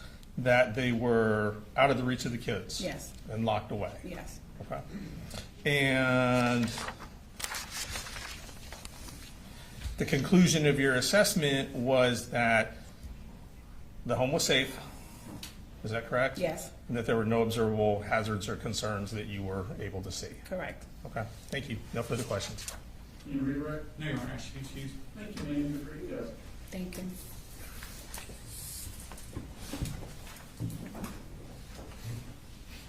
State calls next week. State calls Scott Dakin.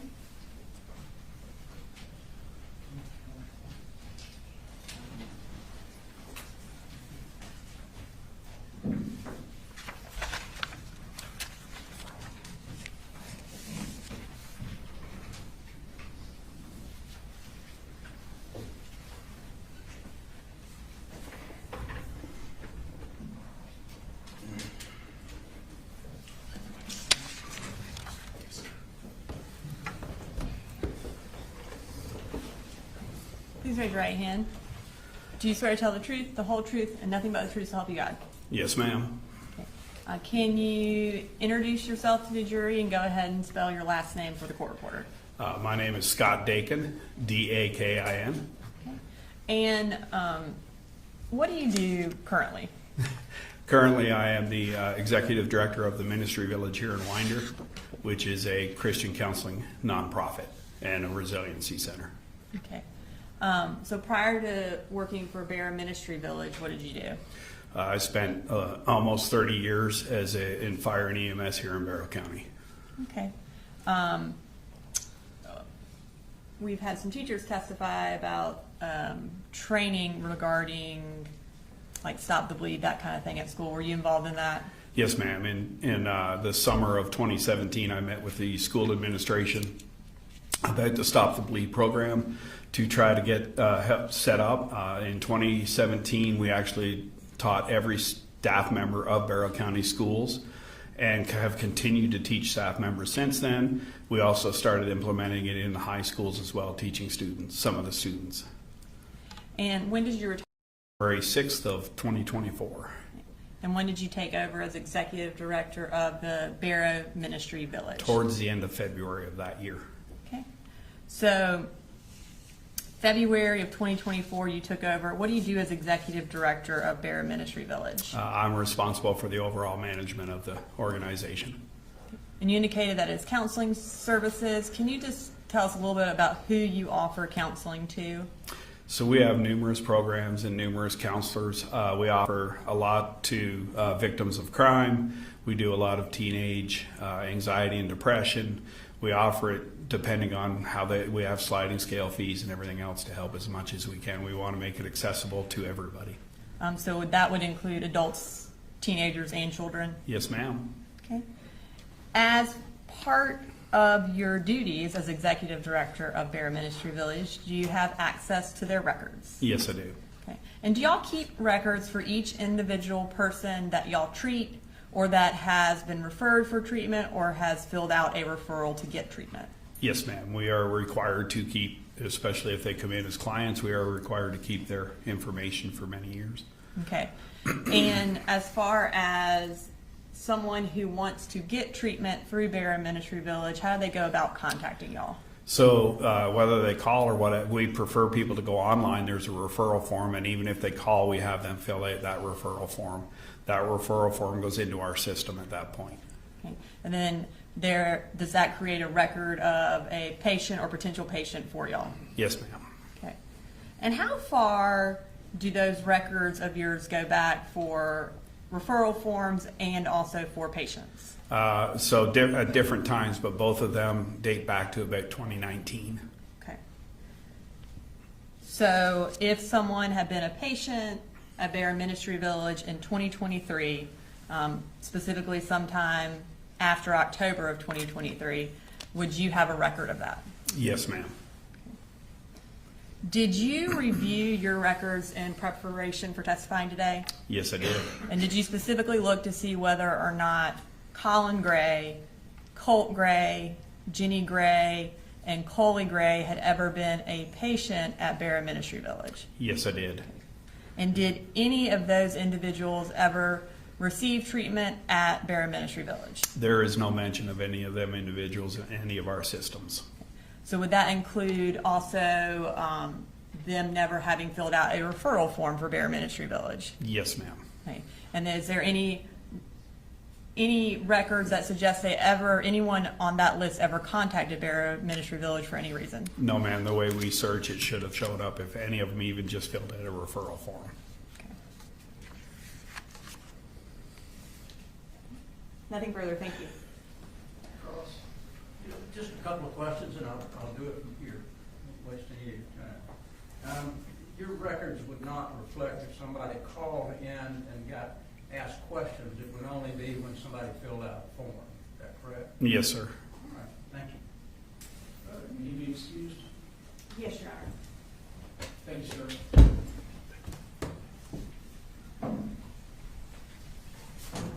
State calls next, please. State calls Don Crook.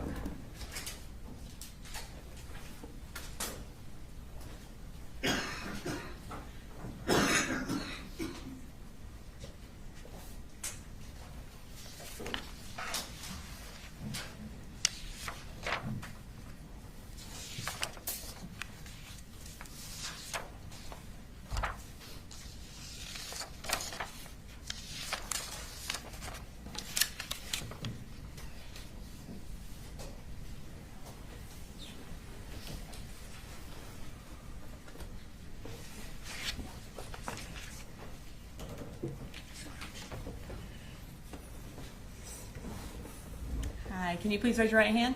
Yes. Do you swear to tell the truth, the whole truth, and nothing but the truth to help you God? I do. Can you introduce yourself to the jury and spell your name for the court reporter? Yes. My name is Dawn Crook. My first name is spelled D-A-W-N. The last name is C-R-O-O-K. And what do you do, Ms. Crook? I'm a therapist in the mental health field. And what can you tell us a little bit about your qualifications that allow you to do that? Yes, I graduated from RBC University Atlanta in 2006 with my bachelor's degree in psychology, and I also have graduated with my master's degree in 2009 in community counseling from RBC University Atlanta as well. And do you have your own practice? Yes, I do. And what is it called? Enlightenment Counseling. How long have you had your own practice? It's been a little over 2 years now. And can you tell me a little bit about who you see and what you do at your practice? Yes, I tend to work with children, families, couples, providing counseling to them for a variety of issues: depression, anxiety, anger, a little bit of everything, really. And where are you located? My office is in Winder, Georgia. Okay.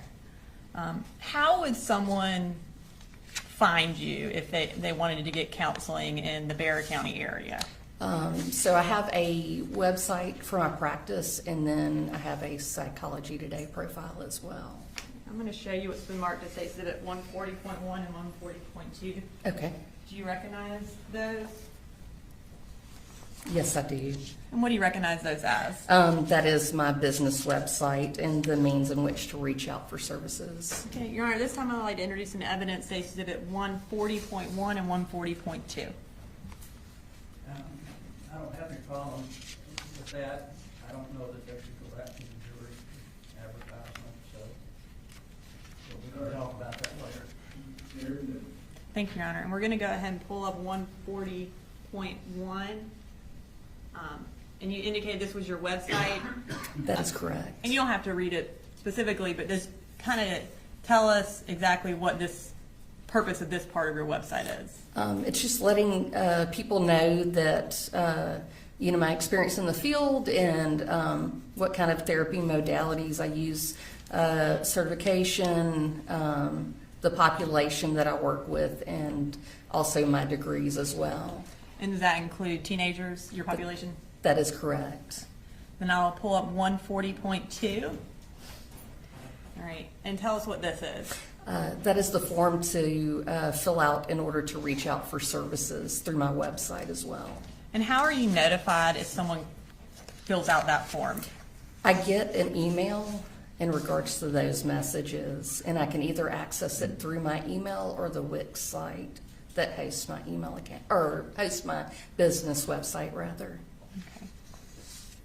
And if someone contacts you through this form and that you get an email, how do you respond? I typically respond by acknowledging their email and letting them know I'll reach out, or sometimes people would just fill out the information and what kind of services they're looking for, and they may not necessarily provide me with a phone number, so sometimes I will respond asking them for a phone number to reach out and talk with them by phone. And before you meet with someone, do you generally want to talk with them by phone? Correct, I do. And why is that? Just to make sure that we're a good fit in what type of services they're looking for, that I have experience working with that population, to make sure that our schedules align as well, because sometimes with children, teenagers, families, they have busy lives and busy schedules, and they need evening appointments, and I may not always have those available. So.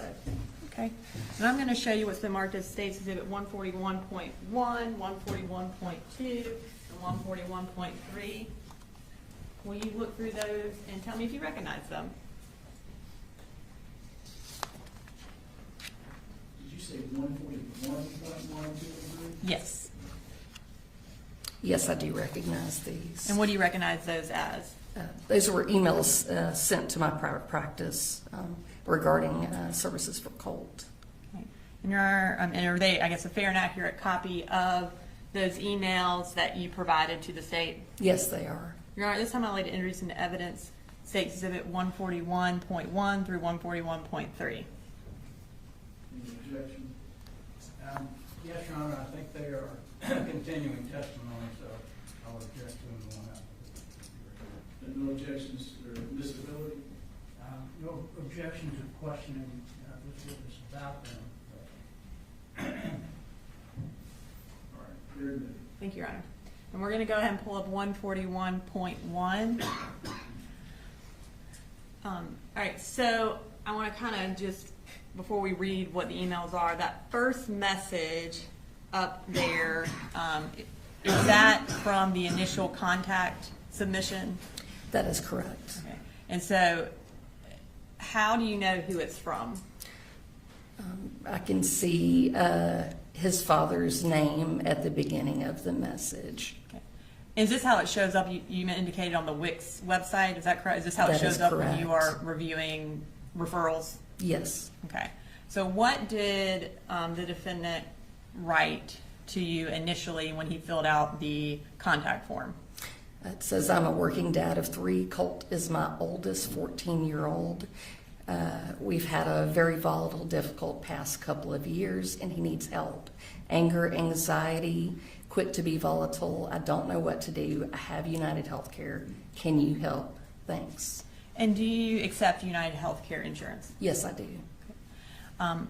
Also at the bottom, it says message via email, and it provides an email address. Can you tell us that email address? That is my practice web, or I'm sorry, you're talking about Yes. the email address in which it was sent from?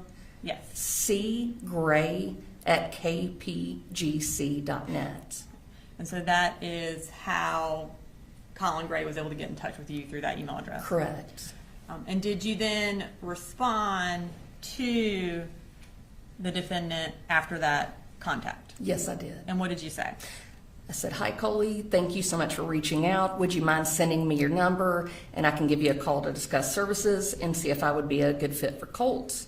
I've definitely worked with teenagers before that have gone through the things that he's experiencing. If this sounds good, I can go ahead and send up paperwork and get services started for him. And you indicated sometimes people don't initially send you a phone number. Was that true in this case? Correct, it was. Okay. And then we'll go to 141.2. Okay, and did he respond to your initial email about, hey, send me a number? Yes. And what did he say? He said, oh, wow, thank you so much. Yes, please send me the paperwork. I build commercial buildings for a living, so it's loud on these job sites, but my number is 706-410-8447. If I miss it, please leave a message and I will call ASAP. I can't thank you enough and pray this is what he needs.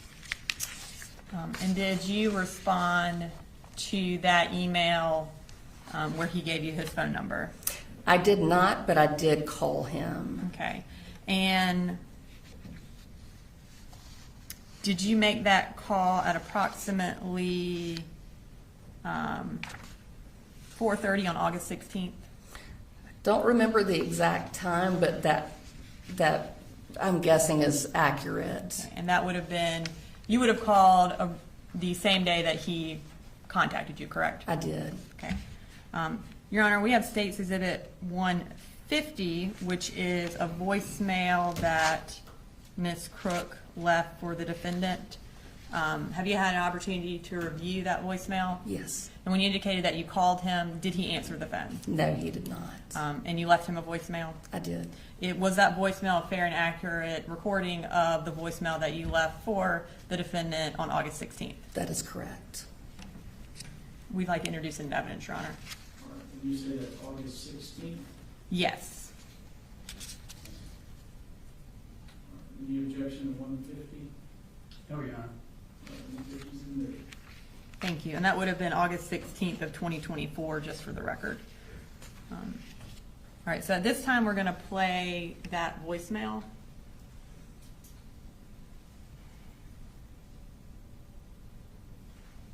Hey, Mr. Gray, this is Dawn with Enlightenment Counseling. I was just giving you a call to touch base about services for Colt. You can give me a call when you get back. My number is 786-389-0448. If for some reason we don't get to touch base today, maybe we can talk on Monday if that works better. I do appreciate it and look forward to talking to you soon. Thank you so much. Did he ever call you back after you left that voicemail? No, he did not. Did he respond by email after you left that voicemail? I don't believe so. Okay.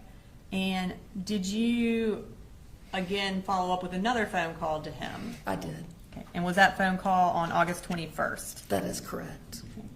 And again, I think the call, does it sound around 4:30 sound about right? That is probably accurate. When you called him again, I guess 5 days later on August 21st, did he answer that day? No, he did not. Did you leave him another voicemail? Yes, I did. Okay. Have you had an opportunity to review that voicemail as well? Yes, I have. And was it a fair and accurate recording of the voicemail that you left for Colin Gray on August 21st of 2024? Yes, it is. And Your Honor, this time I'd like to introduce into evidence Exhibit 151, which is a second email that Don Crook left for the defendant on August 21st of 2024. Voicemail. Sorry, voicemail. Did I say email? I apologize. Voicemail. Any objection? No, Your Honor. All right, 151 submitted. Oh, I'm sorry. It was 143. I apologize. All right. Stage 143.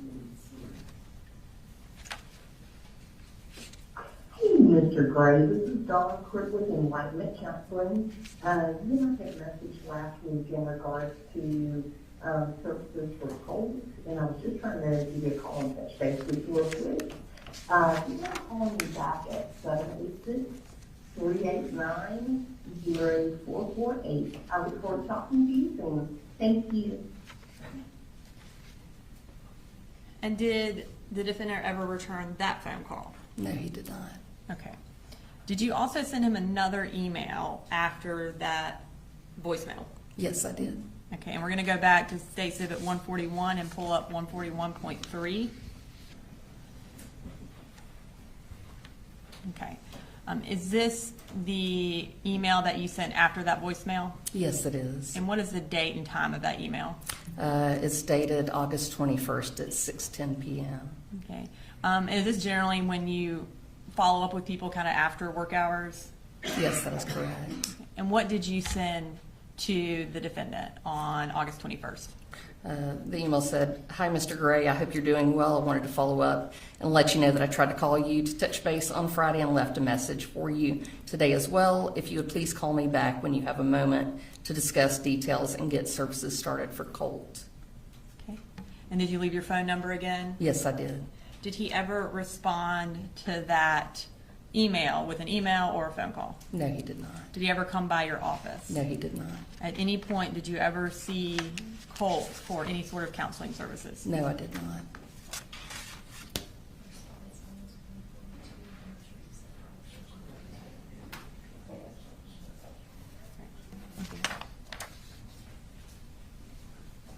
Cross. No question, Your Honor. All right. Thank you, Major. Free to go. Thank you, sir.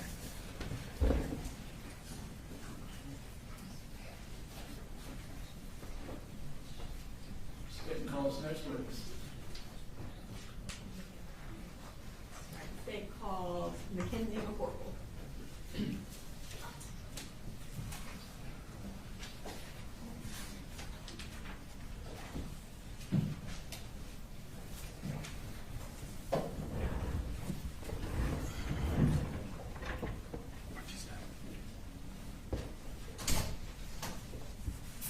Will you raise your right hand?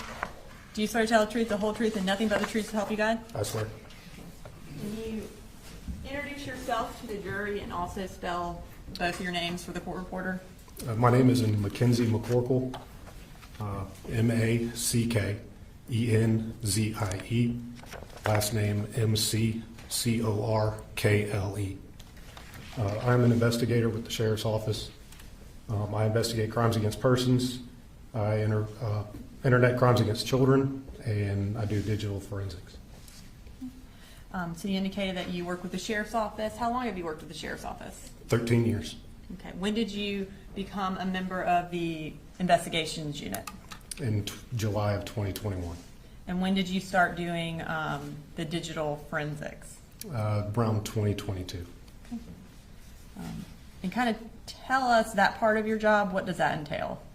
I do cell phone extractions, I do computer evidence, USB thumb drives, anything that stores data. And can you just sort of tell us a little bit about what you mean by cell phone extraction?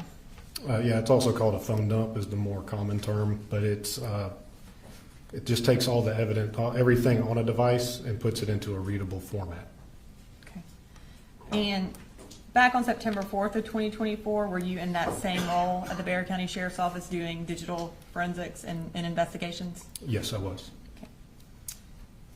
Did you perform any phone extractions related to the Colin Gray case? I did. Okay. And before we get into the specific phone extractions, I want to get into a little bit about your training that you have related to conducting phone extractions. First off, are you certified in phone extractions? Yes. And what device do you generally use to extract phones? It's called Cellbrite. And can you tell us what that is? It's a program that is in software and hardware, and it extracts the data from the phone and then parses that data into that readable format. Okay. And are you a member of any task forces that are related to these digital forensics? Yes. And what is that? I'm part of the Secret Service Digital Evidence Task Force. Okay. And what does that entail?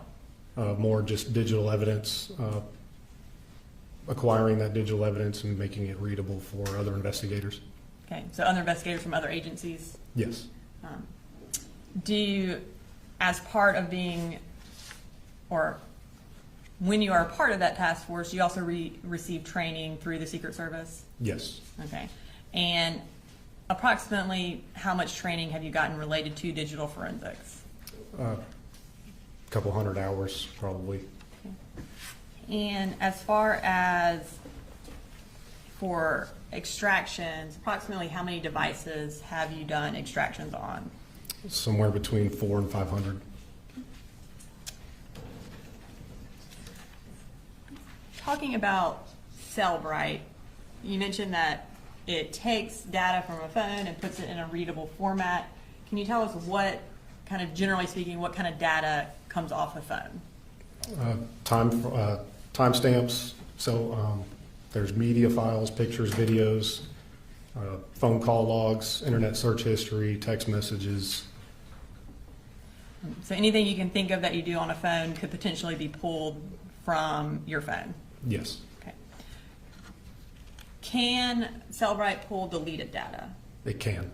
But does it always? Not always. Okay. Does Cellbrite alter the data in any way when it pulls it from the cell phone? No. And you mentioned that once Cellbrite, it will pull the data from the phone, put it in a readable format. Kind of tell me what you mean by readable format. So Cellbrite has two different programs. One is to extract the data from the phone, and the other one is to build the report. And you can do it in either a standalone viewer made by Cellbrite or put it in a PDF format. Okay. And PDF format, is that just where you can just kind of scroll through everything? Yes. Okay. And the other format, what is the benefit of that format? It's a little more user friendly. You can navigate a little bit easier using their standalone viewer. How many cell phones did you extract related to the Colin and Colt Gray case? 4. Okay. And whose phones were they? Colin, Colt, Jenny, and Marcy Gray. And were you able to successfully perform extractions on those 4 phones? Yes. Did you perform all those extractions consistent with your training and using Cellbrite? Yes. And were those extractions put in a readable format? They were. And was it put in both readable formats that you mentioned, the PDF and then the other user-friendly one as well? Yes. When you are reviewing a phone extraction in the user-friendly format, are you able to view specific parts of the cell phone extraction? Yes. So you can just view, say, text messages from this date to this date? Yes. Okay. Are cell phone extractions large? Yes. So in this case, can you tell us kind of generally how large the phone extractions were? They were, a couple of them, 2 of them were 30 to 60,000 pages on the PDF format, and 2 of them were between 10 and 20,000. So given that that would be unwieldy to be able to print 60,000 pages, are you able to just select a portion of the relevant part of the phone extraction and print that? Yes. Okay. And would that include being able to print off just text messages from a certain date or phone calls from a certain date? Yes. Can you also print off sort of a timeline for a certain date? Yes. And what would that include? It would include anything that you selected, so that could be internet search history, call logs, text messages, any app installations during that time frame.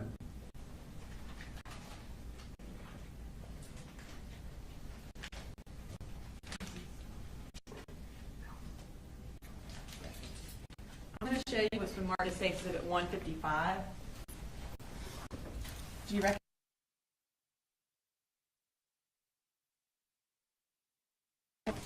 Okay. And is that the phone that you extracted for Colin Gray? It is. Your Honor, this time I'd like to introduce an evidence Safe Exhibit 155, Colin Gray's cell phone.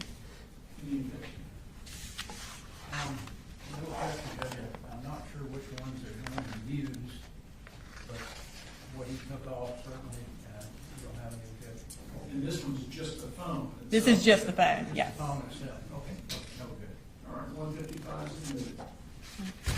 And I'm going to give you this for reference. Do you know what day you did the phone extraction on Colin Gray's phone? On September 5th of 2024. And what kind of phone was it? It was a iPhone 14. And were you able to do what you would consider a complete extraction of his phone? Yes, it was a full file system. And you indicated that at least 2 of the phones had about 60,000 pages. Did his phone have about 60,000 pages? It did, yes. Okay.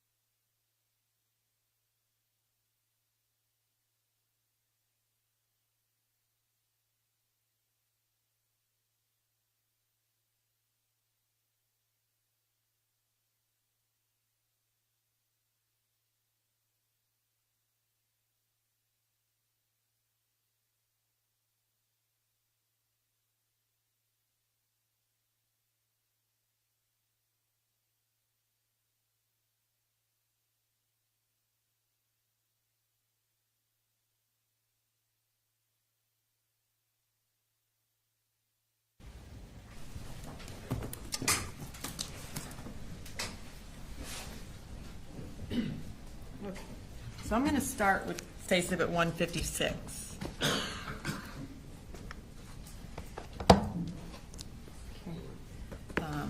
And there are 3 notebooks for 156. Put them in order. Have you had an opportunity to review these? Yes. Okay. And can you just kind of briefly tell us what the time frame, it should be on the front of it, for each notebook is, and is it related to the cell phone extraction for Colin Gray? Yes, this first one is Colin Gray's phone extraction from May 2024 through July 2024. The second one is Colin Gray's phone extraction from August of 2024. And the last one is Colin Gray's phone extraction from September 1st of 2024 through September 4th of 2024. And are those notebooks organized by date? Yes. And then within each date, are there certain sections of the extraction that have been printed out that are relevant? Yes. Right. And would that include, I know we mentioned timeline extractions, text message, internet history, and then images? Is that essentially how each date is laid out? Yes. Okay. And having reviewed those previously, are those portions of Colin Gray's extraction that have been printed are all of those in that notebook that were, let me say that better. Is everything in that notebook from Colin Gray's extraction? Yes. Okay. You're right. This time I'd like to introduce an evidence State Exhibit 156. Judge, under the rules that we talked about, we don't have any problem with that, but we may have individual objections to some of the items that they pull out of that book. All right, I find that a foundation's been laid for stage 156, moved into evidence, but some portions may or may not be admissible or Yes, publication. and just for the record, the state will be going through those notebooks with a different witness. We're just laying the foundation through Investigator McCorkle. All right. I'm going to show you State Exhibit 157.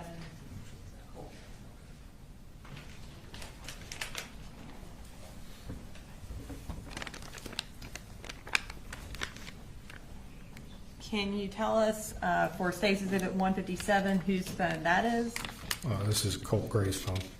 And is that also a phone that you extracted? It is, yes. You're right. This time I'd like to introduce into evidence State Exhibit 157. Any objection to the phone? Same objection as the last one. All right, 157, phone of Colt Gray.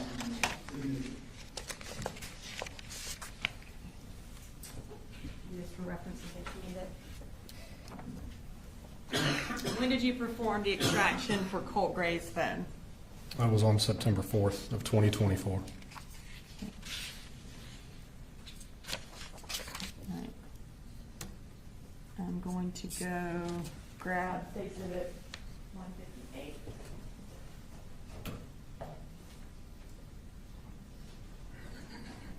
What kind of phone was Colt Gray's phone? It was Android. And approximately how long was that report? That was somewhere between 10 and 20,000 pages. Okay. And for State Exhibit 158, again, did you, or are you able to print out smaller portions of relevant records as opposed to the entire 10,000 pages? Yes. And is that what is in this notebook? Is it smaller portions of Colt Gray's cell phone extraction? Yes. Is it organized in a similar way to Colin's phone by date and by type of information? Yes, it is. Okay. And I'm going to show it to you. Have you had an opportunity to review that? Yes. And again, does that notebook only contain information from Colt Gray's extraction? Yes, it does. You're right. This time I'd like to introduce into evidence States Exhibit 158. Same objection. All right, foundation's been laid.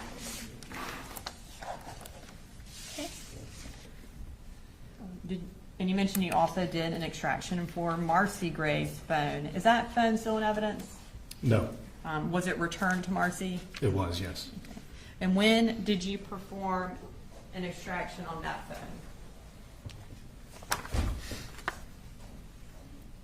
September 12th of 2024. What kind of phone was it?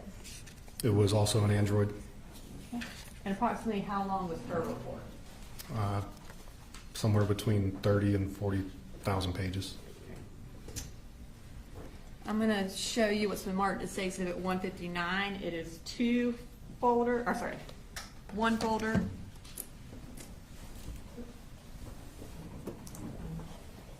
Can you tell us the time frame for that? This was August 21st through September 4th. Okay. And is everything in Exhibit 159 from Marcy Gray's extraction? Yes. And again, is it the smaller snippets that are organized by date and by type of information? Yes. Your Honor, this time I'd like to introduce into evidence State Exhibit 159. Nominations been ruled at 159. Okay. And did you mentioned you also did a phone extraction on Jenny Gray's phone. Is that phone still in evidence? No. Was it also returned to Jenny Gray? Yes, it was. Okay. And when did you perform an extraction on that phone?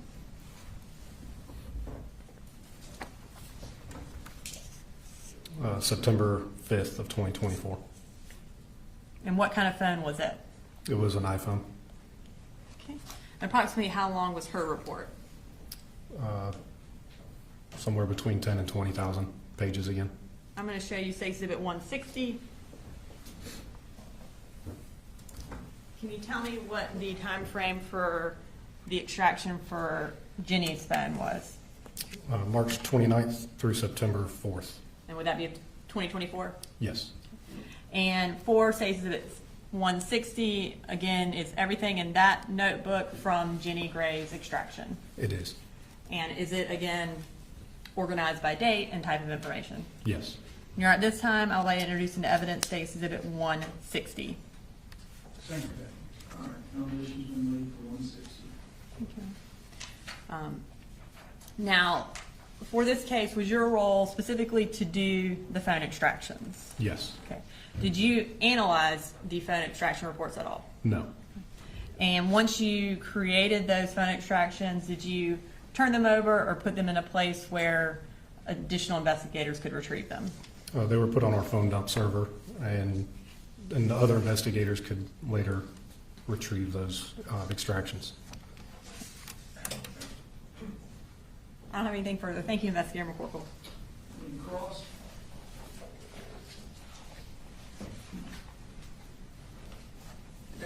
Good afternoon. Were you ever told that there was a second phone that Colt Gray had? Not that I recall. Okay.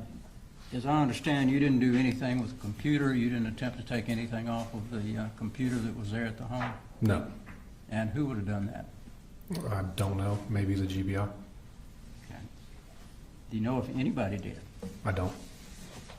Thank you. Any redirect? No, Your Honor, may he be excused? Yes, you're free to go.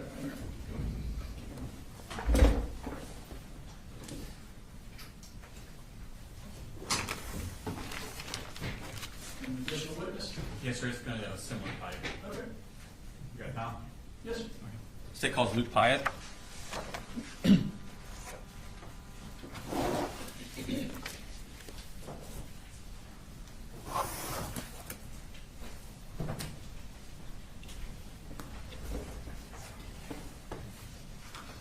you raise your right hand, please? Swear the testimony you give in matter now pending before this court will be the truth, the whole truth, nothing but the truth, so help you God. I do. Okay, have a seat, please. If you could introduce yourself to the jury and then spell your name for the court reporter. My name is Luke Pyatt, spelled Lukepyott. Okay. And where do you work, sir? I work for the Piedmont Judicial Circuit District Attorney's Office. And what do you do for it? I'm a sworn investigator. Okay. And what did you do before you came to the district attorney's office? I work for the Winder Police Department. Okay. And are you what's referred to as post-certified? Yes. And how long have you been in law enforcement? I started with Winder PD in 2019. I was certified in June of that year. Okay. And what are your duties with the district attorney's office? I wear a lot of hats. I work major felony cases, post-arrest or post-charges, things like sexual assault, murder, aggravated assault, child abuse, things like that. I also consult with local agencies and provide assistance on pre-arrest cases or cases where Individuals have not been identified as suspects yet. That involves taking out search warrants, issuing legal process, things like subpoenas or court orders, sometimes going out and conducting interviews. I also focus very heavily on digital forensic examination and analysis. Okay. And have you had specific additional trainings based on this? Yes. And what were those? So most of my specialized training has been in the field of crime scene investigation and forensic science, but I have also attended training at the National Computer Forensics Institute in Hoover, Alabama, on a wide variety of topics from mobile device examination to advanced mobile device examination, Linux, basic network investigations, and digital evidence investigations. I want to take your attention to September 4th of 2024. Where were you working on that day? I was working for the DA's office. Okay, and where were you physically present that morning? So that morning I had gone to Gainesville. I was in the process of getting medical records for a case. Okay, and did you get a call about a shooting in Apalachee High School? I did. Okay, and what did you do at that point? The first call I had received was not from an official source. They were asking me if I knew anything about a shooting, which I didn't. So I hung up with them and I contacted our Barrow office, and they confirmed to me that the shooting was real. Okay, and what did you do at that point? So I went and got my gear, my vest, all that, and I went straight to Barrow County. I started calling all of my law enforcement contacts with various agencies to see if they needed coverage anywhere. All of the schools were locked down. It was a all hands on deck situation, and we were trying to make sure that all of the kids were evacuated and that the schools were swept properly. And I was trying to make sure that they had enough hands at each school. Those that had time to pick up the phone told me that they had full coverage, so I went straight to our Barrow office to start on the investigation. Okay, is that here located in this building? Yes. Okay. What did you do? How did you help?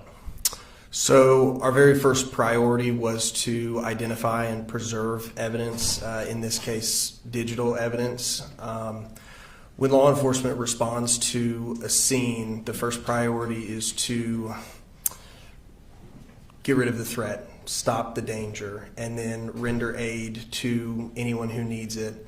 The third step is to secure evidence, to preserve it for processing and gathering. And so we were kind of already past those first two steps when I got involved and when I got here. So my priority was to find what evidence was out there, and in this case my crime scene was the internet, so we were looking for a lot of different things that could be out there related to this suspect, their associates, any accomplices, any family members, and so we were trying to identify anything that might be linked to them in particular before their name was released and there might be phony or dummy accounts created. Okay.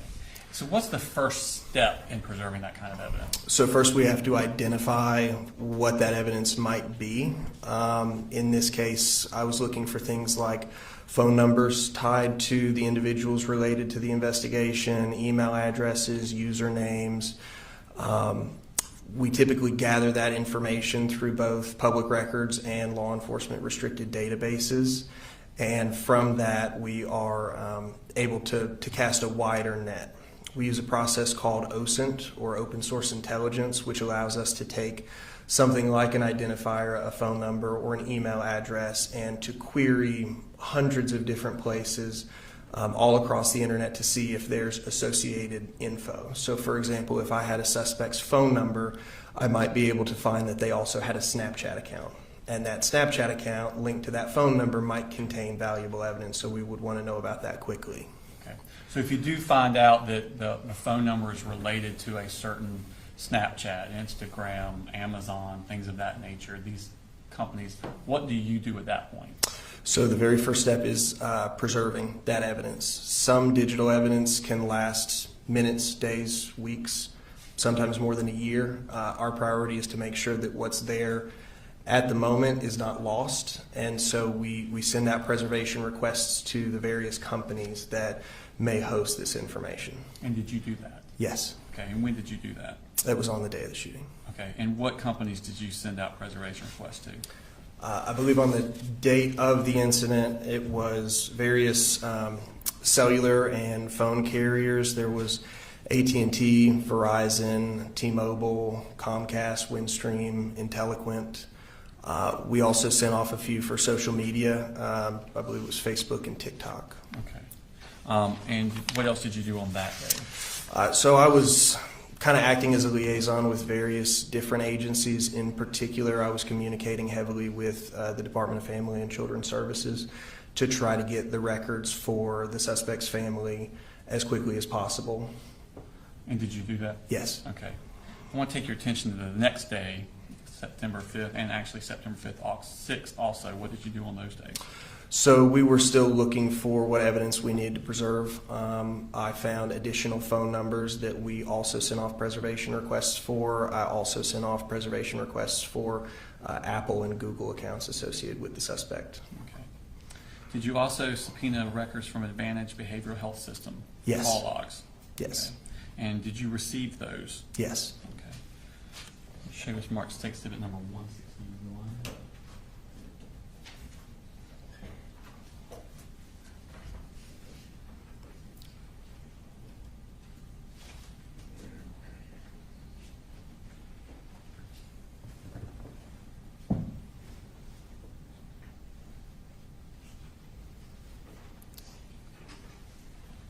Your Honor, attendance to exhibit number 161 in the business records exceptions. They are the Advantage Healthcare call logs. Any objection? No objection other than whether it goes to the jury, which we'll take up later. All right, 161 submitted. Thank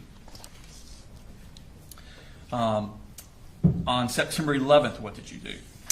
I sent off another preservation request specifically for Amazon records. And for what account in Amazon? It was the Amazon account that we knew was being utilized by Colin Gray based on some data that we found in a mobile device extraction. Okay. And then what did you do on September 12th? So on that day, I did a few things. I issued a subpoena to the Department of Natural Resources trying to get some records for a shooting range that we'd received information was used by the suspect and his family. That was the Clybell shooting range. I also issued a subpoena to Mike's Gun Room because they were the gun dealer that we had information had sold the gun involved in this incident. And I also procured a search warrant for some school records for the Colt Gray from West Jackson Middle School. Okay. The business record, the Mike's Gun Room, did you receive those back, those records? Yes.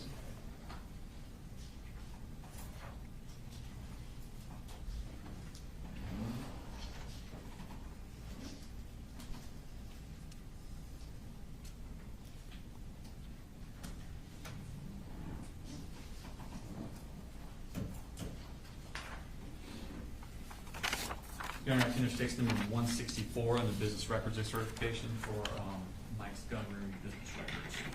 Same objection, Judge. All right, 164 submitted. On September 13th, what did you do? I had heard back from the Department of Natural Resources at this point, and they had communicated to me that they may have additional records relating to the defendant and his family for two other ranges, Big Laser Creek and Wilson Shoals shooting range, and so I issued them another subpoena for those records specifically.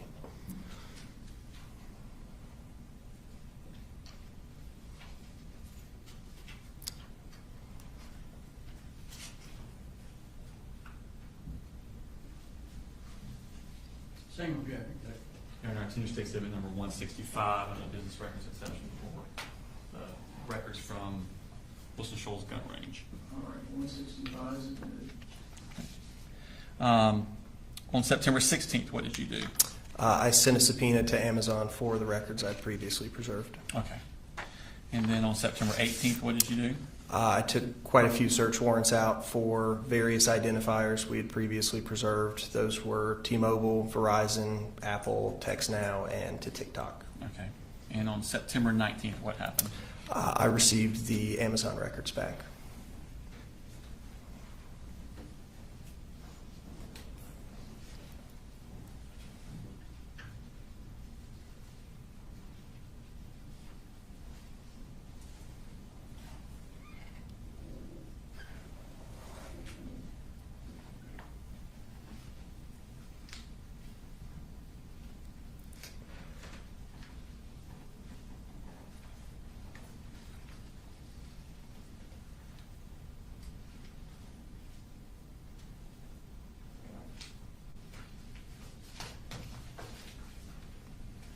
this time I have tender stick exhibit number 162 into evidence under the business records section. Same objection, Judge, and I'm not sure whether some of the photos there was back or something that was done later. Whether Amazon actually sent those, whether they were photographed and put into that. But we'll discuss that later. I can. Is 162 part of what you received with the business record? You're talking about. Okay. Check marks 162. That's what you look at.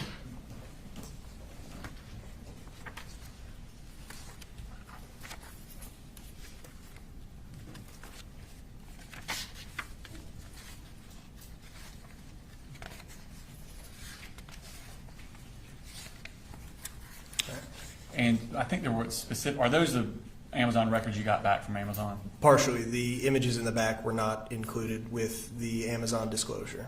Okay. Just the spreadsheet portion. Just the spreadsheet portion was? Yes. Okay. So we would tender the other part, Your Honor. So removing the photographs, is that, Yeah. and again, I haven't seen it, so, all right. If you'll remove the photographs and the balance of stage 162 is included. Thank you.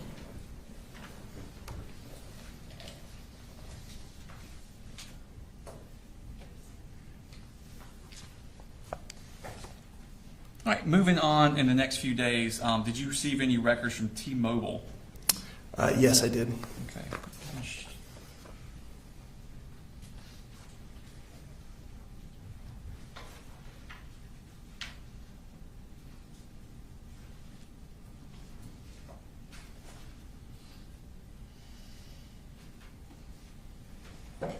Tender stick exhibit number 168 in the. Your Honor, this is, what I have here is a description of the records. The actual records are digital. They're on the hard. Digital? They're on the hard drive. So 168 specifically is what? It's the T-Mobile records, Your Honor. All right. 168 is On October 18th, did you do a search warrant for Georgia Cyber Academy school records? Yes, I did. Okay. And what is Georgia Cyber Academy? It is an online homeschool option. Essentially, it allows students in Georgia to attend school over the internet. And what were you asking for? Any enrollment, attendance, any information whatsoever about Colin Gray. And did you receive a response from them? Yes. And what was that response? They had no records whatsoever. Your Honor, tender stakes at number 166, which is what we were just referring to in the evidence. Thank you, Judge. All right, 166 is admitted. Okay. On October 26th, did you receive some Verizon account records? Yes, I did. And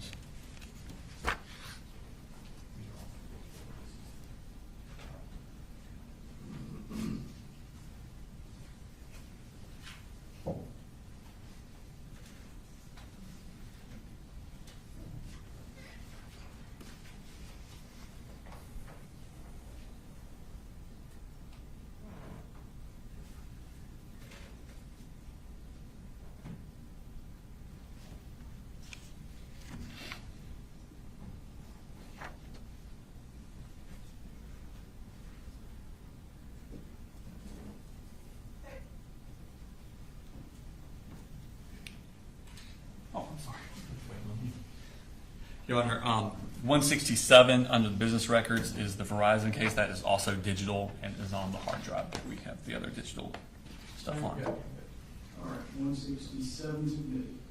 Are you familiar with the app Discord? Yes. Okay, and what is that? It's a third-party communication service. It allows messaging between two users. It allows video streaming, video chatting, voice calling. It is different from a lot of other messaging services in that it is designed for groups to be able to interact in what they call servers. So multiple individuals can drop in or out of a voice channel, a video channel, or a text channel anytime they like. Okay. And did you ask for records from Discord related to this case? I did. Okay. This is also digital, Your Honor. It's going to be States 163, tendered under the business records exception. Any objection to 163?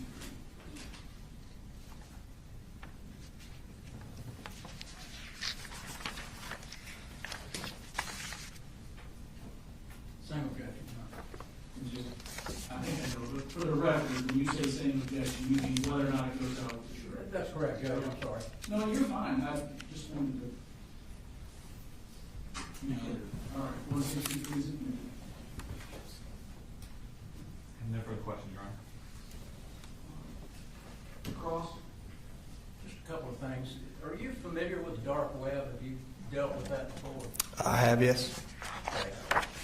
And you did the extraction of the computer there at the home, Mr. Gray, do you know? I don't know offhand, no. Thank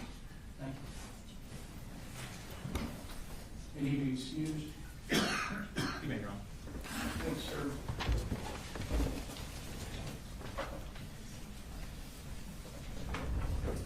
Is that the final witness? Yes, sir.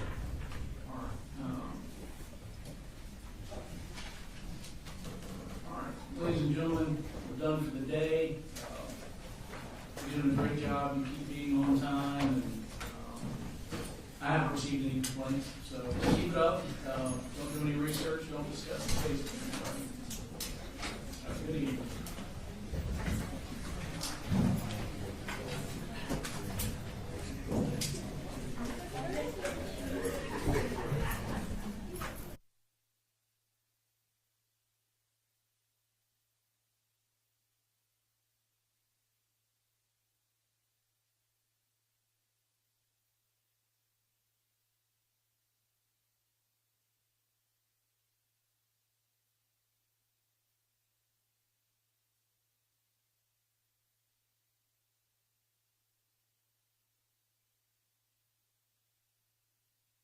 From the distractions. I realize you may not be able to predict what day that's going to be, but I want the defense to review it before, so that morning I can perhaps have the jury come in a little later, so we're not leaving them in there for an hour and a half while we go through various objections. Yes, sir. All right, see y'all